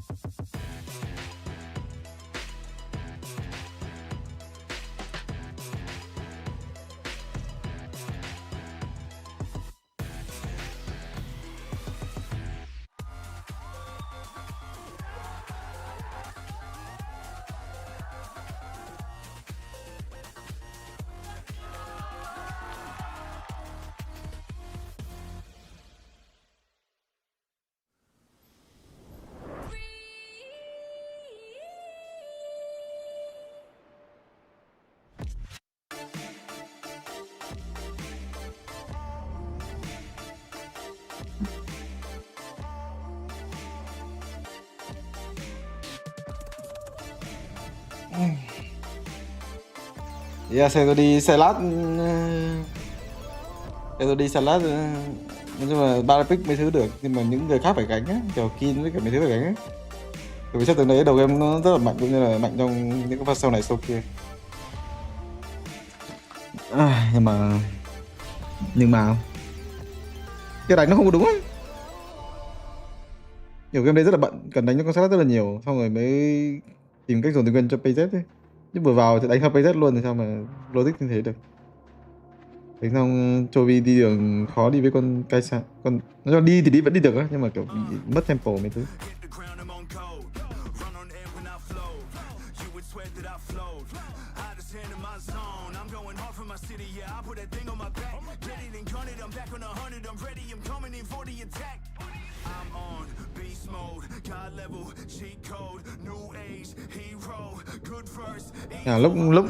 Lúc lẻ 3 thấy chạy xuống thấy bảo trôn rồi mà đánh không cần vội cái đấy. Nó còn bị tele nữa khó.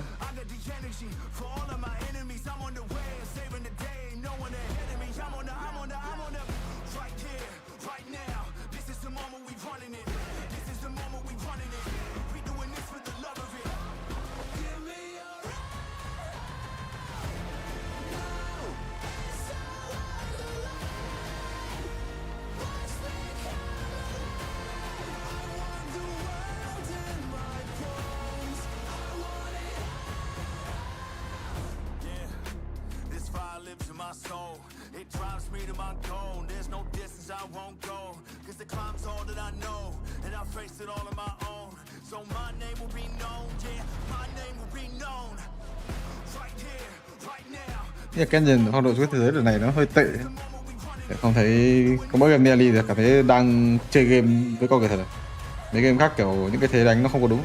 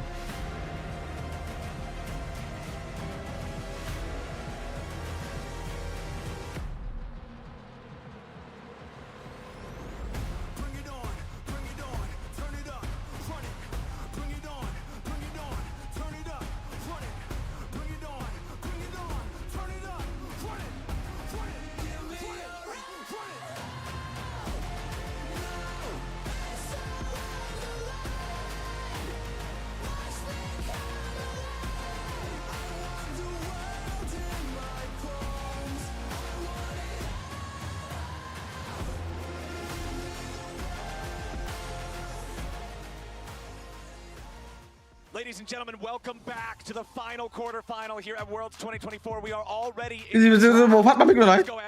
Trôn à? Back on the blue side for the thành cái AC rồi. They will ban out the Ivern, the Skarner, and the Seraphine, while FlyQuest responds with Yone, Aurora, and Jax. First pick Ashe for Gen G isn't surprising for anyone. Masu will be back on the Ezreal. Question is, will the Ashe dominance continue in this lại Big Ariel, lại Big Ariel. Vấn đề là có Ariel chứ không phải luôn đâu.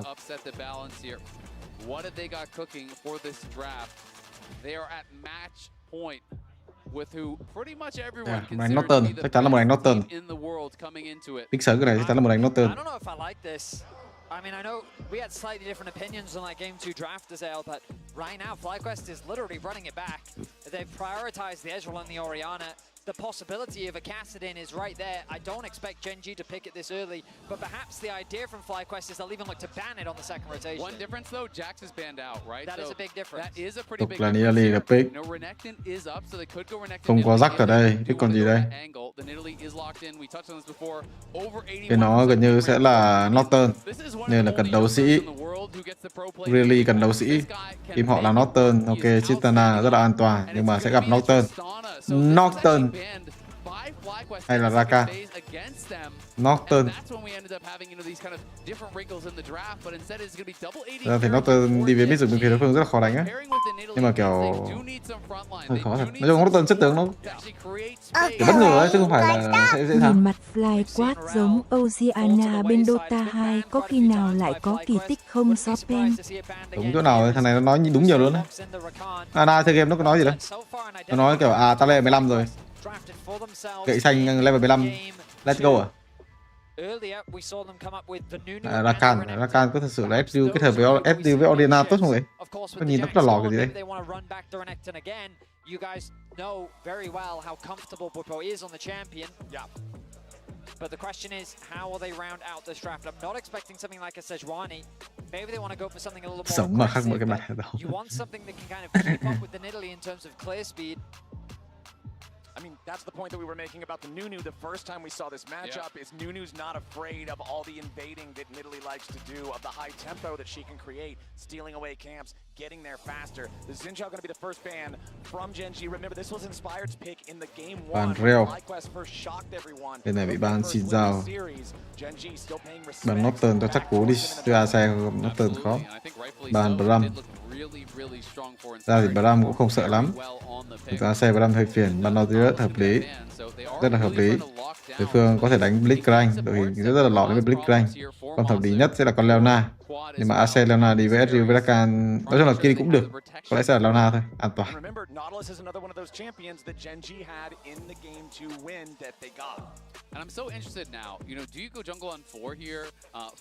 Bên này thì pick gì đây? Bà Norton chăng? Tiếp tục còn Vi, xin chào với Vi. Giá ván Norton, giá ván pick top trước, pick top trước, pick top trước, chắc chắn là pick top trước rồi. Đấu sĩ hợp lý, khá xấu ôn kèo. Đối phương có Gna không liên quan tới game cho lắm, mình hoàn toàn có thể đánh ra van nếu mà đối phương đánh Launa. Wow, hợp lý. Đối phương đánh Bram thì mình đi Norton, hợp lý. Nhưng mà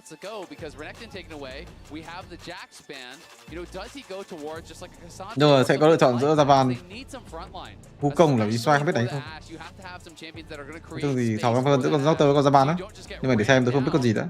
Đối phương bình thường sẽ là Gna với Leona. Gna với Leona. Maokai support. Rồi bắt đầu trồn. Vậy thì cái chân tê à? Hợp lý. Cái chân tê, cái trường hợp này thì có lẽ sẽ là khó pick đấy. Sejuni à? Poppy. Bảo đi Israel không đánh, thế tưởng Israel đánh thì có lẽ sẽ chả biết phải đánh con gì ở đây luôn á. Kiểu con nào cũng như cức. Octon, Javan, Diego thì toàn con không phải tướng rồi. Thực sự rất khó để pick được đây. The picks here for Gen G, really the only setup that they have for the Nidalee Spear is the Maokai, right? Which makes you believe they're going to be targeting down that bot lane. Với cấp tướng gì không ở đây luôn đấy. Nếu ở đây hơi khó pick thật. 2v2 here that has been drafted for FlyQuest, which makes you really think, okay, is it a lane swap? And if it is a lane swap, các bạn là không có con nào có thể giúp cái kèo Edurakan này thắng AC Maokai. Xong rồi cá sấu thắng cái chân tê được ấy. Nói chung là rất là khó. Là mình pick cuối là mình sẽ xem tác động lên mình nên giúp bên nào á. Muốn giúp muốn đánh vào cánh của AC thì sẽ pick như kiểu Norton Javan. Cánh của Chitana thì với việc là Chitana rất khó xử lý. Từ cái phía Gen G pick kiểu này có lẽ tiếp tục là 2 điều rồi. To try and avoid this Ashe lane for the Ezreal. We also have to remember, in that second game, when Gen G did really run over them, Bwipo also took this really bad trade, got chunked low, and then he got dove, right? And that dive was really what set him so far behind. Because when you are playing this standard lane swap setup, where your top laner is going top and actually laning with the AD carry to get experience and then TPing bot, if you die on that dive, your game is toast. Because you have no teleport to get back, you're gonna lose plates, you're gonna lose experience, and you're gonna fall so far behind.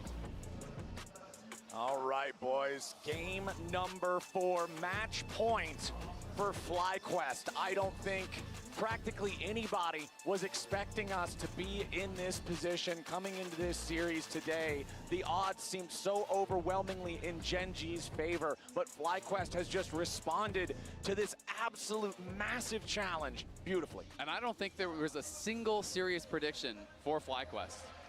Not one. I think there's absolutely none. And if they are able to pull this off, I do think it would be the single greatest upset in League of Legends history. I mean, that's always a fun debate, right? Because you can always go through and you can the context of the time, but it's hard to disagree because of the context of the situation, right? The closest one would be the G2 RNG series back from 2018. Or TLIG. Yeah, right. And it's always about the context because it's always these situations where you're going up against a reigning champion of something versus an underdog who is not expected to really do that well at the tournament. And yeah, I mean, Gen.G, the reigning MSI champions, while the second seed from the LCK after the Swiss stage, people looked at them and said, perhaps this team really is the stronger version. They just lost a single best of 5. Yeah. But FlyQuest, they're poking holes in Gen.G's drafts. They're finding creative angles. And quite frankly, they are executing better on a lot of the team fights, which is their biggest strength throughout the year. Absolutely. And that's one of the things where we, you know, as the LCS kind of representatives here, have never really had that. It's always felt like if you get into a good position against the LCK or against the LPL, you're just going to get outplayed in the team fight, right? And watching some of these fights, it really does feel like Quad and Masu are stepping up, and Busio and Inspired and Bwipo are all playing to a level where you're like, you know what? If the game is even, maybe we just win. And I think that is a feeling that I haven't really had before. Chovy immediately Bị jumping trồn. in on Quad, seeing Busio Cái show mất tốc up, biến mà thôi. apply some pressure. Nhưng pha vừa rồi có ra can đánh ghê hơn, nó sẽ tăng quy. Là Sovi đúng trồn luôn á. I think the important thing to remember is FlyQuest. Nhưng mà nhảy lên không bắt tốc biến không bị phạt nhiều lắm, không ảnh hưởng mấy. No, sir. That is a very bad trade. He was trying to give up his health to get experience. So he's trying to stay in range of that XP, and that's why he was that far up. But it does make it pretty dicey. We can see, though, we have the knowledge that Canyon is down on bot lane. There is a ward that's down there as well, so FlyQuest also has that info. So I don't actually think that they are worried right now about a dive, thanks to that ward. You can barely see him on the minimap that does spot him out. Okay, recall game 2. That was the one that Gen.G won. These two FlyQuest players were on the exact same champions in that game, and Được này, có thấy hơi lỗ nha. bad trades early on. Sacrificing too much HP is what enabled Không sao, cái nhân đang có một vòng đường muốn xâm long và búa xanh hay là ảnh hưởng vào cái SRU đây. Lẽ xâm long búa xanh sẽ là hợp lý hơn. Inspire gặp khó khăn rồi. Inspire cực kỳ ôn in ganh, nhưng mà Lì Hèn không biết được điều đó. Lì Hèn bị ganh. Thế là cái gì đấy? Đấy, không có biến luôn. Có lẽ là không biết Niali ở đâu. Với việc là không biết Niali ở đâu thì Inspire gặp khó khăn rồi. Niali hoàn toàn có thể gọi là ăn hết những vòng rừng cũng như là ăn vừa ăn cô dưới và ăn cô trên. Rất là khó. Tại thì việc là đang ăn con mình ăn cóc xong sẽ level 6. Còn Niali này có thể tác động với SRU đầu game đi đường cần phải đè nhưng mà khó. Đổi đường lại luôn, tempo rất là hợp lý. The wave is going to push towards Masu, but we'll see if they do want to try to swap away as the Ashe arrives. Big credit to Busio.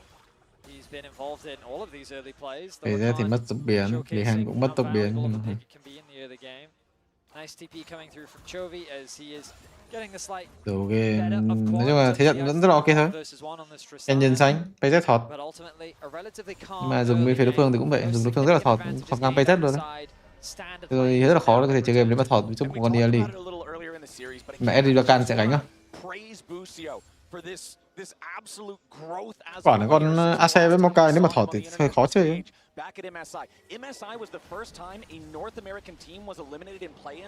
Phương là sói trước. Bắn này vào bãi sói.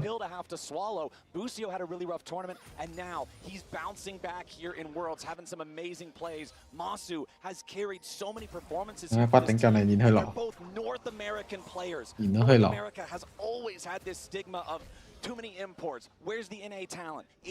Như đánh Chitana với Rumble từ bao giờ là thắng từ bao giờ rồi. Bây giờ mới đánh chả hiểu sao.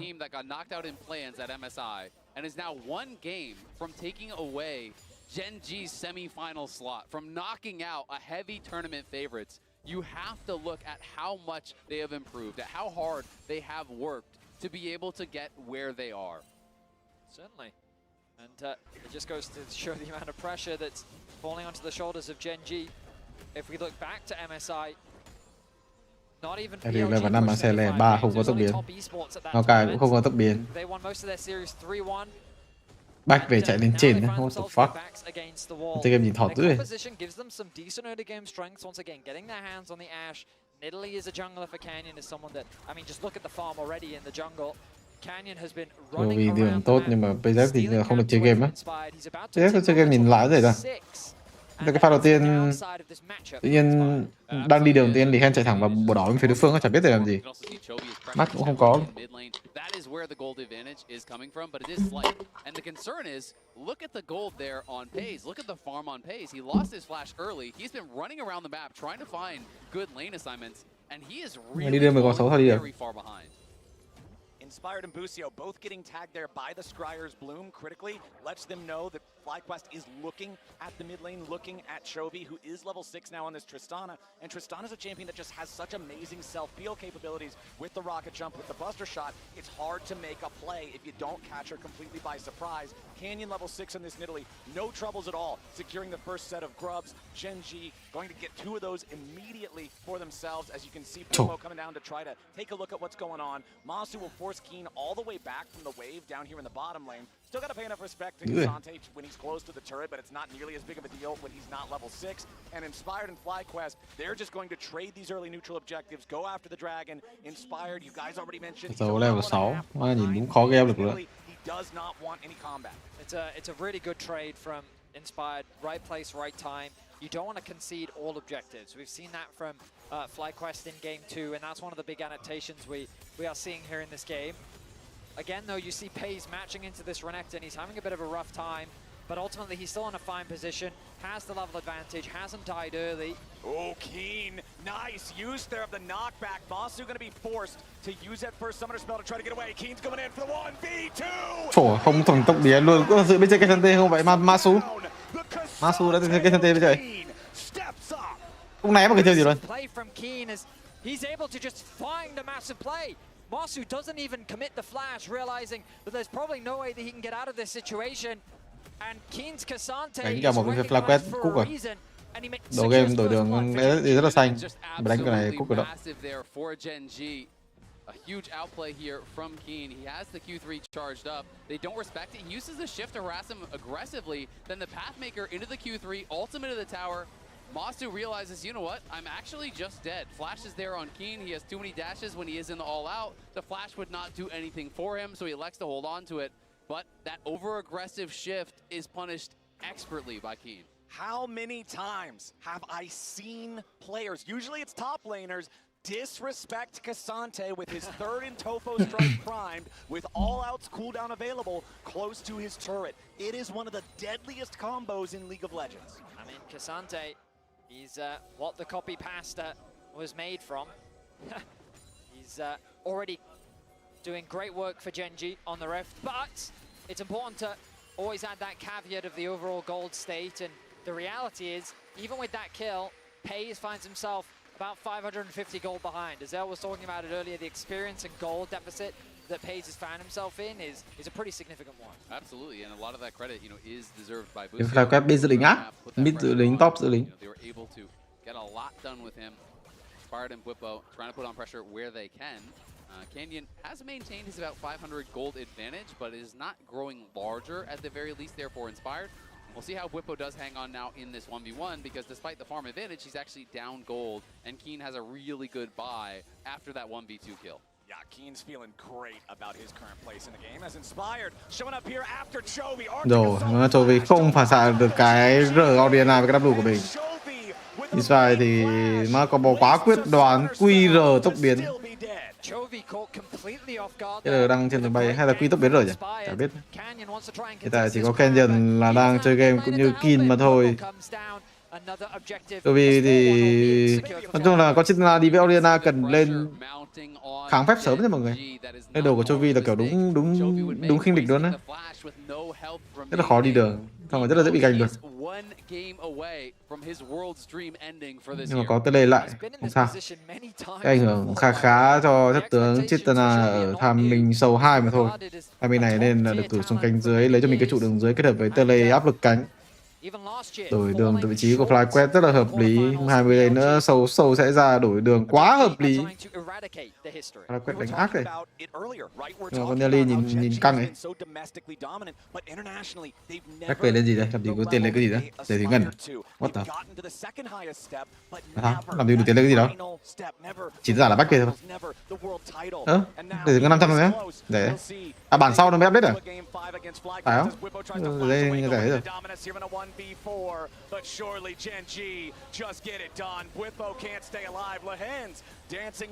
Từ 4.19 nó update rồi, từ 4.18 update rồi, tưởng là 600 chứ.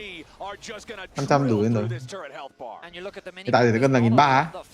Nhưng mà cái bản 4.18 này hình như là vẫn là 1.200.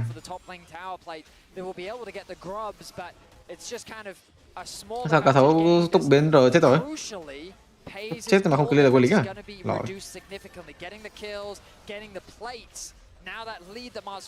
Đó thì mình 3 sầu trao đổi rất là hợp lý, biết rằng đối phương muốn đép chơi đây trực tiếp tới vị trí của Kin chắc chắn rồi, để make sure rằng mình có thể đai được một con cá sấu tự chơi ở khu vực đường dưới. Ăn được cho mình là cái first tower dùng dành cho vị trí của PZ, hợp lý rồi. Tại vì họ có lợi thế 3 sầu nên là họ ăn cái trụ này chắc chắn là nhanh hơn đối phương rất là nhiều. Nhưng mà lượng kinh nghiệm thì có lẽ sẽ không thể nào bằng được những chất tướng như kiểu là Ezreal được.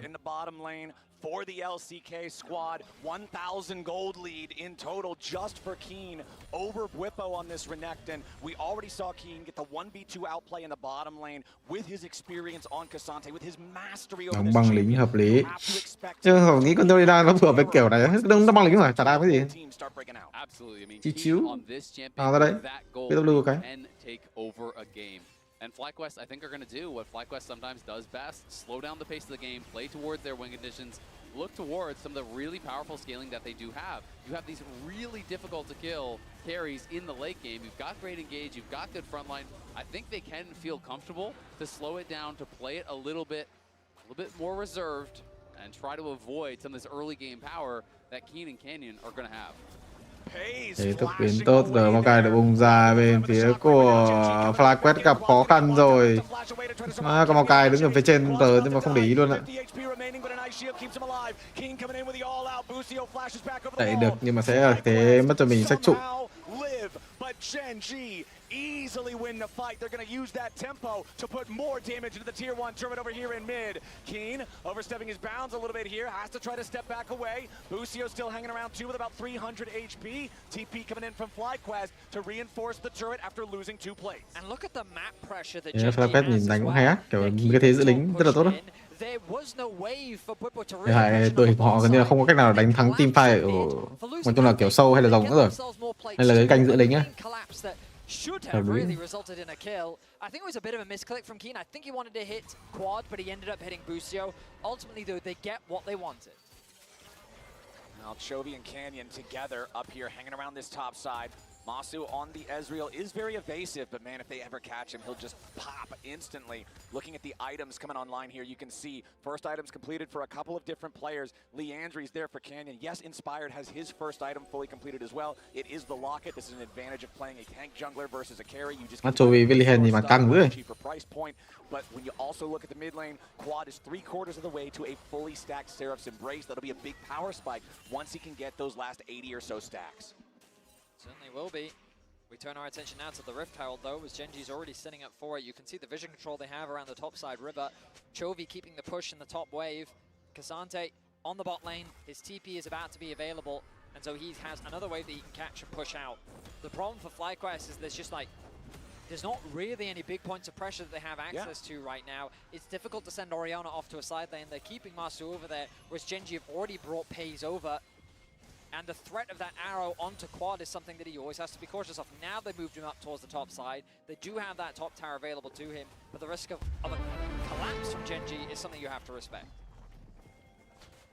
MasterCard lane economy snapshot showing that yes, it's a small lead for Quad and for Busio, but the big story being told, Keen building that lead. Again, a big part of that was the outplay in the bottom lane in the 1v2, and then Canyon naturally just using the pace of the Nidalee, the tempo this champion can guarantee to stay ahead of Inspired the entire time. Rift Herald now the target for Gen G, and FlyQuest can't really contest it. They just got to back away, so Gen G is going to enjoy another neutral objective. Nó thì không có cách nào có thể giật tranh ngoài sông được.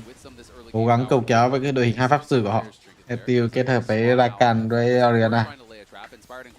Cánh của họ đang thu thể rõ rệt rồi. Team cũng hơi thua một xíu. Không biết thằng đợi đến cái thời điểm ở đây.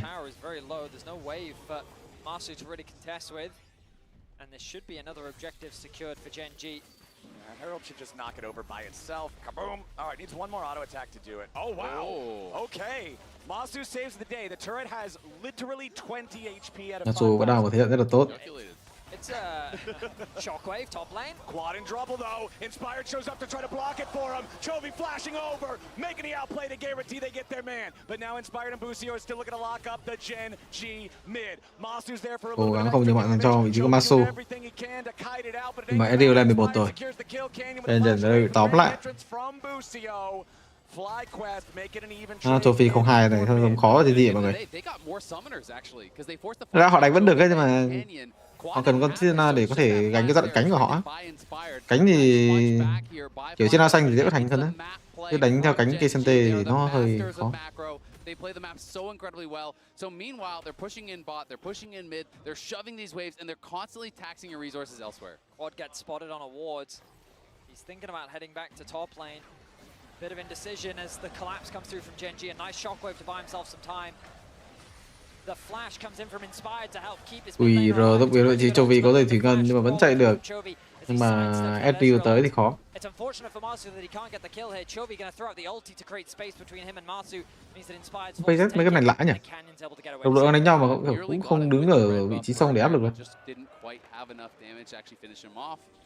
And Chovy, at the very least, does deny the kill from the Ezreal, but Inspired getting a little bit of gold back, which is important for him to stay relevant in this game. You know, Canyon obviously maintains a very large farm advantage. Let's see here if Lehens can get away from this. Inspired and Quad chasing after the Maokai who used the flash to buy a little bit of extra time, but now it means mình dòng 3 tham mình cực kỳ quan trọng của cái đội hình này. Nidalee Ase chỉ là không ngăn được con dòng 3. What the là sao? Chitana không xanh.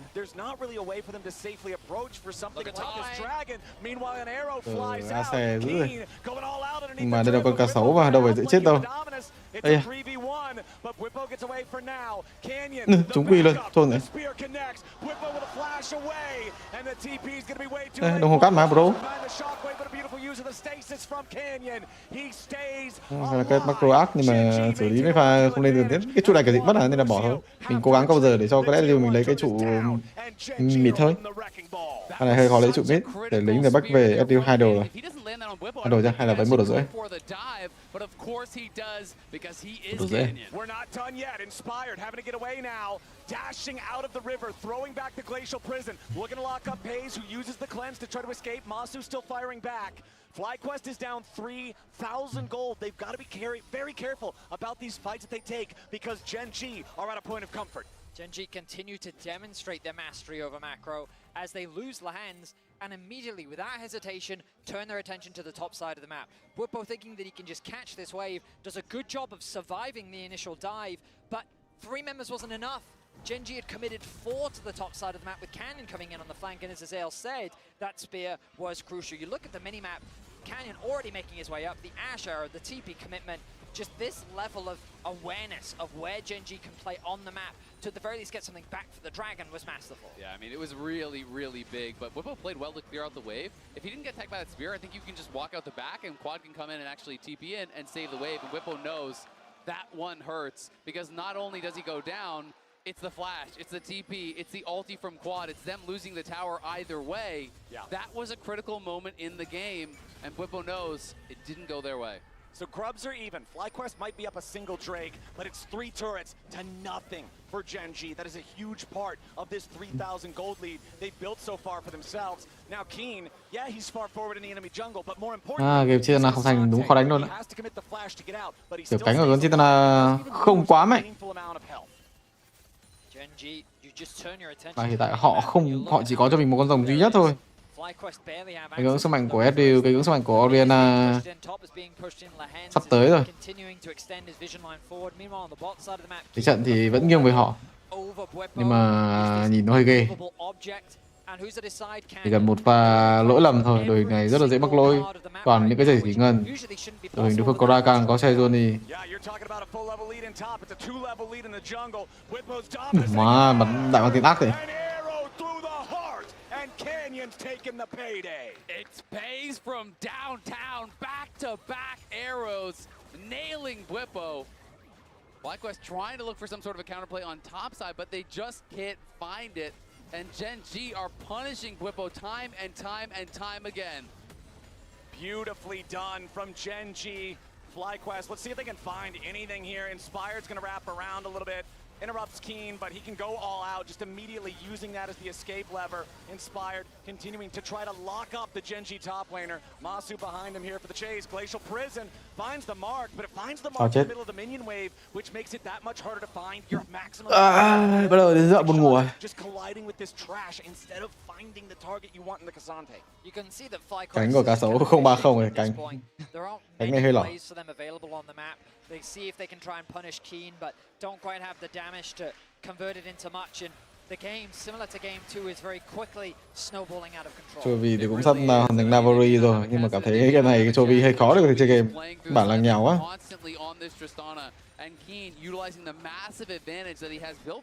Mình người ta sẽ do Ace với Bokai thể hiện khả năng CC của mình. Cây Sante và Niali sẽ là người cánh cào chính. Chovy thì cố gắng đẩy những cái trụ cánh hoặc là dạy ta ăn mặn vào thôi. Hiện tại FlyQuest đã có cho mình 2 rồng, không có quá nhiều áp lực ở đây, hoàn toàn có thể hướng tới cho mình trụ cánh trên đánh một cánh của Chovy, nhưng mà hiện tại cần Orianna ở đây chứ đánh cho cá sấu sao mà lấy trụ. Ezreal thì ở đây trên ở cái Tham minh 2 đồ là sao? Cái thế trụ 1 đổi trụ 2 à? Trụ 1 sao bằng trụ 2 được, trụ 2 nó là 700 bảng mà.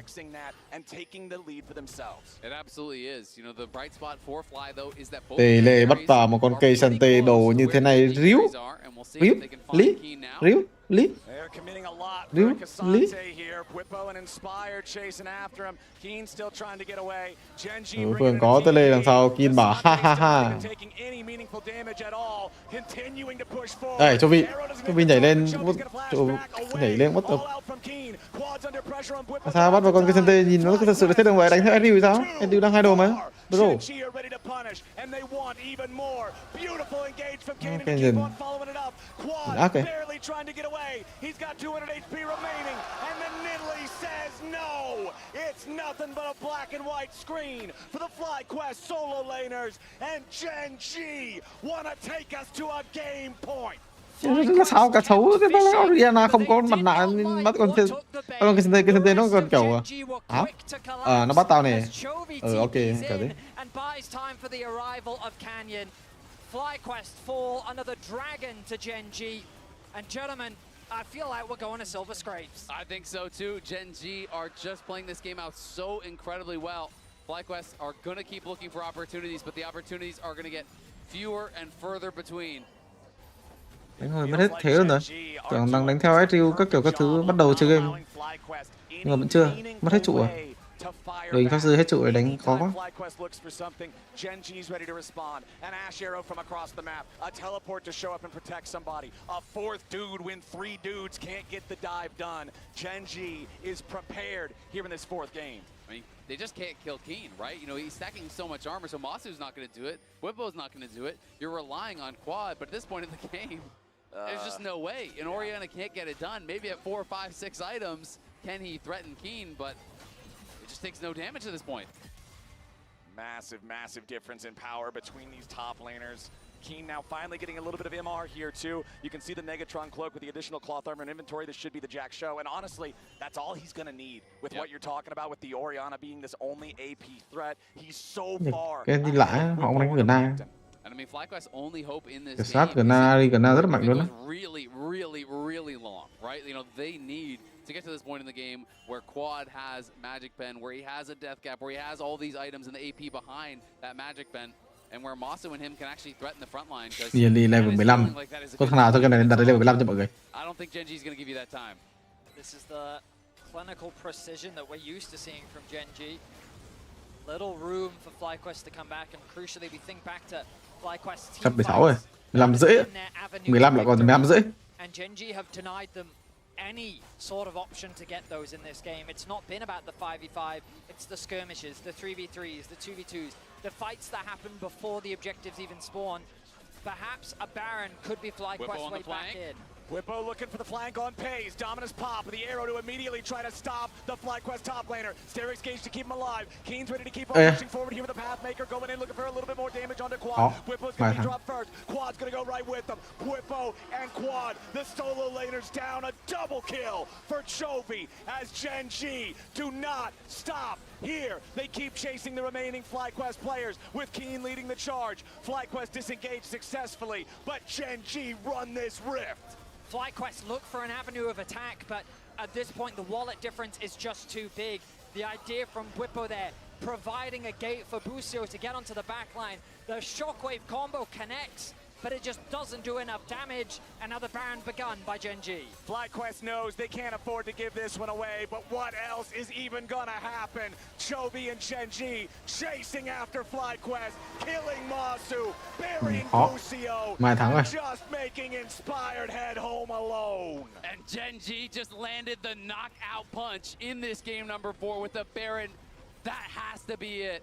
Genji running away with this one, playing the map so incredibly well, knowing their limits in these fights, knowing how to extend the advantage to impossible lengths. FlyQuest still trying to stop it, but TP behind him coming in from Keen. The Cassante that has run the whole game start to finish seals their fate. Canyon's unstoppable, and Quad is dead. Whippo and Inspired can't get anywhere close. Keen is a brick wall, and FlyQuest don't have any siege equipment. Inspired's trying to escape as Chovy jumps over the wall, but now FlyQuest is tại sao lại game 5 vậy? Ngày cuối tuần của Sov. But a third and Topo strike knocks back two. FlyQuest still trying to run, but Genji's stronger, Genji's faster, Genji's better. The Titans from the LCK refuse to go quietly into the night. FlyQuest have put up a valiant fight, but just look at the decimation. Good target focus there from Genji, immediately peeling for Pays. Once he creates space, the shockwave does connect onto Chovy and Canyon, but it barely tickles them. With the damage done, FlyQuest have nothing left but to retreat. Exactly, and I mean, FlyQuest, they know it was always going to be a long shot in the position of this game, but you've got to look for those slim opportunities. This is Worlds. You don't get another series if you lose this one. You got to leave it all out on the Rift, and that's what they're trying to do here. Genji, though, just far too strong in this 4th game, and it really starts to become about how are you feeling going into game number 5? What are the what is the draft going to Cần look trai like? hát Because đánh FlyQuest khác likely quá. will be going back to the Cảm ơn blue cao side tin nhắn nha here, các bạn. which we have seen so much success on Thật in sự là Worlds. khác.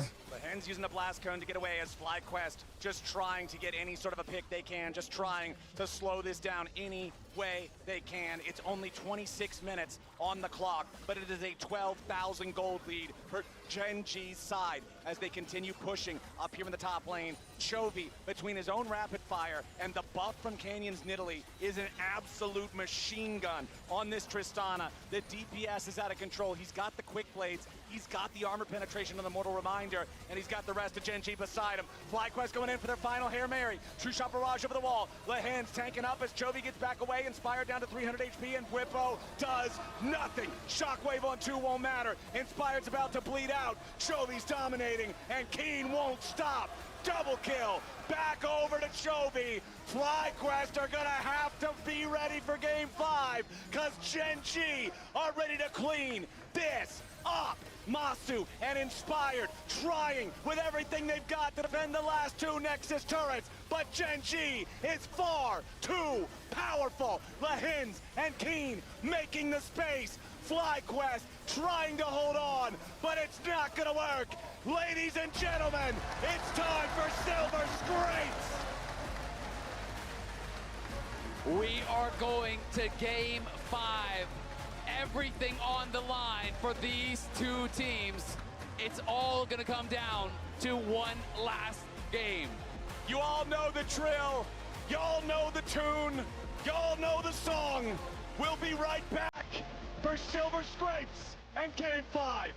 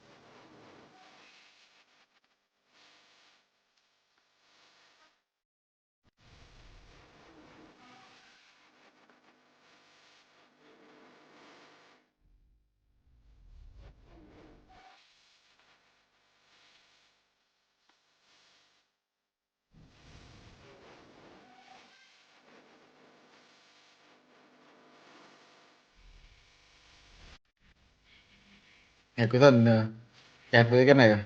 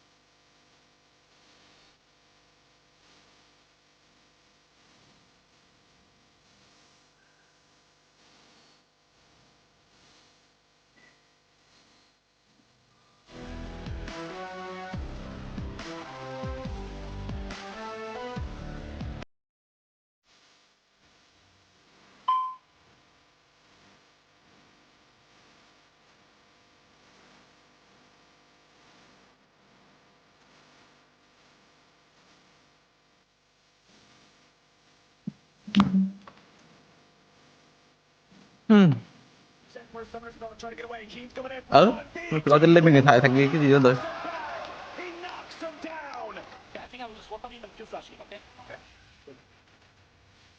Vì flash rồi. The Whippo does nothing. Shockwave on 2 won't matter. Inspired's about to bleed out. Sholei's dominating, and Keen won't stop. Double kill. Genji will not go quietly into the night. They do not want to repeat the drama of 2023. We're not that far in the future yet, and well, they have to look into the near future because Game 5 is coming. Either of these teams are on the precipice of, on the one side, one of the biggest disappointments for the LCK ever, and some of the biggest NA-phoria on the other side possible for FlyQuest. And Genji had to pull out some trump cards, you know, the King Sante, the Canyon Italy. They're pulling out all the stops here, Shocks, and we wouldn't want it any other way but being pushed to an epic game number 5. The Canyon Italy is so good. Wow. He's so good. It's this int pick for so many people, and he just dominates on it this whole game. He had an early camp advantage on Inspired Sejuani, and he just had tempo the entire time. It was actually incredible to watch. And Inspired did some good things in the early stages. Like, he burnt a couple of these flashes very early, but FlyQuest never really got to capitalize on it. And while he was burning these flashes, Gen G were getting this Nidalee those extra bits of farm, getting this Nidalee into a position where she could just take off. And in this fight, Chad, you were saying backstage, like, how does he have another mark? How does he keep jumping on them? He always has it. Canyon has the world champion skin on it for a reason. Also remember back to MSI, he's the one really driving this meta. This is why he is the jungle GOAT.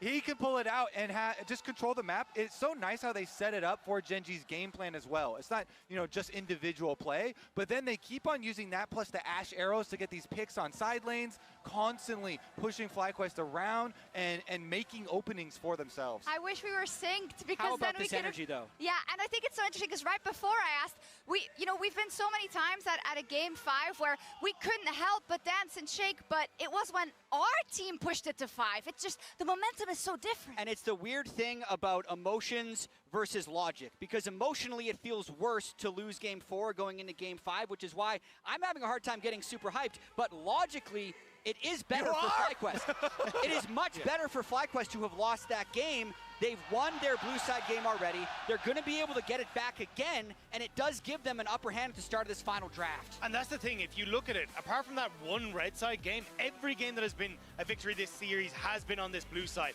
It's opened up picks like the Ashe, it's opened up the lack of counter pick for people like Keen as well, so I think it makes things significantly easier being on that blue side, but we'll have to see, because my word, has this been down to the tooth and nail fighting. The lane swap was also really big in getting them off the level 1 here. So really big start to the game for them. Keen, we're going to take another look at that Cassante pick that he is so famous for. The key here is that both Masu and Busio use their key spells right before in front of the tower. That is the knock-up from Rakan and the arcane shift from Ezreal. And so Keen says, you cannot use both of your dashes right in front of my tower. He punishes immediately and shows them why his name is synonymous with this champ. And that's what I was going to say. This is the champion he has so often made his name on in the LCK, taking over on this pick. And you're seeing the moment you mess up, he will pounce. He understands so much about how this champion operates, the damage it can output, and how it can take you down. Oh my god. I know we have vested interest. I mean, you guys as LCS representatives have, of course, but for neutrals, I mean, we're getting such an amazing best of 5. You can see it there, Lauren G-Sun on stage. And Jat, bring back, you need to huff it again, I think. You need to bring it back. I mean, we already and I got something for you. Here's a question, though. Is this going to be Misfits versus T1? Or is it going to be G2 versus RNG? That's exactly what I said before we got on the desk. What is it? Was that going to be your question to me? I'm sorry. It's okay, don't worry about it. G2 versus RNG, obviously. I don't need any more of the opium. I'm trying to not have a headache right now because the energy in this stadium is crazy. They're actually going to blow the roof off this place. I've got some hopium for you though. Okay. Chovy this series. Has he been overpowering or not? I think he's been pretty invisible. I mean, the fact you saw this Sylas come through, he had 18k damage, didn't really do anything particularly much. Even this game, yes, he had some moments, but this game was about Keen and Canyon taking off, and I think there's been moments where he's shown, but like, Chovy's not CSing great. Quad has had good matchups into him, and yes, he has some decent KDA, but like, you look at that damage percent, it is other people that are on this team that are really stepping up to make sure they come through, and for someone that is supposed to be the best mid laner in the world, for someone that has continuously stepped up for Gen G, for someone that we saw raise that title at MSI, this is not a championship winning performance. And against Squad, their friendship, them coming up together, the fact that this should be a done deal, but the fact that Quad is saying, no, even in lane, I will go to toe with you. I will hold my ground in this series. That is such an insane story. It absolutely is. I love the guts that FlyQuest has had this entire series and their ability to bounce back after a loss. If we're actually going to get a little hopium here, they got smashed even harder in Game 2 than they did in that Game 4, and they bounced back in Game 3. So I think they believe they can do it, even though they know how formidable these guys walking out are right now. This has been the best team in the world all year. I want to see what FlyQuest can do on blue side, not being locked into Yone Aurora bans here. The draft, we've been talking up this draft so much between these two teams. We know they are both creative. We know they both can still pull out surprise picks. 2,191 days ago, it was that Cloud9 set aside a Freak of Freaks. LPL hadn't won Worlds yet. Jovi's debut year was at Griffin. Bwipo was a rookie. And now they could do it. Chat, I mean, what would it mean? It would mean absolutely everything. It would be massive for the LCS because FlyQuest is the representative, but they have spoken themselves about how they are only able to be this good because of the competition they faced within the region. They have confidence, they have great mental game, they look calm onto the stage, and if anyone's gonna do it, it's gotta be them. And you know who is on that Freak of Freaks lineup? Keen. Oh. Same man that is sitting there right now. Hey, this like could it. be another one of those moments where the LCK just cannot match up against North America. Oh my gosh, and we still have a minute. We're not even done yet, but we've used up all the hopium. It's unbelievable, I have to say. Also, just kind of the manner in which they're playing, right? And it's for Gen G, the stress is so high. Can you imagine coming into this matchup the way they have? Can you imagine, you know, being knocked down a peg for the summer finals and saying, that's not going to happen again? Our eye is on the prize, because if this roster can win Worlds, who Ban can? pick And A we're Duy. about to fly out in the quarterfinals. Time for FlyQuest to channel some KT energy. How about that? I love it. I also have to say on the side of Gen G, it could be a career-defining game for Chovy. If he wins, people will forget about it. But if he loses, falling short 2 years in a row in the quarterfinals of Worlds, while coming in as the best player in the world, would be Lâu rồi đây. Finally arrived. And I was going to say for Gen G, like, Đội xanh FlyQuest. I was trying to get shaken off. Oh, but they beat Hanwha again. You don't Tên get gì a bỏ second ban chance gì đây? here. This is it. Họ ban Scanner. Họ ban Zone. For FlyQuest to have the biggest upset we have ever seen in League Họ of ban Legends. Ivan. Emily had a Ivan chắc chắn là không bỏ được. that she said yesterday when she was on the desk. This is why we watch Worlds. I think it is very applicable to this Zone này moment có lẽ không bỏ được. right now. Chứ game 5 bỏ zone này nghe nó lỏng This quá. is why we watch Worlds, and this is why we're going to watch that Game 5 and hope that FlyQuest. Nhưng mà con cần bỏ ở đây có lẽ là con CKTG. Game nào, game thứ 3 hình như họ cũng bỏ ban Scatter mà. Là game 2 gì đó. Game 3 nhá. Đúng rồi. Thế ban thế đấy họ ban gì ta? Cái 3 là ban gì nhỉ? Ban Ivan này, ban Zone với ban con gì ta?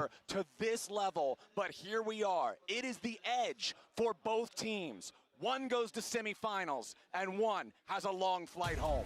I mean, it is so much pressure in these. Ok, FlyQuest ban Aurora đội xanh. Có cho mình lợi thế đội xanh. Ở trận đấu cuối cùng này, Ivan chắc chắn bị ban đi rồi. Căng thẳng vậy. Izali bị ban hợp lý. Đội xanh có quá nhiều slot để có thể bàn, ngắm vào chất tướng một Aurora mình không có chơi. Izali Ace bị ban sớm. Còn con này cần phải bàn 3 slot bàn. Vậy thì hoàn toàn là có thể mix play ở đây từ vị trí FlyQuest. Ví dụ bạn ban vào chất tướng nào đó để bạn chơi Oriana chẳng hạn, hoặc là ban như kiểu là ban nào đó để chất tướng để chơi Edry hoặc là Kai'Sa chẳng hạn. Ví dụ có thể ban đấy. Nó giống cái thế Kai'Sa phân pick vậy. Có Scanner ở đây ban cho mình là Jack. Jack là một chất tướng mà họ không chơi, hợp lý. Bàn đi Amumu giảm đi sức mạnh zone này của họ. Có cho mình zone này, để cho Vi có zone này thì gần như là endgame. Chắc chắn là phải pick zone này rồi. Bắt buộc Quad phải chơi ban AOMU để giảm đi sức mạnh zone này, để họ có cho mình đó là một chất tướng dày đây. Smolder kết hợp với Kaisa kết hợp với slot 3 Scanner chứ. Scanner Kaisa kết hợp với Smolder thì sẽ là sớm này. Thế Kaisa thì sao? What the Kaisa thì sao? Hợp lý rồi, Smolder đi về zone này hợp lý.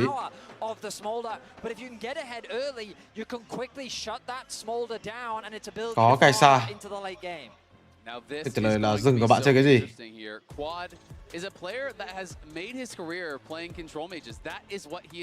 Rất là khó pick. Nói chung là pick Kaisa thì cảm thấy đội hình nó rất là đấu sĩ, không thể nào counter con Peter Tích. Thực sự mà có con này mà hơi counter con rồng không thể nào lên được cái counter thật sớm.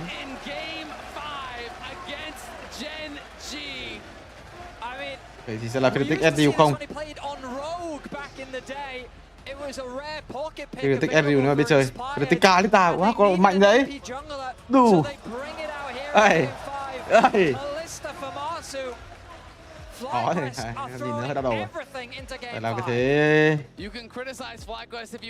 Thế gì đây? Mới phòng tuôn rồi. Mà nhìn con phía đây kiểu thọc một đánh rồng luôn á. Kiểu làm bổ hợp lý. Rồi thì con rồng đi với con này ngon nhưng mà gặp phía tích đúng phiền luôn đấy. Ban đi những chất tướng mà mình không thể cầm thanh tẩy. Bàn reo để hướng đối phương tới những con như kiểu là Kalista, Leona gì đó, Kalista Kote gì đó để mình cầm thanh tẩy. Bàn Galio đứng trên hợp lý. Ra số bot thật cần ban tại vì mình có thể pick trước mà. Điều này thì rất là nhiều cánh team rồi. Scanner, Rumble, Smolder đều là những người cánh team. KZ cần một con nào đấy. KZ là thế là thế Jin chắc rồi gì nữa. KZ đánh Jin hợp lý. Cách đánh bằng cái thế này BZ đánh Jin làm thì cứ chuyện đánh một con nào đấy carry ở đây nữa. Độc độ nó có quá nhiều chất tướng carry để ban đi ra can của vị trí của Lý Hen. Muốn pick cho mình là Leona, tại vì mình hoàn toàn có thể pick Leona mà. Bình thường thì rất là pick Reo. Nhưng mà Reo bị ban đi thì có lẽ họ sẽ pick cho mình Leona nên là họ bán ra can để ngăn cái trường hợp Leona đó. Genji thì có lẽ hướng tới G chắc chắn rồi. Ban gì đây? Rất là khó đoán chất tướng mà Bivo sẽ sử dụng. Bởi vì chắc chắn là không đoán được. Ban đi Reo hợp lý. Đó, trường hợp này là mình chắc chắn sẽ đánh Leona này, nên là mình ban ra can hợp lý rồi. Ban thêm con Bram chẳng hạn, hoặc là có ban con ban bạc thôi. Lý Hen với PZ là người chơi rất là ít chơi bạc, nhưng mà dạo gần đây có bạc xuất hiện rất hơi nhiều, nên là đó. Nghĩ không cần ban đâu, không phải cần ban nữa. Làm gì có chuyện Lý Hen đánh bạc. Lý Hen có đánh bạc đó, nhưng mà kiểu nó không phù hợp với cái phong cách của Kenji cũng như là PZ mấy thứ. Ban với Fortune hợp lý, vậy thì cho Jin rồi. Canyon vô địch khi nào mà có skin như DW vậy anh SofM? Cảm ơn Đình Huy nhá. Skin đấy như của Sony à? Dích á? Dích nghe lỏ đấy. Dích cũng được, là Jin, ý là cần phải cầm thanh tẩy mà. Con phía Dích ở đây phải cầm thanh tẩy chứ. Con Dích nó cầm thanh tẩy rồi đó.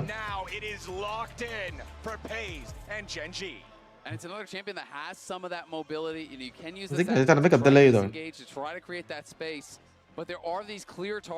Nào tí lớt. Set. Thực sự là game của đánh set đâu. Leo nả đây cực kỳ lỏ luôn đó. Set này. Set top. Set top. Chắc chắn là set top rồi. Swat đánh gì đấy? Swat leo nả. Bỏ vào là pick. Bỏ vào là pick, cái này là gặp bạc khó nha. FlyQuest nắc gen G32 và bán kết nắc T131 chung kết 30 BLG mở ra kỷ nguyên mới cho LMST tạo cảm hứng cho nhiều game thủ nhà.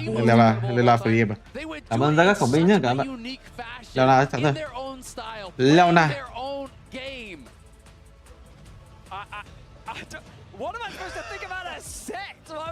Màu cài nghe lỏ đấy.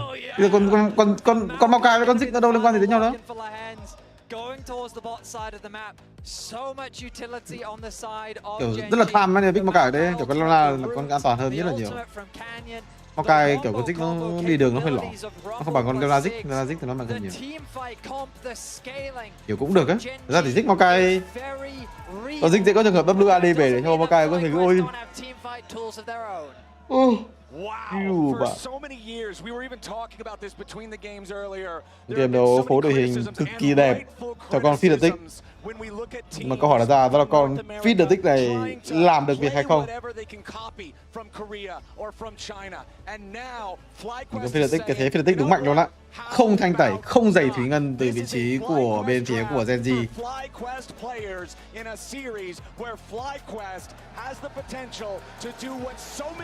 Thought was unthinkable. CLG in 2016, C9 in 2018, and Team Liquid in 2019 have made so many upsets come to fruition and reignite the hope and passion for North American fans. Nhưng sao phải VG đó, đối phương không có tanh mà, dừng họ là Feed the Tick rồi.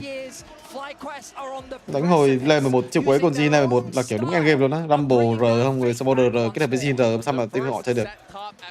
Nhưng mà Zik đi với Kalata rất là ok á. Nhưng mà cảm thấy hơi tiếc cái đoạn thanh tẩy thôi. This is not something Genji will have prepared for. This is not something Genji will be familiar with. But you look on the other side, Rumble, Skarner, two of the most common champions in the whole tournament. The question is, does that give FlyQuest enough of an edge, knowing the matchups better than your opponents will? It's so fascinating because this is the style. Trong cái concept này thật sự mà nói thì không biết là đi với Rumble gì đây. This is the playoffs type of Genji that we saw from the LCK. Meanwhile, FlyQuest have just said, this is our meta, baby. We're going to do what we think is best. And it makes sense, Genji, you are up against it, going towards Em biết khá đẹp từ vị trí Genji nhưng mà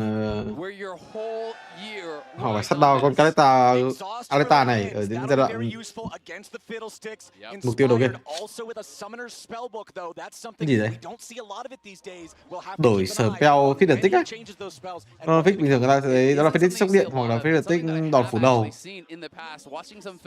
Đổi spell để có những cái thế tele để áp lực ở cánh cũng hợp lý, tại vì Rumble và Supporter là những con cánh nó không quá mạnh, hoặc nó có thể áp lực được với cái tele ở level 6 đó. Có lẽ là tầm 11 phút sẽ đổi tele.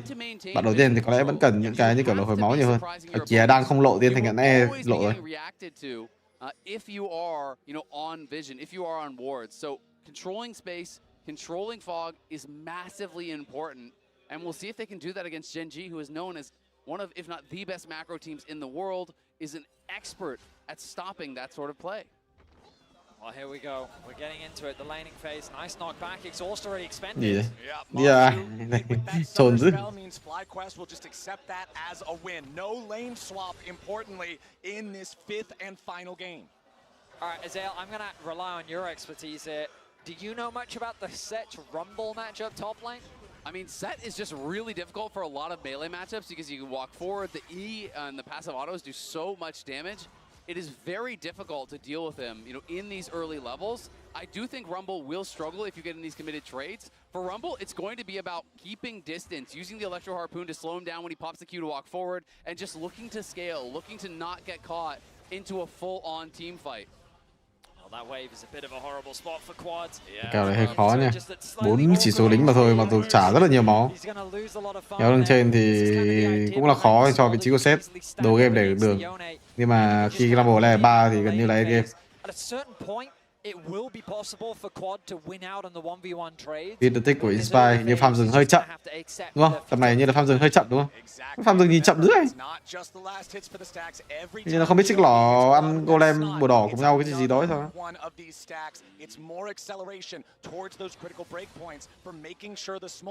Quá thì thực sự kèo này hơi khó.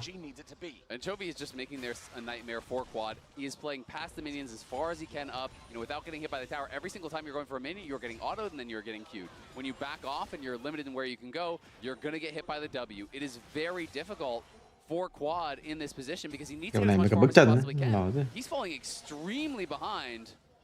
And it is only 3 Cái mình thắng mình cầm bước chân rồi à? This is Chovy at his best, dominating a lane. And this is what he needs to do. We've talked so much about how Chovy considered the best player to never win Worlds, considered potentially the best player Rồi, in set the ở đây gặp world khó right khăn. now. Đi với Rumble, đi thì không lại 13 chỉ số lính. Quay lính thì lỏ. Mà set là không đai đâu. Game đầu tiên có game thứ ba đai quá fail rồi. Thắng thì cứ để thế thôi. Game này có rất là nhiều việc làm. Đi đường toàn thắng từ vị trí của tên gì, bot thắng, mid thắng, top thắng. Phải không? Bot thì vị trí của Zik đang một thế trận ok thôi. Thắng thì vẫn chưa thắng.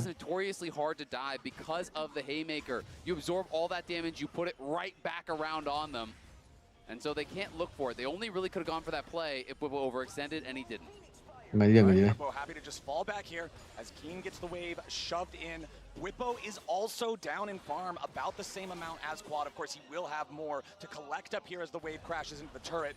Canyon showing up down here in bottom lane, wards the tri-brush, but does not make his presence known, as Masu and Busio are at least the lane that is holding on, that is breaking even with their counterparts on Gen.G, but winning both solo lanes is a very good omen early here for the Korean team. Yeah, it absolutely is, and I mean, Whippo not able to land the center of that haymaker, so you miss out on that true image, you miss out on that bonus damage, and Keen is really making this difficult here for Whippo. Level cao đúng khó đi được luôn đó. Lính thì bị đóng băng. 5 phút rồi, hiện tại cái tempo sâu như thế nào đây? Còn set rất là cần đánh mục tiêu sâu này, nhưng mà đồng đội thì hiện tại chắc chắn là không thể nào bằng đối phương rồi. Peter Tích giờ này thì muốn bỏ, set thì muốn đánh. Hai chất tướng nó rất là khó chịu. 5 phút đẩy wave 5 phút. Tăng 3 quy vị trí của Masu Alo 2 quy để có thể clear wave lính để có thể back về. FaZe vẫn còn tele. Peter Tích thì cái vòng rừng nó hơi chậm. Lần này mới ăn sói. Hơi khó để cho vị trí của Flagpet rồi, nhưng mà Gen.G vẫn chưa tele lên từ vị trí của Keen. Keen đi bộ xuống dưới à? Hãy tele lên. Keen tele lên. Zik đi bộ xuống dưới, việc là có tele. Chia đường rất là hợp lý từ vị trí của Gen.G. Canh vào vị trí của Bipo. Cái pha này hơi mất tempo từ vị trí của Gen.G một xíu, tại vì Keen muốn hoàn thành nốt cái giày thép gai á. Không biết sẽ bị trả giá hay không. Pha muốn all in vào con sâu này từ vị trí Flagpet cử rất là nhiều thành viên tới đây. Đánh được hay không? Mai đánh ấy. Bipo bắt đầu di chuyển rồi. Bắt đầu di chuyển từ Bipo bên phía Lihen, phải cẩn thận.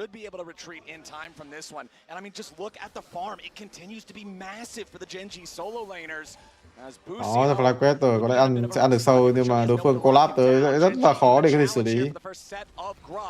Tung R ra ngắm vị trí Spy để có thể cấu máu. Và sầu thuộc về vị trí của Gen.G chắc chắn rồi. Mai ăn 3 sầu rồi. Rất tele lấy luôn đấy.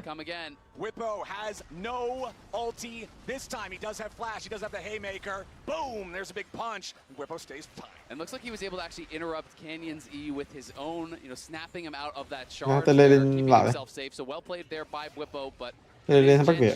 Nó thắng. Được phát. Đang cái thế ở tự chơi ở khu đường dưới, vừa có tự chơi vừa có tele mà. Nó sang vẫn là lời. Hơi lòng lòng một tí thôi. Fiddlesticks ult, Yone ult, Set ult, all of these have to be picture perfect, or Gen.G is going to disengage, and then they're going to kite you out, and they're going to burst you down in the long run.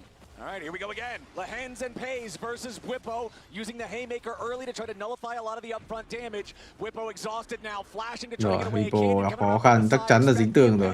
Here from the Skarner. Whippo with beautiful footwork to get away from the 3v1. I genuinely thought Whippo was dead there. He didn't flash until the exhaust came through to create enough space between him and the bot lane of Gen.G. But he's doing a good job of soaking up a lot of this pressure to provide space for FlyQuest on the bot side of the map. Exactly, and look where that gold is going. It's going to Masu here, pushing in that wave, trying to farm these plates. Whippo really stepping up. They have pressured him hard. Gen.G and a lot of their wins have been able to prey on Whippo in the side lanes. They've been able to put him really far down. And clearly, they are seeing that as the recipe to success. Cộng một meme đến từ SofM. Đánh hồi mà ăn sâu xong rồi rừng mình thọt hơn, thật sự là đánh được vậy. Rồi ông này đổi thiêu đốt, xong giờ đổi lại của gì? And I guess Keen was at Cái risk đổi of cái getting nào có dived, thể so đổi he lại must được have been chứ. zoned a lot with that heavy investment from FlyQuest on the bot side of the map.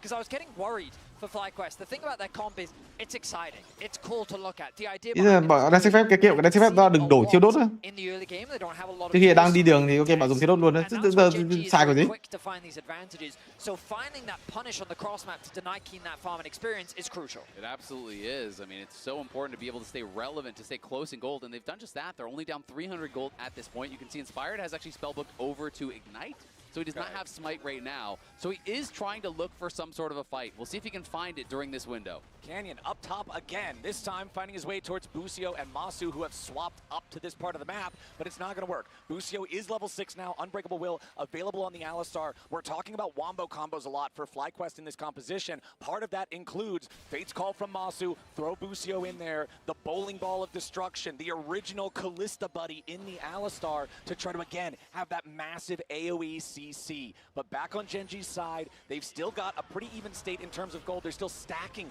on this Smolder. Quad, again, going to be safe, but under pressure from Canyon. And quietly, we have to note, Inspired is creating a pretty big farm advantage. It's been Canyon non-stop looking for these plays, but not really finding them. And Inspired is just farming away, farming away. Fiddlesticks can be such a threat in these team fights. You find that good ultimate, you can decide the whole game for yourself. All right, the thing I'm still looking at, first 3 grubs did go the way of Genji. That was back when Inspired was still only level 5. We'll see if FlyQuest can secure any kind of a neutral objective for themselves now, as the second set of grubs is not yet alive, but the Drake is still around. That Drake, be Genji's property. Canyon will take it no contest. Being able to secure those grubs would be a big deal for Fly. Cái đồ gì đấy? Con này bình thường người ta sẽ lên cho mình là kiếm súng hoặc là hỏa khuẩn á, lên mặt nạ thôi nhỉ? If they feel they're not strong enough to fight, then they will just concede the objective.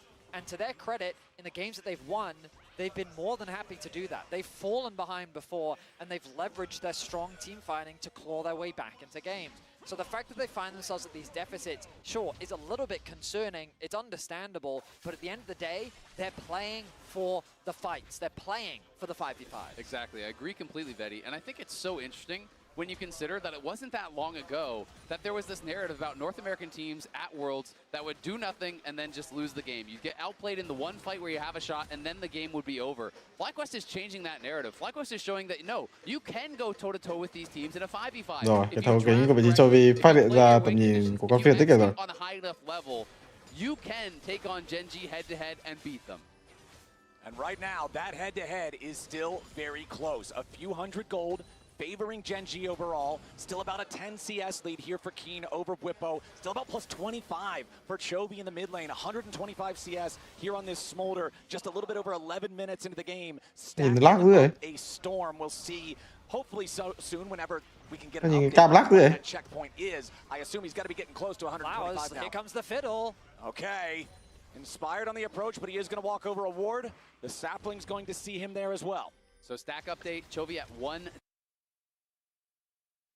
11 minutes in. That is a ridiculous pace. He's going very fast at this point, and it is just going to speed up and speed up. I mean, hasn't purchased any CDR, so to be at that point is very impressive. FlyQuest, though, over on the grubs here. Genji moving to potentially contest. Inspired, working on all of them. He can use that W to drain them all down. There comes Mom, but FlyQuest look like they're just going to secure all 3 grubs for either team in Game 5. FlyQuest is grateful for the leash, 2 ultimates invested, and easy secure from FlyQuest. You can see the idea there from Genji, use those ultimates to try and steal, but great patience from FlyQuest to resist the urge to lower the HP and Mà còn xin được ticket bị kẹt cái thi rốt rồi mọi người.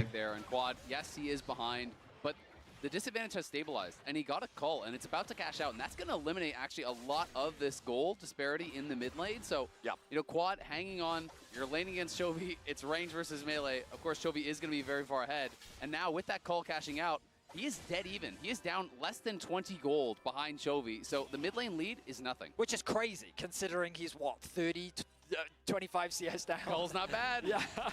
Works out. The gold itself for the entire game is now also back to dead even between the sides. We've talked a little bit about it, but I want to revisit it. Canyon has been all over the map. He's been making trips to mid. He's made a lot of trips up to top, but it hasn't resulted in anything yet for Gen G. We are 13 minutes into the game, gentlemen. 45 seconds left on the clock till plates fall. No kills. And this is the game 5 we wanted. No early snowball from either side. It's going to come down to the 5v5s that we wanted to see. And we talked about it in draft, this old school draft, which is kind of what defined the previous patch's meta on the Hồi xưa à? Nghe buồn ngủ quá. Đợi ông Fnatic chơi game thôi. Fnatic hiện tại cần bắt về xong rồi các kiểu các thứ. Nói chung hiện tại Fnatic cần đánh theo con Kalista ấy. Thế nên gì thì vẫn phải đợi con rồng của họ có đồ đầu tiên trước mắt đã. Cảm thấy hai bên đều mà game gì đấu đúng căng luôn đó. Không phải đúng căng mà quá căng như thế.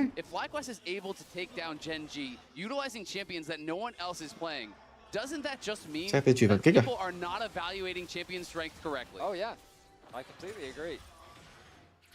Đợi Hải hoàn thành từ vị trí của quát, nhưng mà hơi khó để có thể lên suy vong ở đây.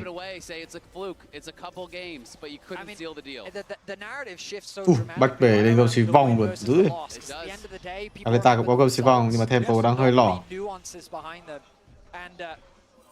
North America don't want to be in a situation where they were close. They want to be in a situation where they can hold their hands up. I mean, they should be proud of this performance regardless. Trên đường rất là hợp lý, quát xuống dưới. Masu ra mid để gầm suy vong. Hiện tại cái ngưỡng sức mạnh của Flaquet đã tới rồi.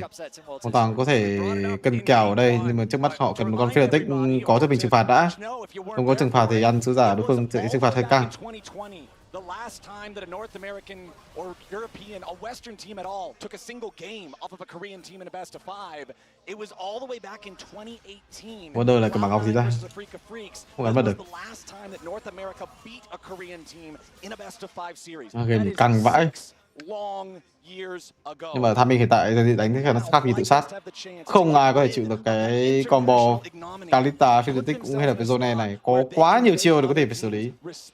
Ngưỡng sức mạnh của Flaquet hiện tại đánh nhau ở sông đang quá mạnh. Cánh của họ cũng rất là mạnh với cánh của con zone. Đồng 2 có mặt ở đây, bên phía Flaquet xử lý thế nào đây? Isvai lộ mặt luôn, đánh Fnatic nhưng mà lộ tầm nhìn bắt buộc phải có tanh rồng rồi. Mà cảm thấy không phải vấn đề quá nhiều. Rồng sẽ thuộc về vị trí của Flaquet. Còn tiếp tục mình con sâu.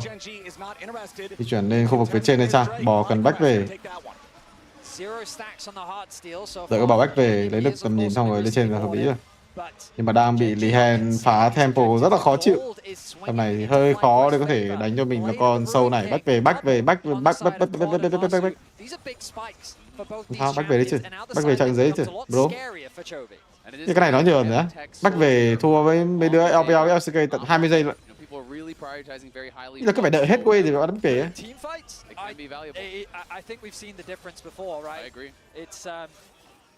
I want to say that it was FlyQuest in their series versus HLE where they had the soul, and then it was thanks to those additional resources that helped keep football alive so many times.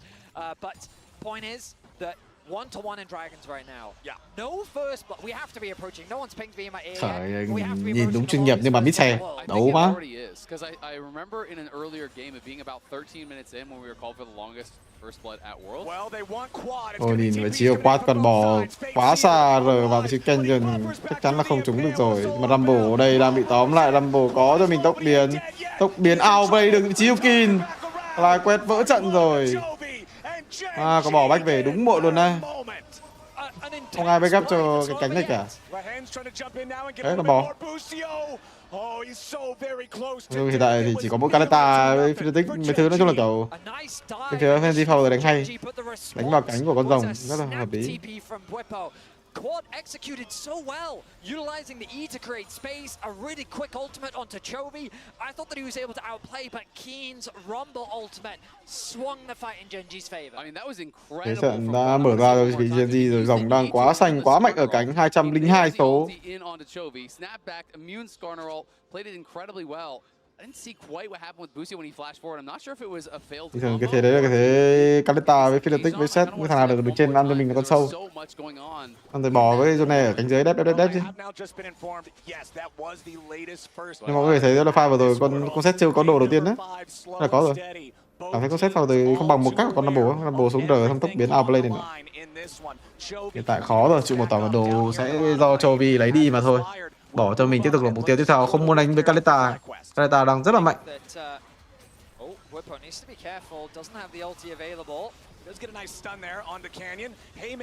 gắng phòng thủ vị trí của Bipo nhưng mà chắc chắn là sẽ bị phá tempo rồi. Back về cho nào để có thể back về đây. Má rồng nó còn đi thẳng vào trụ nó gì nữa kìa. Chắc chắn nó double với bụi cái. Ấy. Đánh cả một chết rồi. Cái là cái gì đó? Tập này thì đánh cái gì nữa? Trừ. Philatic vẫn đang bị kẹt vào cái chơi đốt. What the fuck, tele đâu mất. And that's two quick towers secured for Gen G. Bottom mid going their way. They forced Bwipo back. And Chovy, I mean, I think one more minion. Okay, he's 2 stacks off the 225 mark. So, I mean, Gen G very quickly finding an advantage here as we enter the mid game. Yeah, but still the game is very close. Chơi thế đủ rồi. Chovy chắc tầm này cầm 2.500 đúng không? Vẫn là được cái thật. Tầm này chắc chắn đủ độ 2 rồi, nhưng mà căn bản là có cái khăn thật hay không? Nói chung là chắc một cái kiếm Manazin với cả cái 400 kháng phép. Không đủ tiền. Tầm này có lên khăn không mọi người? Có lẽ là lên khăn này. Thì họ có mỗi con Philatic chơi game mà. Mình lên khăn chắc là end game mà. Người ta không lên cũng được, đồng đội rất là tanh mà. Dumble các kiểu Scatter với cả Maokai khiến cho mình chơi game rất là dễ. Mình rất là xanh đấy. Có cho FlyQuest rồi. So finding good fights, securing objectives are going to be crucial to find an advantage in this game. And I feel like this Smolder is just working out so well for Chovy so far. The game being so low octane, just giving him all that room to farm. You're talking about a player who is known so well for farming that if you have Chovy farm, it means you're farming way more than you ever should. He's already at that chọn vị trí rất là đẹp, muốn ngắm vào vị trí của Chovy. Chovy bị nhảy rồi. Ông này không biết chơi Philatic rồi. Các bạn đừng có trôn rồi. And Chovy is down. Quad goes with the paint seal, looking for Canyon now as well, but he's gonna have to snap back here in just a moment. Team họ có mỗi Philatic chơi game thôi. Nên là mình phải chỉ an toàn xíu chứ. Mấy cái thế bị nhảy dễ quá. Nhà số bạo ăn đâu quan trọng đâu. Cái bản là ăn cái bạn Chovy chết, Chovy bị sát đau xong rồi bắt cho mình cái trụ. Philatic lấy lại được cái trừng phạt của mình rồi. The biggest downside is that the kill went onto Busio. 500 gold into the Alistar, not optimal, but you'll still take the kill. Lên kháng phép rồi, mình hiểu ra vấn đề rồi, nhưng mà muộn rồi. Cái thế vừa rồi lên kháng phép nó sẽ mạnh hơn cái thế này. Cái thế thua mà lên kháng phép đúng lỏ luôn đấy. Mình đang thắng mình lên tanh thì còn nó cái thua lên tanh nữa. So inspired, sitting in the brush, managed to make his way in. Surprise, happy birthday luôn. Giờ mới để cái trang phục happy birthday luôn. Không ai xem ai mọi người.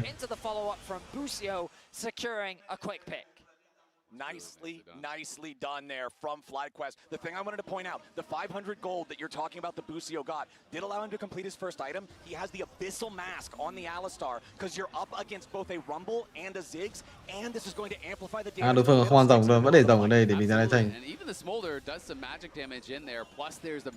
Rồi, thế nên thì vẫn đang phòng thủ ở cánh yếu rất là tốt, nhưng mà hai người đang ăn Baron. Rồng với zone, bò với zone này thì đang ra phá. Đây. Rất là khó cho nên gì cánh đang bị áp lực, họ đang xuống dưới kìa, họ đang xuống dưới tìm vị trí của Philatic cũng kết hợp với con zone này kìa. Nhưng mà giờ vị trí của Zig thấy được rồi, có cho mình là Rumble zone này, có cho mình Rumble chiều cuối, nhìn phải làm cái gì đó ở đây. Tele tới vị trí Vivo không kịp W, Inspire ấn cho mình cái đồng hồ, Chovy gọi mẹ ra. Con Baron này gần như thuộc về vị trí của Genji rồi. FlyQuest quá ôn in, nhưng mà Quát không di chuyển ra khu vực Baron. Cảm thấy Quát ra Baron, cái phải giúp được một cái gì chứ. Cái này chạy xuống ăn golem, what the fuck. Nó pha vào rồi Vipo kiểu bị gì ấy, không ăn W đâu. While Genji is setting up for the Dragon, they can steal away the Baron, they have the damage, but they get spotted out. Pays reads the play and the response from vội vã từ vị trí của FlyQuest rồi. I really wonder if the vision plan on top side End game. Baron xong rồi khăn thật đánh cái gì. Vui thế đủ à?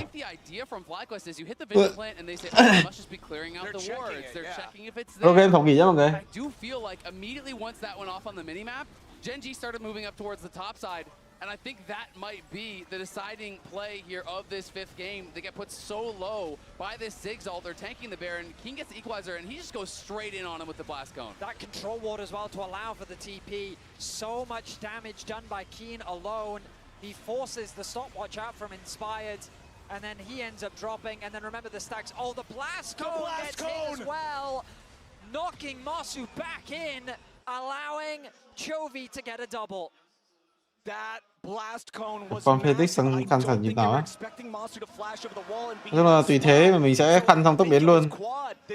Không thì cứ khăn lúc nó nhảy vô mình bị hoảng sợ thì mình khăn thôi. Tại vì con Phoenix đâu hoảng sợ 2 lần được đâu. And instead Masu goes back into the river, and now Genji with a 4,000 gold lead. It's 23 minutes into the game, and they're bulldozing their way to the FlyQuest Nexus. The bottom lane inhibitor turret falls. Bottom lane inhibitor next on the menu. Whippo trading back a tier 2 turret up in the top side. Yeah, I mean, the wave clear for FlyQuest is really, really weak here. You've got Kalista, you've got Yone and Set. These champions cannot deal with thế đủ the rồi. That's why they made the choice to just try to play through sides, try to get gold back elsewhere. For now, they are down just above 3,000 gold. It is still within striking distance, but the problem becomes Genji have full control of the map. Genji still have the Baron, and one more bad fight could be the end of Worlds for FlyQuest. The game was so quiet, so calm for so long, but that's the problem with those Hail Mary plays. If you drop the ball, all of a sudden you are staring down the barrel of terror. Over the wall though, go Inspired and Quad. They find the họ có thắng được nha, bình tĩnh. I mean, it's a good pick for FlyQuest. These are the type of plays they need to be finding. They can't afford to give up just yet. They're still too close to that spot in semifinals to reign in the towel. 3K now the goal difference, still 3 minutes away from these objectives. Quad getting that kill is also very valuable, as this Yasuo can be a turning point in the game. Yeah, Yone definitely very strong in these later Yone, stages. my apologies. Chovy though. Same family, you're good. Đã đổi cái cho mình là cái sức rồi. Ý là đổi cái sức tí đổi lại tốc biến kiểu gì? Cái sức đó, không thì không có thế. Mai có thế. Thế cái sức kiểu gì đây? Cái sức được không?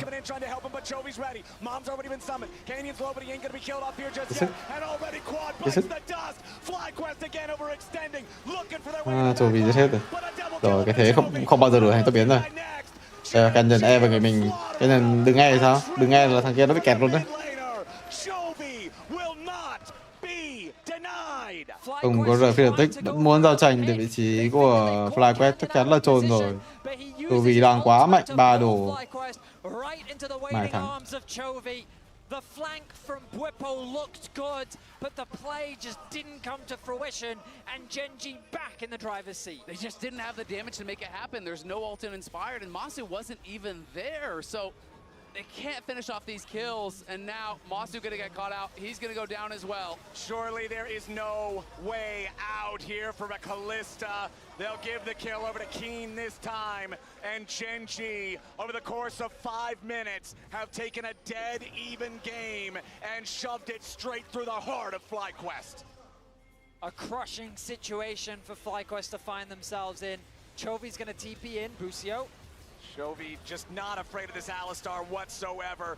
No respect needed, no respect given. Genji looking to put pressure on the tier 3 turret on the top side and mid lane at the same time. They did get flash off Chovy though, so he TPs in, he loses his flash, so that could be a small way in for FlyQuest. Let's see if they can find it. FlyQuest are going to have to find something big because Gen G just keep the pressure on. Mid lane tier 3 is already out, and now the inhibitor could be next. But Gen G, respecting what might happen with the Fiddlesticks, backing themselves away. They throw the equalizer in a spot where even if they did get jumped on, it would be so hard for FlyQuest to follow up. Super minions continuing to pour in the bottom lane. Exactly, just getting harder and harder here for FlyQuest. They lost that bot lane inhibitor. Has been a thorn in their side ever since. You're down more than 6,000 gold here. Chovy did lose his flash, but still has the QSS, has those 3 items, has an immense amount of stacks now. 315 on the Smolder. It's just going to get harder and harder, it feels like, for FlyQuest. And when you lose full control of the map, it's so tough for Fiddlesticks to really find any angles, to really find any surprising ways to start a fight. We talked about how that setup for FlyQuest is so important, and you mentioned it, Azelle, that Baron really was the crux, the turning point. And as much as we'd love to sit here and say that like FlyQuest have potential angles back into the game, the problem is you go to the bottom of your scoreboard and you see Chovy, 300 CS, 6 one-on-one scoreline with 3 items completed and a QSS to mitigate the fear from Inspired. And when people want to talk about Chovy as one of the best, if not the best players in the world, you have to step up in these big moments. He has been able to do just that for Gen G in this 5th game. Big lane advantage. Nhanh game lại đi, BO5 quá chạy ra chết hết. Looking for a potential long flank here. 2 giờ tới đời. Get creative, and they need to be able to find a way in. Gen G, they broke open the game with the Baron, with the punish on FlyQuest's sneak, and now with the Baron alive again, they are in total control. Inspired and Masu in a very compromised position. Busio coming around to try to help them. Inspired has Ghost on his summoner spellbook to try to join up. Fiddlesticks kiểu nói chung là lộ tầm nhìn thì rất là khó để có thể dùng chiêu cuối, đối phương rất là dễ để out tầm. Fiddlesticks bị Maokai R out tầm, bắt buộc phải R vị trí của Canyon R luôn. Này đánh.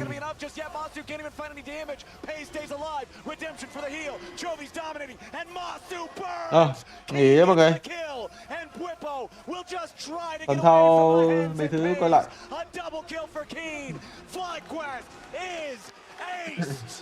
Cười rồi, tới giờ cười rồi. Bye mọi người. Đến giờ chứ. Nó hơi buồn ngủ. They were pushed to the edge, but they were built for these situations. They were built for victory. They were built to win, and they will do just